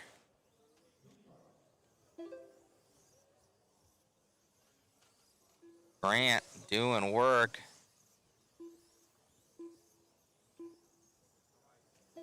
Up to that number 8 slot right now. We got Sousa up to the 10. Oh no, flipping over there for Matsushima. That might be all that she wrote. Grant just clicked by. He's on an 09 now. He did have an 8 slot. Let's see when he comes by if it drops him even further. Matsushima now on a 10. Oh, that is a heartbreaker there. He had a good run going here. 30 seconds left to go. He left a lot on the table as he's now pushing here at the end. You see him go down to that 09. He's still leading this one. See if he's able to get back to that 8 slot. That Ricardo is. He speeds it up even more. So Matsushima is pushing here at the end, knowing he needs to make up that valuable ground. He just says, oh, and he shoves it right underneath there. That's going to be it for Matsushima. That's going to be unfortunate there for him. It's going to drop him. It still looks like he's in that number 9 slot, but man, a lot left on the table there. Not able to get on that 29 lap run. Still breaks into the top 10 from what it's looking like here for Grant, but I know he's not going to be happy with that run. So Grant going to finish up with that 28 lap run. He's still going to break into the top 9, but a lot left on the table as he drops off the 29 that he had. It's going to be Sousa going to be in the 2. Martin going to be in that 3.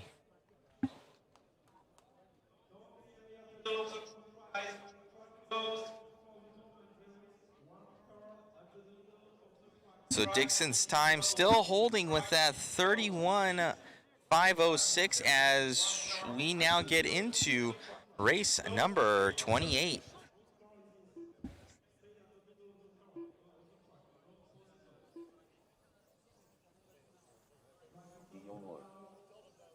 Jerome Koss, Jose Piqueta, Ricardo Giannini, EJM, Samuel Burton, Das Chan, Chris Kintelbusch, Marcus Zawadile.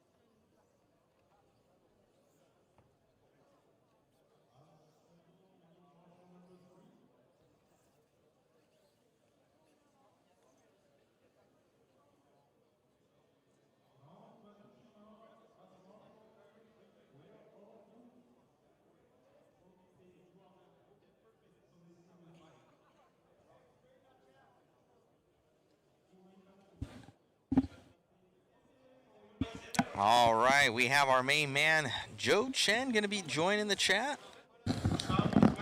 How's it going, Joe? Man, Joe has joined the chat. I saw your run out there, buddy, and you were clicking into like top 8, top 9, and you ended up with the 12th, I think, at least from what I saw before. Yeah, no, it's not terrible. I mean, I needed a banker after my first queue. I broke pretty early, and so yeah. Actually, did I break that one? I don't remember anymore. But no, I think you got a 12th for the. Yeah, that was a better run. That was a better run. I did end up breaking at the last, like 2 corners from the end, and I just limped it across the line, which, you know, it got me to 28. I should be at like 29 or 30 laps, but we'll see how it goes. We got one more queue. I got some things I want to work on the car, just little details, but so far the car's feeling really good, really confident with the car. Yeah. Right on. Yeah. As you can see here in our estimated positions, it's a lot of these guys kind of in the white here that you could see. Martinez made it up there. DeBove's doing some work. Matsushima and Luis kind of splitting the difference here. And now Samuel Verdon, Christian, and Marcus now out of that top 10. So yeah, we're going to see how they're able to edge up here in this final. Yeah, Christian should go 30 here. If I know his car, he made some changes that were the wrong direction last run, and so he's made those corrections. I think we're going to see a couple more bump downs from the top 10. This is the fastest heat of qualifying. We are on the clock now, so this is fastest drivers, fastest cars of the weekend. Now it looks like John Dixon coming out swinging right now. He already possesses that TQ. And he's going to be on it once again, as well as E.J. Evans. No moving from them. Look at that. Gilliam up 14 positions right now, up to that number 4. Yeah, John's driving a little bit of a chip on his shoulder. Had a bad run in Q2 and GT Mod. And he gets tangled up with traffic, takes a barrel roll. It does get the champion's roll right there. Lands 4 wheels facing the right way. Dixon is leading us out. Let me do a little refresh right there.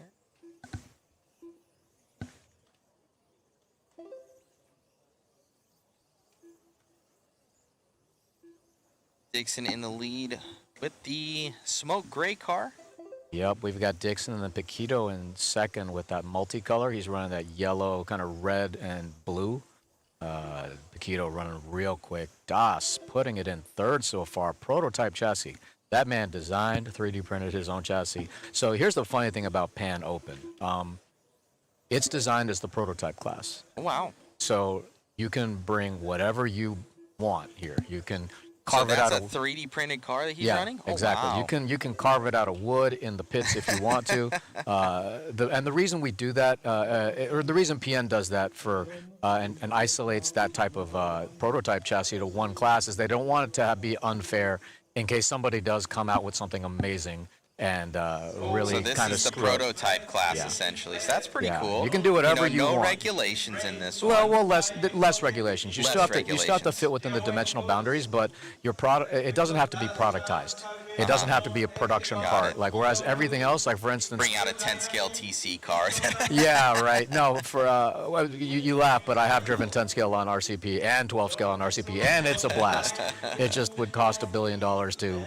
Actually put enough track down. It looks like Paquito, Posse, and Cham all breaking into that top 5 right there. Yeah, looking strong right now.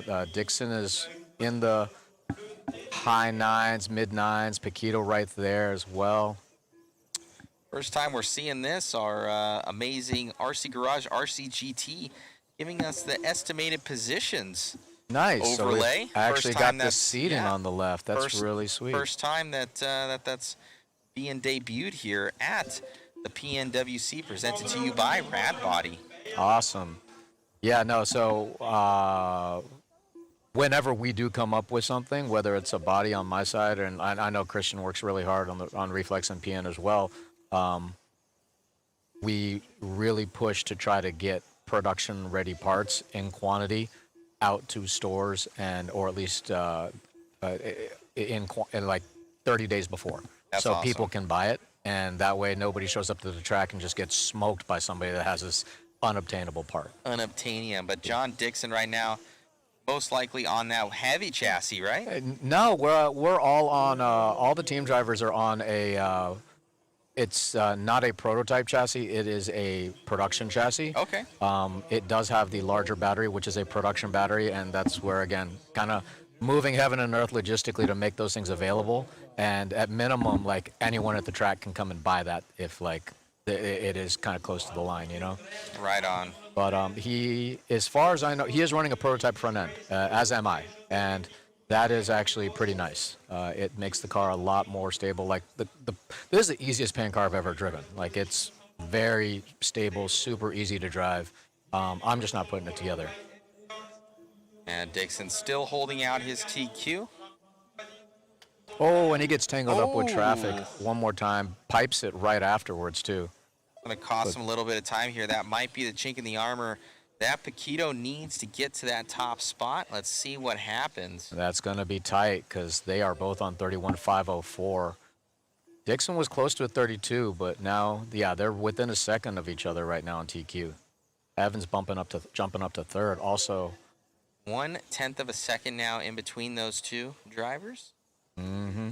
This is going to come down to the wire. We've got 5 seconds left to go, so this lap is going to decide who takes TQ in Q2, and this will be faster. All right. Looks like Dixon has crossed. Let's see where Paquito can do it. Paquito, can he go 31.503? Half a second. Wow, 31.503 to 31.504. Actually, about half a second. Yep. That's what's deciding Q2 TQ right now, right? That is crazy. So yeah. Dixon before was quite untouchable. It looks like the rest of the drivers starting to figure out some speed here to catch up. Yeah, no, I mean, Paquito hasn't been figuring out speed. He's had it all weekend. Yep. He just hasn't been able to put the run together. Everybody's sitting here like, oh, Dixon's not. No, it's not that easy. There's like 4 drivers, I think, that has a good shot at taking the win here this weekend. Right on. Would you like to give Dixon an interview?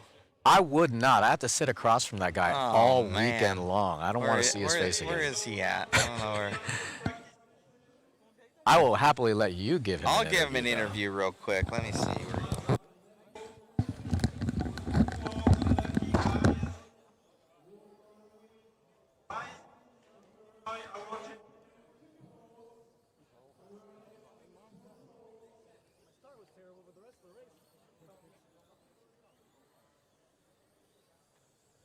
Amazing run out there, man. Able to improve your TQ time, but a lot of guys now they're able to find that pace. Yeah, everybody's catching up now. So car was I lost a lot of rear grip that time. Track's a little different today, so we're gonna make some changes and see what happens in the next round. Right on, man. Congratulations on the run. Any sort of changes you'll let us in on? Probably just soften the car up a little bit. Congratulations. Thank you.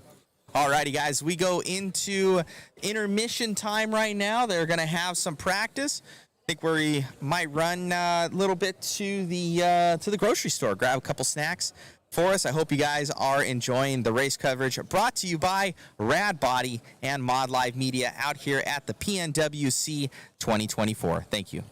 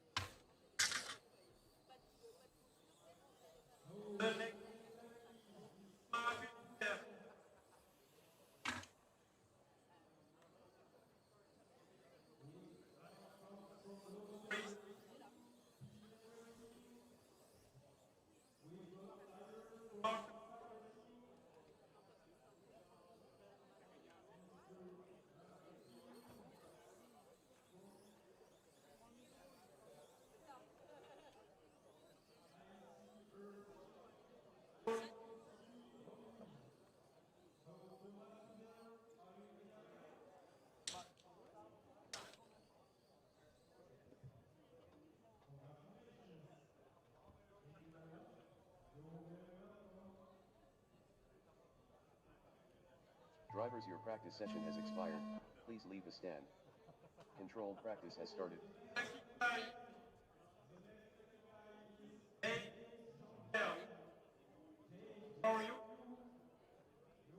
Practice starts in 15 seconds.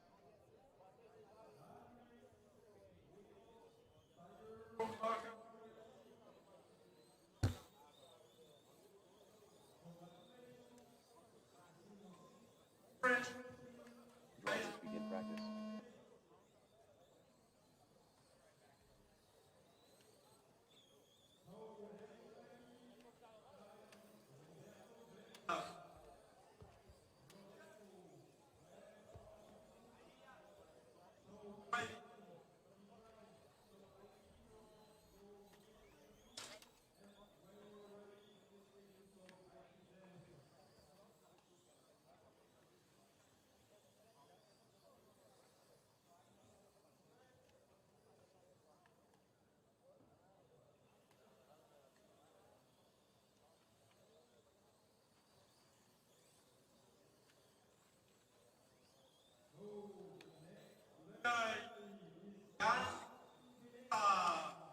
With the marker race pass,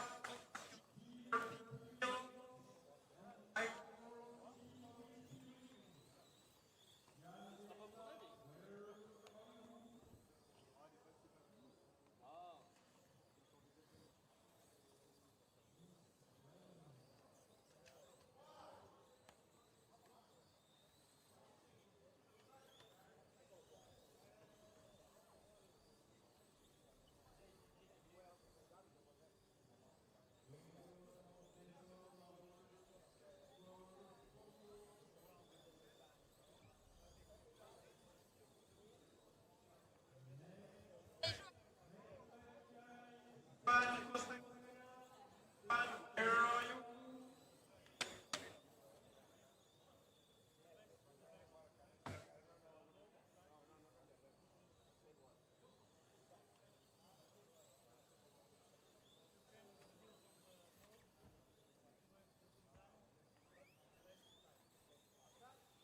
Minute left.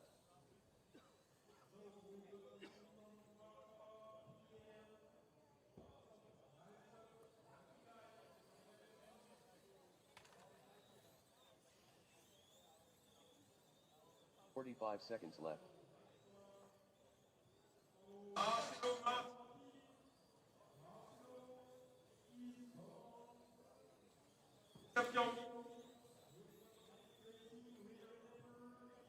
Seconds left.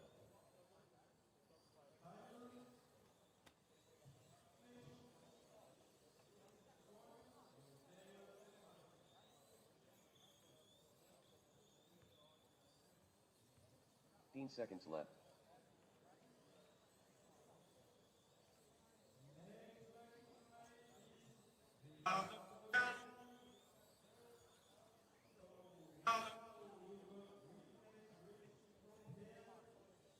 Drivers, your practice session has expired. Please leave the stand.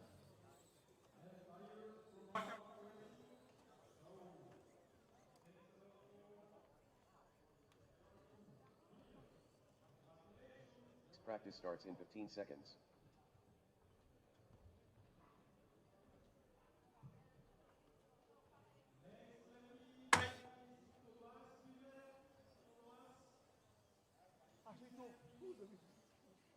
Drivers begin practice.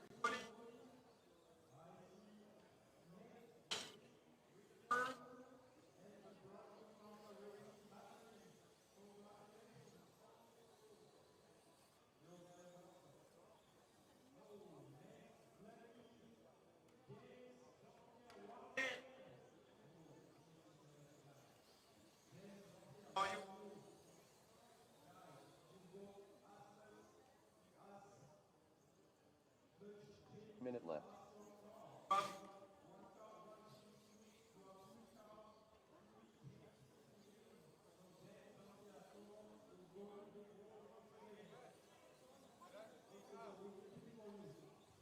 "45 seconds left.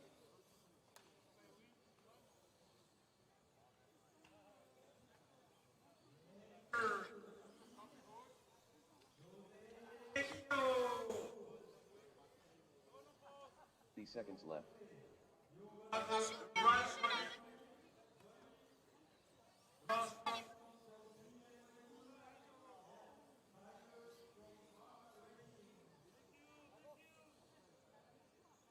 Seconds left.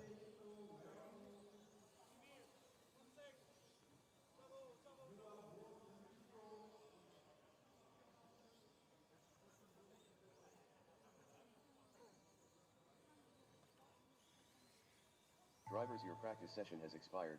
Please leave the stand.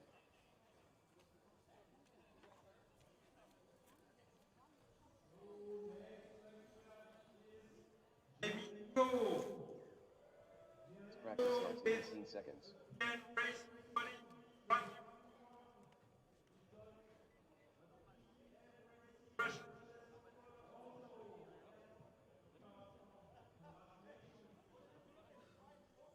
Drivers begin practice.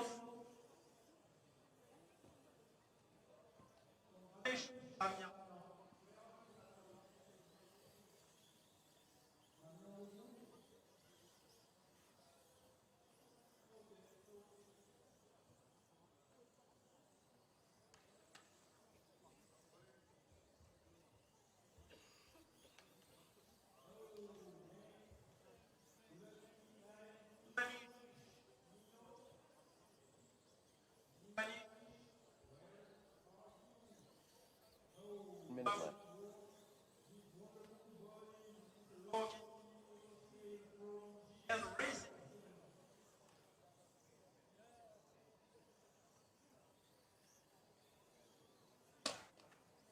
45 seconds left.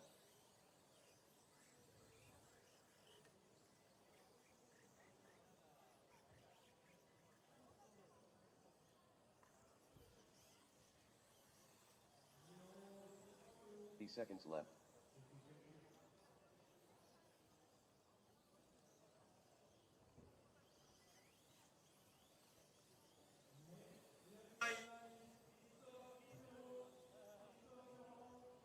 Seconds left.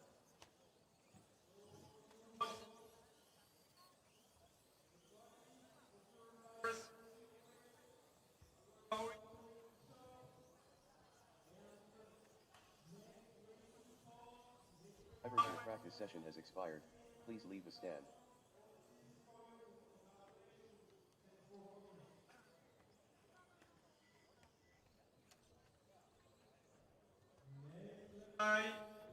Next practice starts in 15 seconds.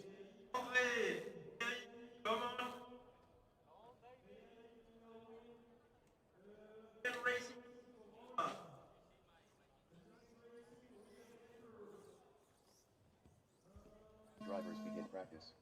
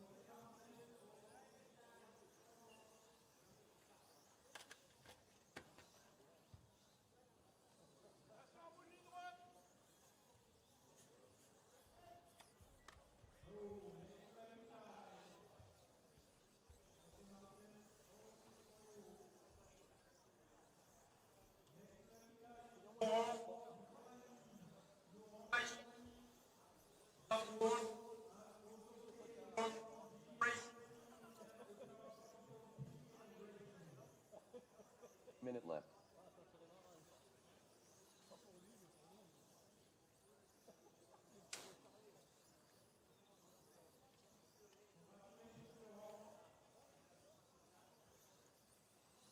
"45 seconds left.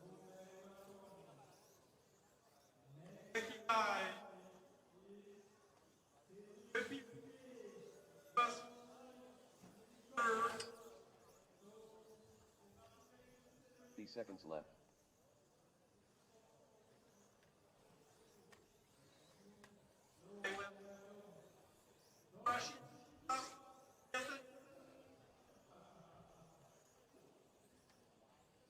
Seconds left.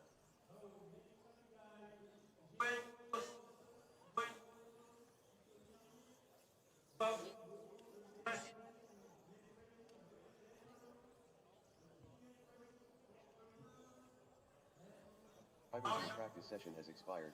Please leave the stand.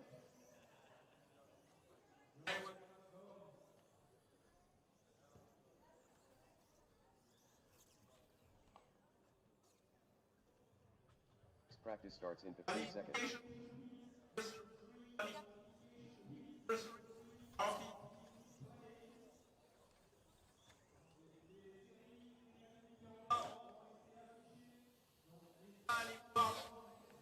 Drivers begin practice.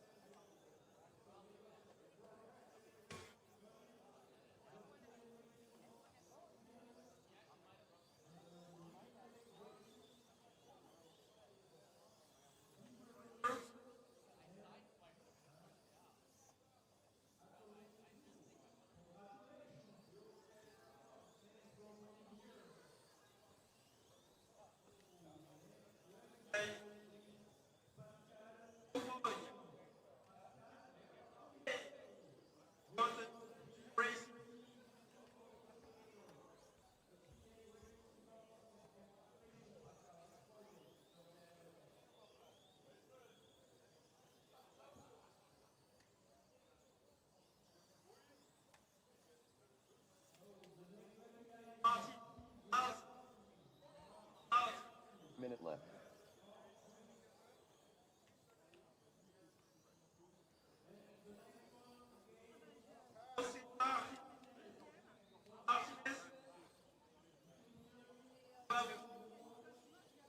Forty-five seconds left.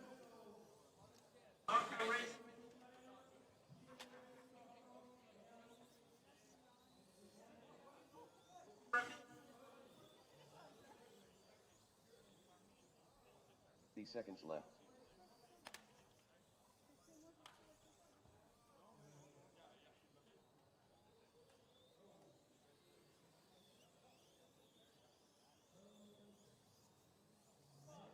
Seconds left.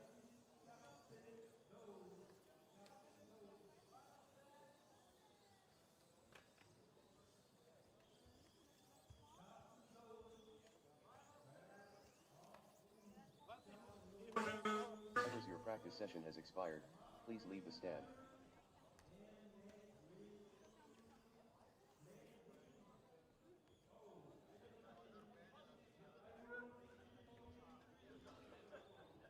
Practice starts in 15 seconds.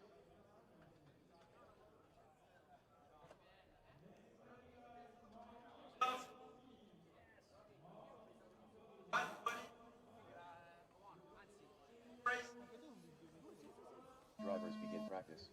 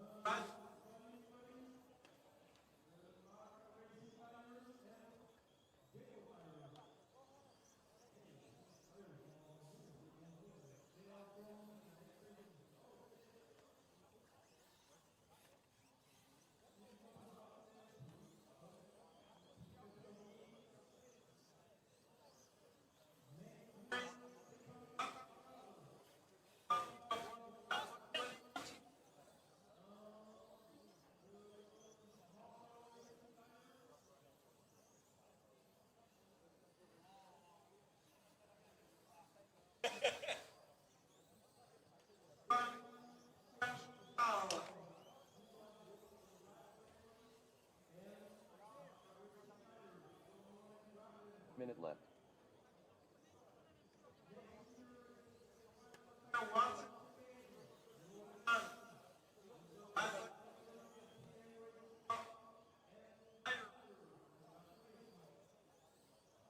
Forty-five seconds left.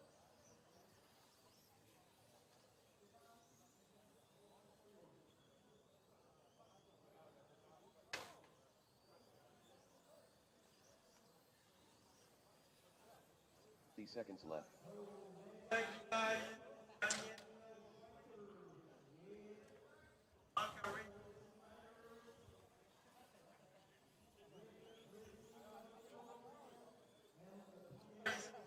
Seconds left.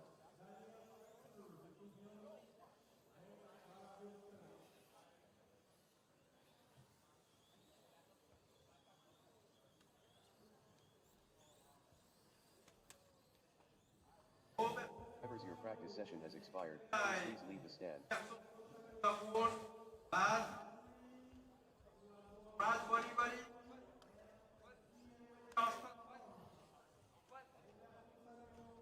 Practice starts in 15 seconds.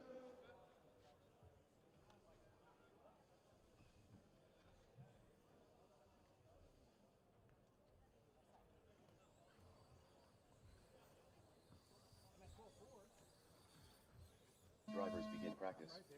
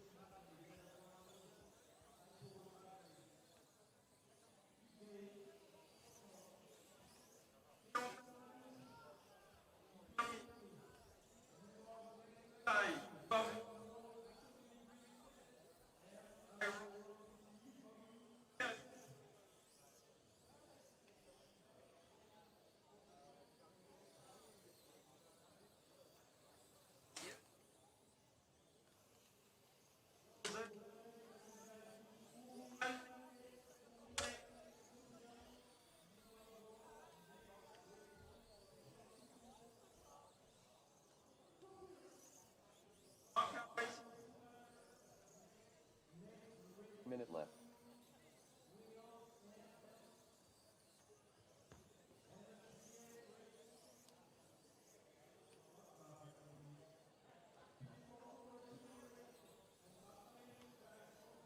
Forty-five seconds left.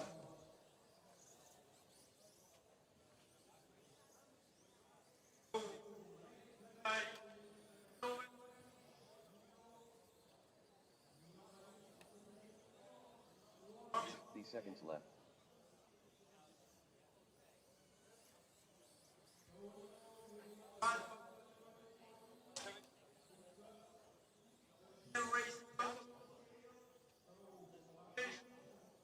Seconds left.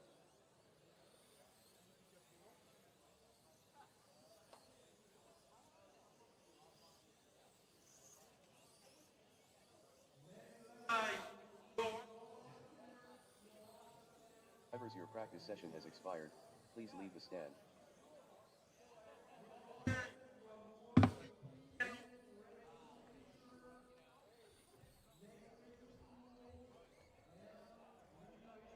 Practice starts in 15 seconds.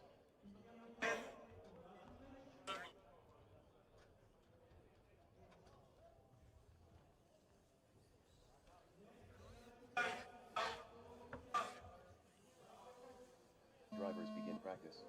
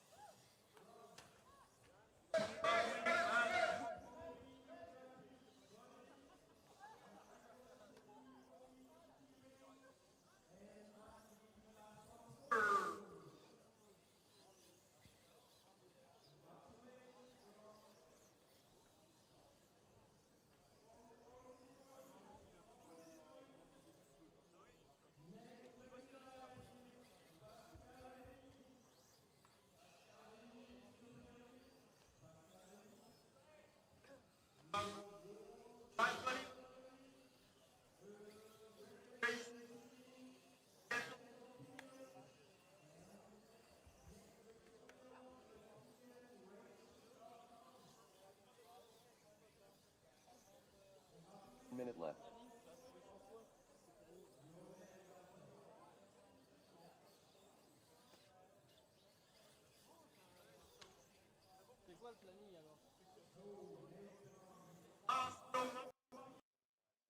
Left.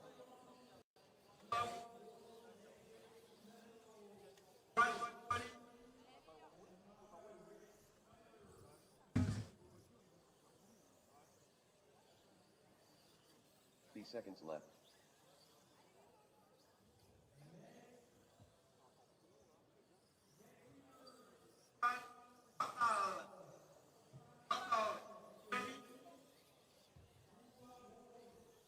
Seconds left.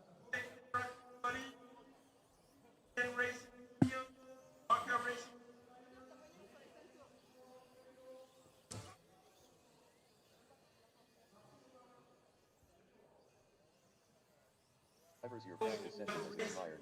Please leave the stand.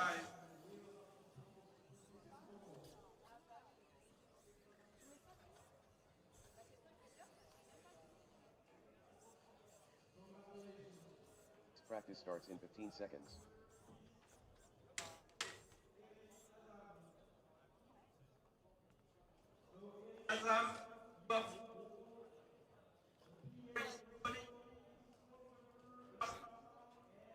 Drivers begin practice.